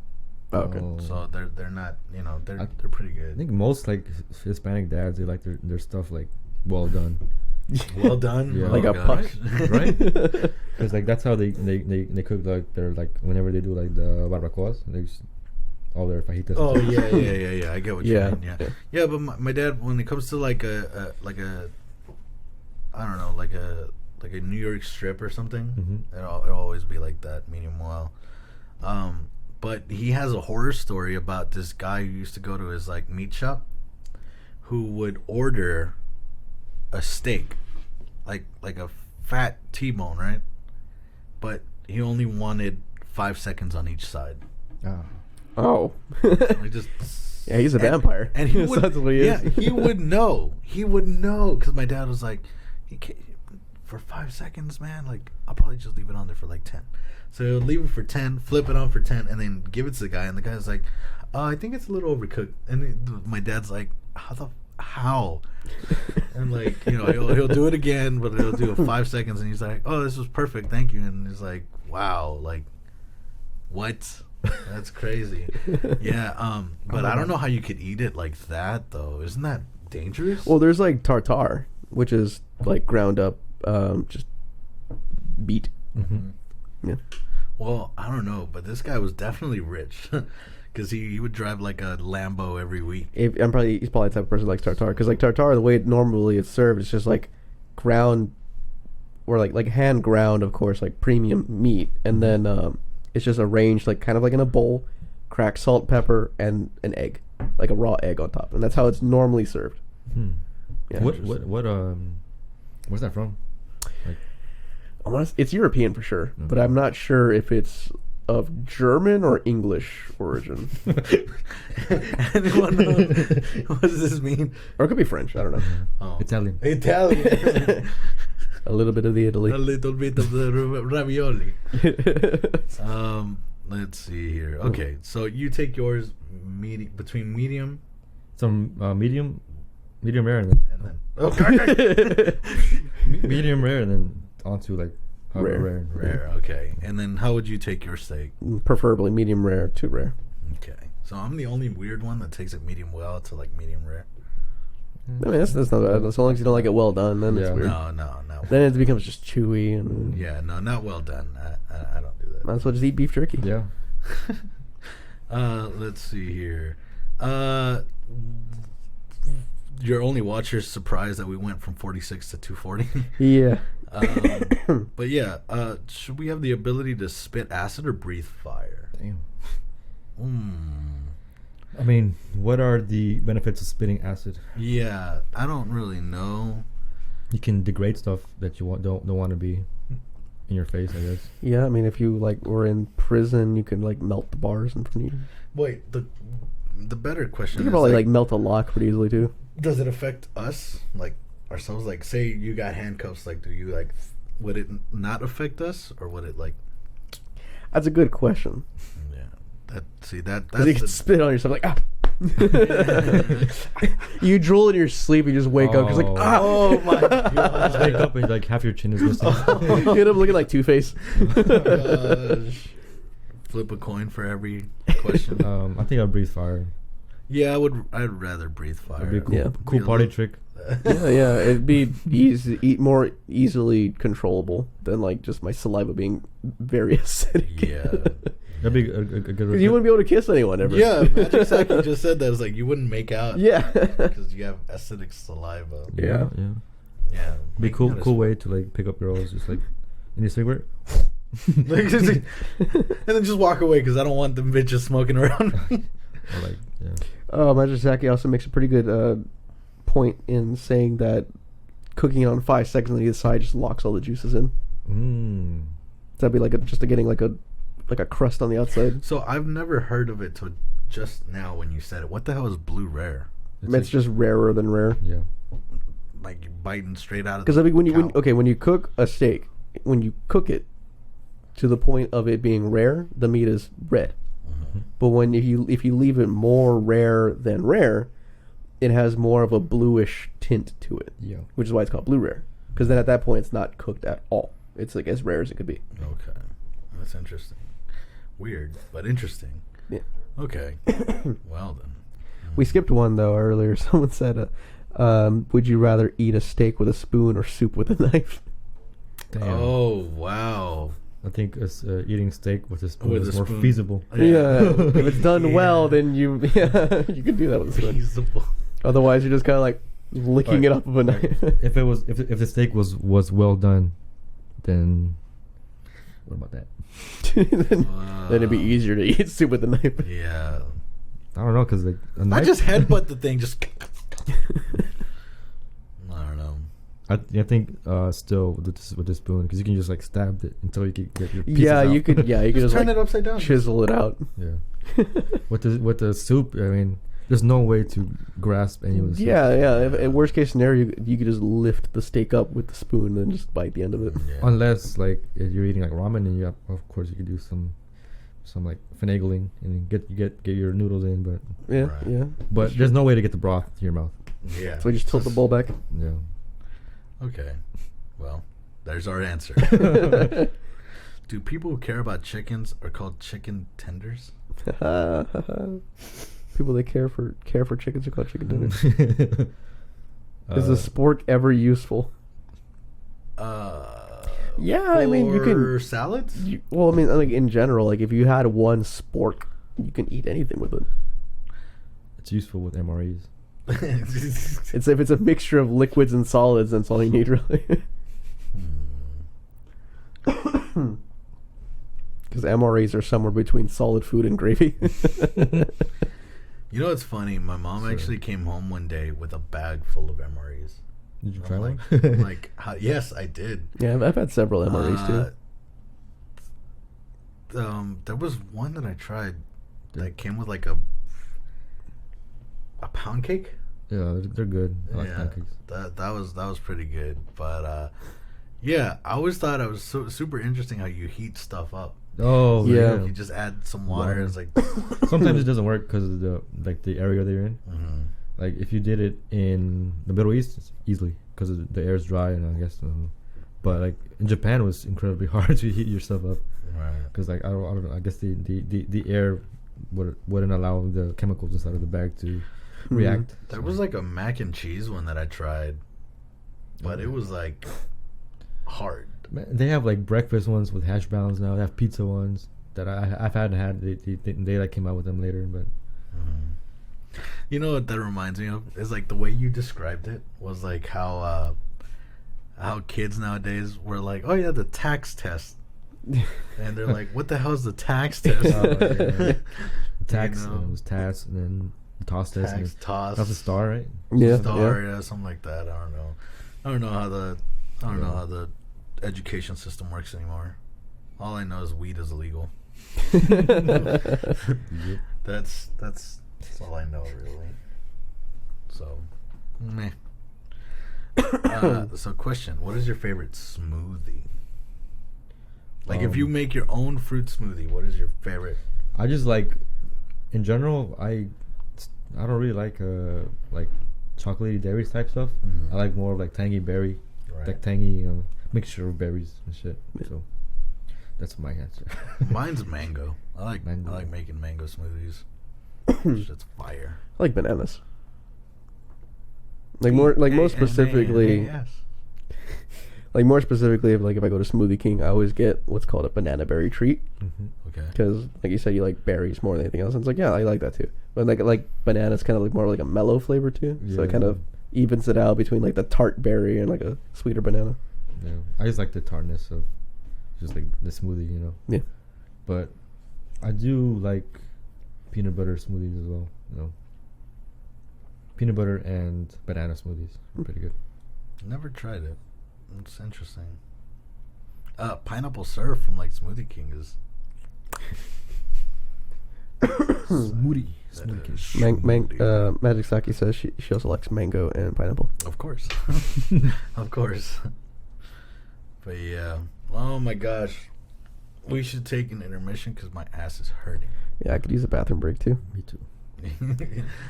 Already. Looks like we're gonna be taking a break here at the 6-hour mark. 2 hours left on our journey. 6 hours. Woo. My booty hurt. So we will be back again soon in probably another 10-15 minutes. Yes, we will return. So you all stay there, enjoy the music, and yeah, we will be back. Later, y'all. Here we go. We have returned. Yeah. Oh, let me pull the chat back up on my phone. Ooh. Welcome back to stream. Welcome back to stream. We are reporting live from Russia. From Soviet Russia. From Soviet Russia in the Ukraine area. My name Now Soviet Russia occupied. Our bladders are empty and our spirits are full. we don't have unfortunately no vodka today. But No vodka, but we do have American disgust. American disgust, whiskey, Whiskey. bourbon. Boom. Welcome back to stream. I am Nikolai. Yeah, I am Dimitri. That is The Japush. Jabush. I thought we were like gonna name out like Rainbow Six operators. My name is Tujanka. Oh, I spit everywhere. That's amazing. I knew a guy who was his last name. I forgot what his first name was, but we only called him Skrobar because his last name is Skrobarchek. Skrobarchek. Yeah, it was just this tall blonde kid that was in our gym class, Wow. and he's like never spoke a word to anyone. He's just kind of like nods his head. We would say something funny to him. He'd be like, "Yo, Skrobar, what's up, dude?" He's like, shake his head. He would never spoke a word. Imagine we just nod his head and he's like, Like they call like attendance is like, "Oh, you here," and they call him and he's like. no. The only thing he should ever say is when someone's like, "Hey, scrunch bar" or whatever, he should be like, "Duh." Duh. I am here. The Lord is here. I forgot what his first name is, but yeah, like a last name with like Skrobarchek. It was just very like, oh, that's Russian. And he always wore combat boots to school too. Oh my God. Yeah. Do you wear combat boots? No. I did, but not anymore. Okay. Actually, this funny thing is because like you would get issued like your boots, and it would like be some shitty ass boots, like steel toe boots, but you can go to the military store on base, and you can get some Jordans, bro, like some Airwalks to go marching in. Yeah, I got myself. I got myself some like they call them Bates lights, some really lightweight combat boots and really tight. Oh wow. Okay. So you're saying there's like a military store? Yeah, Yeah. military stores. Wow. Yeah, it's military stores on. Right, you have like your like standard issued gear, but you can get like your own like stuff that's still in regulation. With Yeah. military stuff. There's also like military grocery stores. So instead of like Yep. shoe locker, it was called boot locker or something? No, we just call it the PX. I Mm, don't know what it stands for actually. gotcha. So Goblin Queen says to Jack, I appreciate you helping me make my dream come true. I finally get to tase someone. Which is kind of inaccurate. She's already tased me once, but now she Yeah. gets to do it maliciously. Because the first time she was hesitant. With a purpose. With a purpose now. Yeah, and then Jack says, we will see what the future has in store. I see the stream growing. I appreciate the We appreciate it. Yeah. The positivity. positivity, yeah, and yeah. Much appreciated, man. And then Seabass says, does anyone get their egg over hard? No. Might as well just get a hard-boiled egg at that point. Yeah. I only get scrambled. What's that mean? Wow. What? God damn. Okay. He said that as like he said that with like the I didn't know you were so basic behind it. Yeah, that's exactly what I felt. I was like, wow. Okay. Yo, Dennis, bro. Over medium for me, man. I felt attacked. Over medium. Yeah, I like mine either over medium or over easy. What the hell? What is this? What is this? Bro, we need a chart for eggs now. Over medium is when you have the egg, crack it open, so it's on the skillet, and then wait a little bit, and then turn it over, and then you can let the other side cook. But the inside is still very like soft, but it's not like there's no like none of the white part is very runny. Yeah. You know? That's the difference between over easy and over medium. Is that over easy the white can be a little runny, Yeah. but then over medium none of the white's runny, but the yolk is still runny. Yeah. Oh, Perfect. okay. Well, see, the reason why I'm getting married to my girlfriend is because she also only knows scrambled or omelet. Those are the only options. That's the reason behind the marriage. Yeah, 'cause, yo, 'cause- our love for simple eggs. yeah, I don't know what the hell y'all talking about over medium. I'm like, what the? Oh, there is like a extensive way of like how to prepare eggs. Have you ever heard of a thing called a cloud egg? No. No. It's when you get you separate the white from the yolk.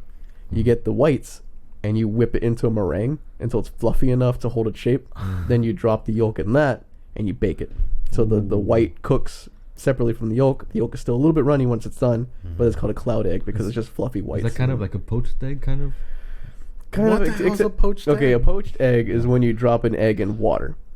Crack it open. You make like a vortex in the water, and you crack an egg into it, so that way the vortex keeps it like in a sphere, and then it just forms like a soft, like boiled on the outside but still raw on the inside egg. And that's what they usually put on like eggs Benedict, like a biscuit, or yeah, like a biscuit with an egg on top, usually ham, and then hollandaise sauce. There's a lot of different ways. Good. I watched a video on how to like it was like 50 ways to cook an egg. How long was that video? It was like 30 minutes. Oh my gosh. They were like on a brick in a waffle maker. It's like deep fried. Like, it was crazy. it's like those guys that like make like pools out of dirt and whatnot. Like, Oh yeah. Yeah, that crazy part of YouTube where it's like 1 in the morning and you're like, this guy's making his own fish trap. Like, yeah, it's like, oh wow, what is going on here? This guy making like a hot tub. yeah. He's out in the middle of nowhere. And he's just like scratching his head. He's in this mud hut. He's like, I'm gonna make a luxury pool. Yeah, that's exactly what he does. And he brings water from the waterfall all the way. Yeah, I'm just like, bro, who gave you this gosh darn 4K camera for you to work with, bro? Well, Like, just He's just wearing a loincloth out there. And He's making money though, man. he goes back into his hut where he's got like excellent Wi-Fi. he's got 5G and like air conditioning. I'm like, bro, what? That's crazy. What Hollandaise Hollandaise. sauce is a bitch to make. Yes, it is. Hollandaise is a sauce that's made with egg yolk, and So you have to like whisk it in a pan that's in boiling water because you can't cook it over direct heat because you'll just scramble the eggs. So you have to like whisk it with lemon juice to the point where it becomes viscous but not cooked. Yeah. Okay. Chemistry. Yeah, pretty much. Balance. Balance. I don't know. This might be an unpopular opinion, but I'm not a big fan of ramen. I love ramen, dude. But it's just I don't know. No, you say you love ramen, but do you mean like cup ramen or like store bought ramen, or do you mean actual ramen restaurants? There's a fly. Situation dictates, but I love all kinds of ramen, Okay, yeah. Yeah. Oh, you were in Japan, so you had to have had like actual. No, because I've asked that question to some people because like, oh yeah, I like ramen, and they're like Maruchan, just like not a cup, and that's, or like they're at best like something that they got from a Hong Kong market that's still packaged, and I'm like, but have you ever had real ramen? They're like, they have that? Like, yeah, of course. Yeah, it's like, what the hell is real ramen? Like my favorite spot in Houston is Tatsuya. Tatsuya. I actually went there earlier yesterday. Yeah. What time is it? Is it still today? Earlier would still be. I went earlier today. Yeah. But shout out to my friend Robbie Okinawan. He has his own ramen restaurant, which is the best ramen I've ever had in Japan. He's from Philippines. Oh. His name's Robbie Cuevas, and he has a very, very small ramen shop in Okinawa, Japan, like right outside of the base. But it's smaller than this room actually. What? And it's just him and like a couple other people that work there. But he does this style ramen called Tantan Men, which it's a type of ramen that they add like ground pork on top of it. So it has a little like a lot of other stuff in it, but the way he makes it is freaking crazy. But that remains to this day like my favorite ramen that I've ever had. He makes his own bowls too. Huh. And like pottery? Yeah, the pottery bowls that yeah. And what did I say? So like the first time you go there, like he gives you like a little card, like a little stamp card. Mm. And like every other card, like you get like a free side. But the thing is, if you complete the card, then he gives you your own like chopsticks and chopsticks holder with like your name on it. Wow. Oh wow! So he'd make it for you? Yeah, he would get it sent off and stuff. The second best ramen I've ever had is actually a chain ramen spot called Ichiran, and I think they have one in LA, but Ichiran is very, very consistent all over Japan and probably in LA. Yeah. What? Really, really good. I don't like ramen. I don't know, man. It's too hearty, I think, for you. Like you like more like just brothy kind of soups. Yeah, 'cause it's very, very thick. Yeah, it's definitely like you eat a bowl of ramen and you're like, I don't want to do anything for the rest of the day. Yeah, and it's just like, oh my gosh, like I don't know. I just want to nap. Because I love pho. Yeah. But like it's funny though. I don't know. It's weird because like you get the same sensation with pho, but it's like it's just water. Yeah, after I eat a bowl of pho, I'm just like, I'm just hydrated. Yeah, it's just water. And then you have chorro the rest of the day. That's just you because you put like a ton of sriracha. Sriracha. Do the same thing, bro. It probably burned a hole through my fucking stomach. I was just like, yeah, but Jack says he feels like waking up his wife to make him eggs. Yeah, Saki's like, doing better, make your wife some eggs. And he says, even better, we'll cook together. Cooking together is cute. Yeah. I'd say. Yeah. Ichiban in my city. What is Ichiban? Isn't that like Ichiban. That means, actually, in Japanese term, it means number one. Ichiban. Wait, what does it mean? Number one. So like, if I was to say you were my best friend, I'd be Tomodachi Ichiban. Like you're like my best friend. Tamagotchi. Yeah, Tomodachi. Yeah, Tomodachi Ichiban.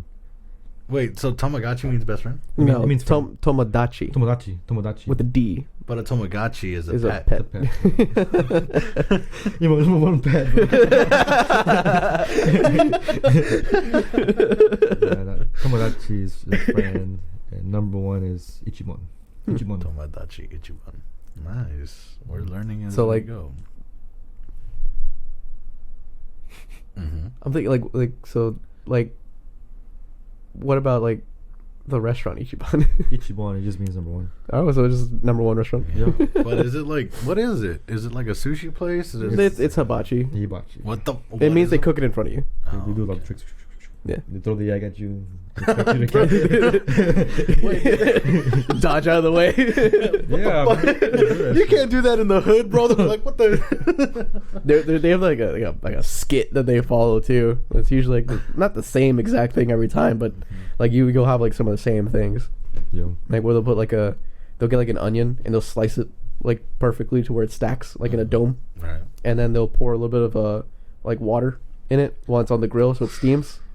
And so it's like steaming at the top, and they'll have like a train whistle behind them. They're like, it's the train, woo, woo, and they'll like push it along. Gosh. I do like the gimmick of like the sushi that's like in a conveyor belt. Yeah, I yeah, like yeah. that. The That's revolving fun. sushi. Yeah, because it reminds me of Pokemon Stadium with the licky tongues. Yeah. What a sight! You got it down packed, bro. Have you been practicing? What is Dude, this? I play that game like when I'm drunk, bro. It's an mini awesome, games, dude. man. We gotta play that. As Yeah, like a party yeah. game, That's a game that Julio and I have played several times Yo, with friends. Like we I think my have to. best one that I can do is like the Pichu one. Oh, me. Pichu. Yeah, because you have to button mash in a certain direction. Like Yeah. it's like you gotta go this way and button mash this one yeah. up here. The Pichu one that is a from Pokemon Stadium 2? Yeah. Okay. Yeah, and The that first one, one is- I'm just like, Yeah. Yeah. The same thing I do. Hey. I get the crack finger going. Yeah. I do the same thing, man. Yeah. Wow. Man, my favorite mini game was the Magic Harp Splash. Oh, saying how high you go. Yeah, it's like. But you have to time it right. So Yeah. So. I like the I forgot which one it was. It's something about like how like high you can go. You have to like perfectly go like back and forth, like up something. The climbing one. I forgot what it was called. on the first one or the second one? I don't remember which one it was. Climbing one. It was a climbing one. We were like on ropes and you have to like go up. That's probably I forget. the Clefairy one was always Yeah, shitty. that was like the. Or the one where you're running on a treadmill. Oh, Oh, the fucking Rattata. Rat-a-tat one, yeah, that one's good too. But the Clefairy one though, I was like, bro, I don't want to get bonked on the head. And like I would always like mess up my friends. I'd be like, left, right, left, up, east, west. It's funny because after like the main Clefairy does the thing and then like they all do it and then like you can see like where they fucked up like that. Oh yeah, Like, you're stupid. yeah. It's funny though, because like only after they're done and you see how many X's everyone got, and it's like, bro, you're dead. They're gonna bonk you to the afterlife. It's like what is it? What's it called? The one Nintendo game. It's also a rare game we were Crash Bandicoot. Oh yeah. Like at the end of the level, like you get hit with every box you didn't catch. yeah. And if you purposely avoid all of them, you just get hit. And then you go from like standing to like out to like crouched over. So you're just on the ground. They just melted. Just Dang. I always loved the Crash Bandicoot theme song. I remember the second one. What's the tiki guy said? Zuniga. Oh yeah. He always says Zuniga, bro. Zuniga.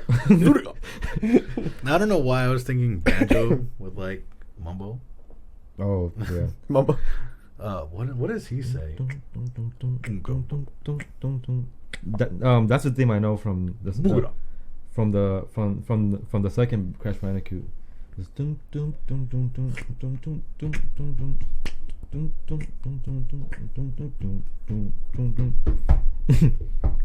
but Conker's Bad Fur Day, man. Conker's Bad Fur Day. Oh, wow. that was not meant for children. Banjo Kazooie rated R. Yeah. With a squirrel. You fought a literal pile of shit at some point. Yeah. You bounce on like sunflower breasts. Oh yeah. It was a big titty Yeah, man. flower. Yeah. Yeah, I played that game when I was way underage. Yeah.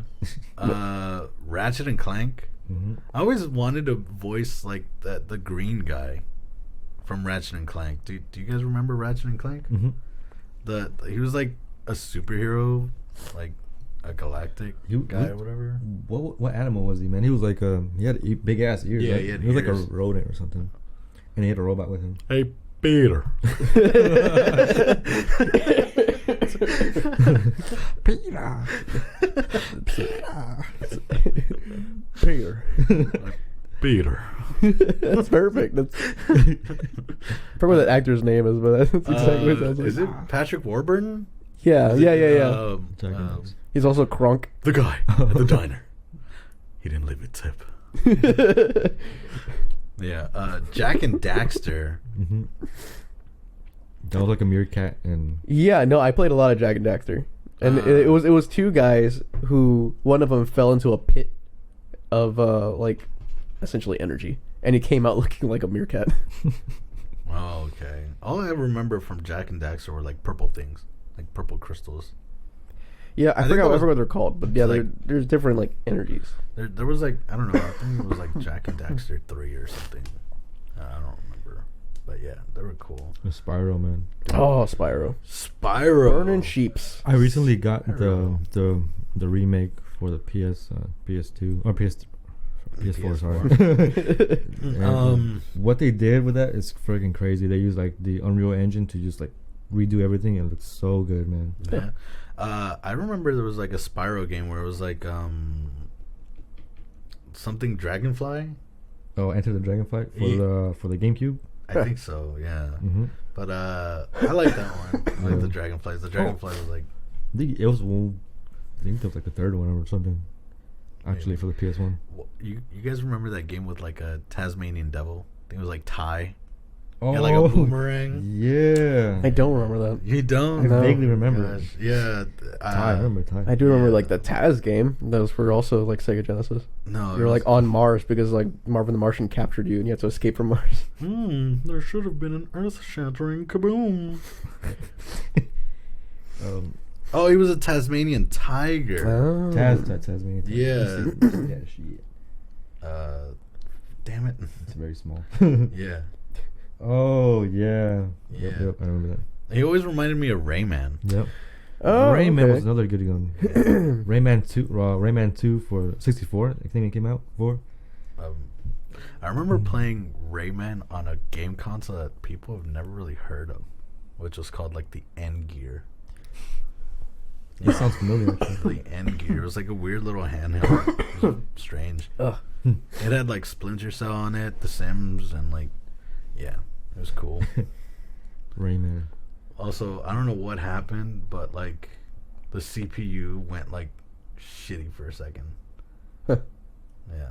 Is the remake good? I think it's good because they have like all three of them. It's the same game, but it's just like remade in Unreal Engine 4, which is, makes you look way crazier. Yeah, I mean, it's faithful to the originals Yeah. and like the gameplay and all that. Hmm. Same music too, which it's crazy because the music for Spyro games was made by the drummer of the Police. What? Oh. Are you Mhm. wait? The Police, The band Police. like the guys who made the song with Sting, like Yeah. dun, dun, dun, dun. The song that's creepy, but people keep thinking it's like SOS. No, that song. no. Was it I'll Be Watching You or something like that? No, Yeah, it's like super creepy, but like people think it's like romantic. But yeah, Even the every singer's step like, you take, Yeah. every breath you make, I'll be watching you. Yeah. Even the singer was like, I don't get it. Like people like romanticized something that was actually kind of creepy. Yeah, it's like I was just being really stocky. but yeah, like I saw like a old '90s documentary of him just creating like MIDI music, and it's a drummer from the Police, and he's just like talking how he's making the music for Spyro. Crazy. I didn't know that the guy who made the soundtrack for Banjo-Kazooie also made the soundtrack for 007 GoldenEye. What? Yeah. Wow. Yeah, I was like, what? You're the reason why I have all these songs stuck in my head. Dum, dum, dum, dum, dum, dum, Yeah, dum, exactly. dum, I was like, dum, what? dum, dum, dum. I mean, I don't see the similarity. One's mostly banjo music, and the other one's Yeah. mostly bass. I don't know. I played the hell out of GoldenEye. Or that's all I remember from GoldenEye. Oh, the karate chop. Yeah. Slappers only. Slappers. Slappers only. Or the fucking pencil guns. The shitty There effects. was a paintball mode. Yeah, I like remember that. Big head mode. Big head.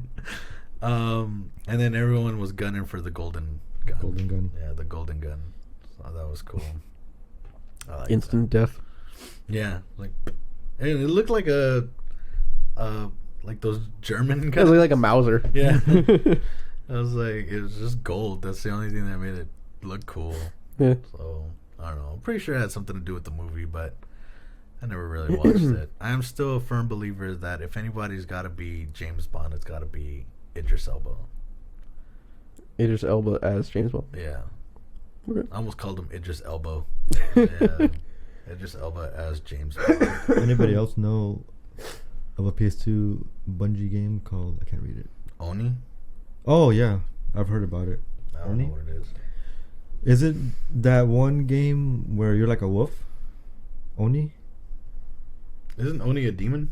Yeah, Like a yeah. I devil? think it is. It's like it's similar to Twilight Princess whenever like Link turns into a wolf, but it's just you're solely like a wolf or something, or like a wolf spirit.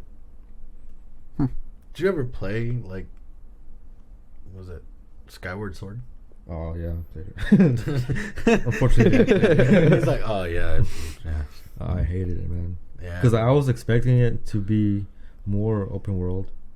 So Oni is it's you play a woman named Konoko Pain. Never mind. She's neural linked to a robot named Shinatama. Whew, that's a lot of lore. Yeah, wow. And those It's a lot to digest right two there. lines, yeah. I saw Pain and I just got like Max Payne. Max Payne. Yeah. Which reminds me, oh my god, Max Payne. Whenever I was a kid, I remember thinking like this is so cinematic and like this is like a deep lore and it looks so real. Like you're not a crooked cop, but like you're like a cop who's been backstabbed and you have to clear your name and your wife and kid are dead and this and that. And then I went back recently and I saw the trailer for the original Max Payne, and he's doing like the sideways like slow motion. Oh, yeah. He's got a rectangle head. It is the shittiest graphics man. ever. And I'm like, man, I thought this was movie quality when I was growing up. Oh my god, that dude's like a Roblox character. Just play the oof sound effect. I heard they were getting sued for that. I heard Roblox was getting sued for that sound effect. For the oof sound effect? Yeah. Oof. Yeah. Oof. Oof. Only a little kid can make that noise. What what game? No, it was like that wolf thing that you were talking about. It was white and red, right? Yeah. I know the name of it. I thought it was Oni, but I guess not. No, it's like something with a Okami. Okami. Yeah, Oh, you're talking about the Okami. dog. Yeah. It was like white with like red stripes. Yeah, Okami. Yeah, as a sun god. Yeah, and Goddess. I remember seeing like this awesome like figure that was like this tall. I was like, yeah, if you want the deluxe one with like lights and like moving parts, it's like $2,000. I was like, no, no, thank you. But yeah, It's crazy how far we've come from like. It's like speaking of like the rectangular polygonal games, like the characters are polygonal. Yeah. And now they're like, Look at how many people like nutted over Rangers. original Tomb Raider. oh yeah. With the perky. Singular like triangle They're boobs. just like, like in Grand Theft Auto San Andreas, who's just like talking like this, like, do you have fingers? They're just like, yeah, man. Dum, dum, dum. Came to the wrong house, fool. Big ass guns. Take them out.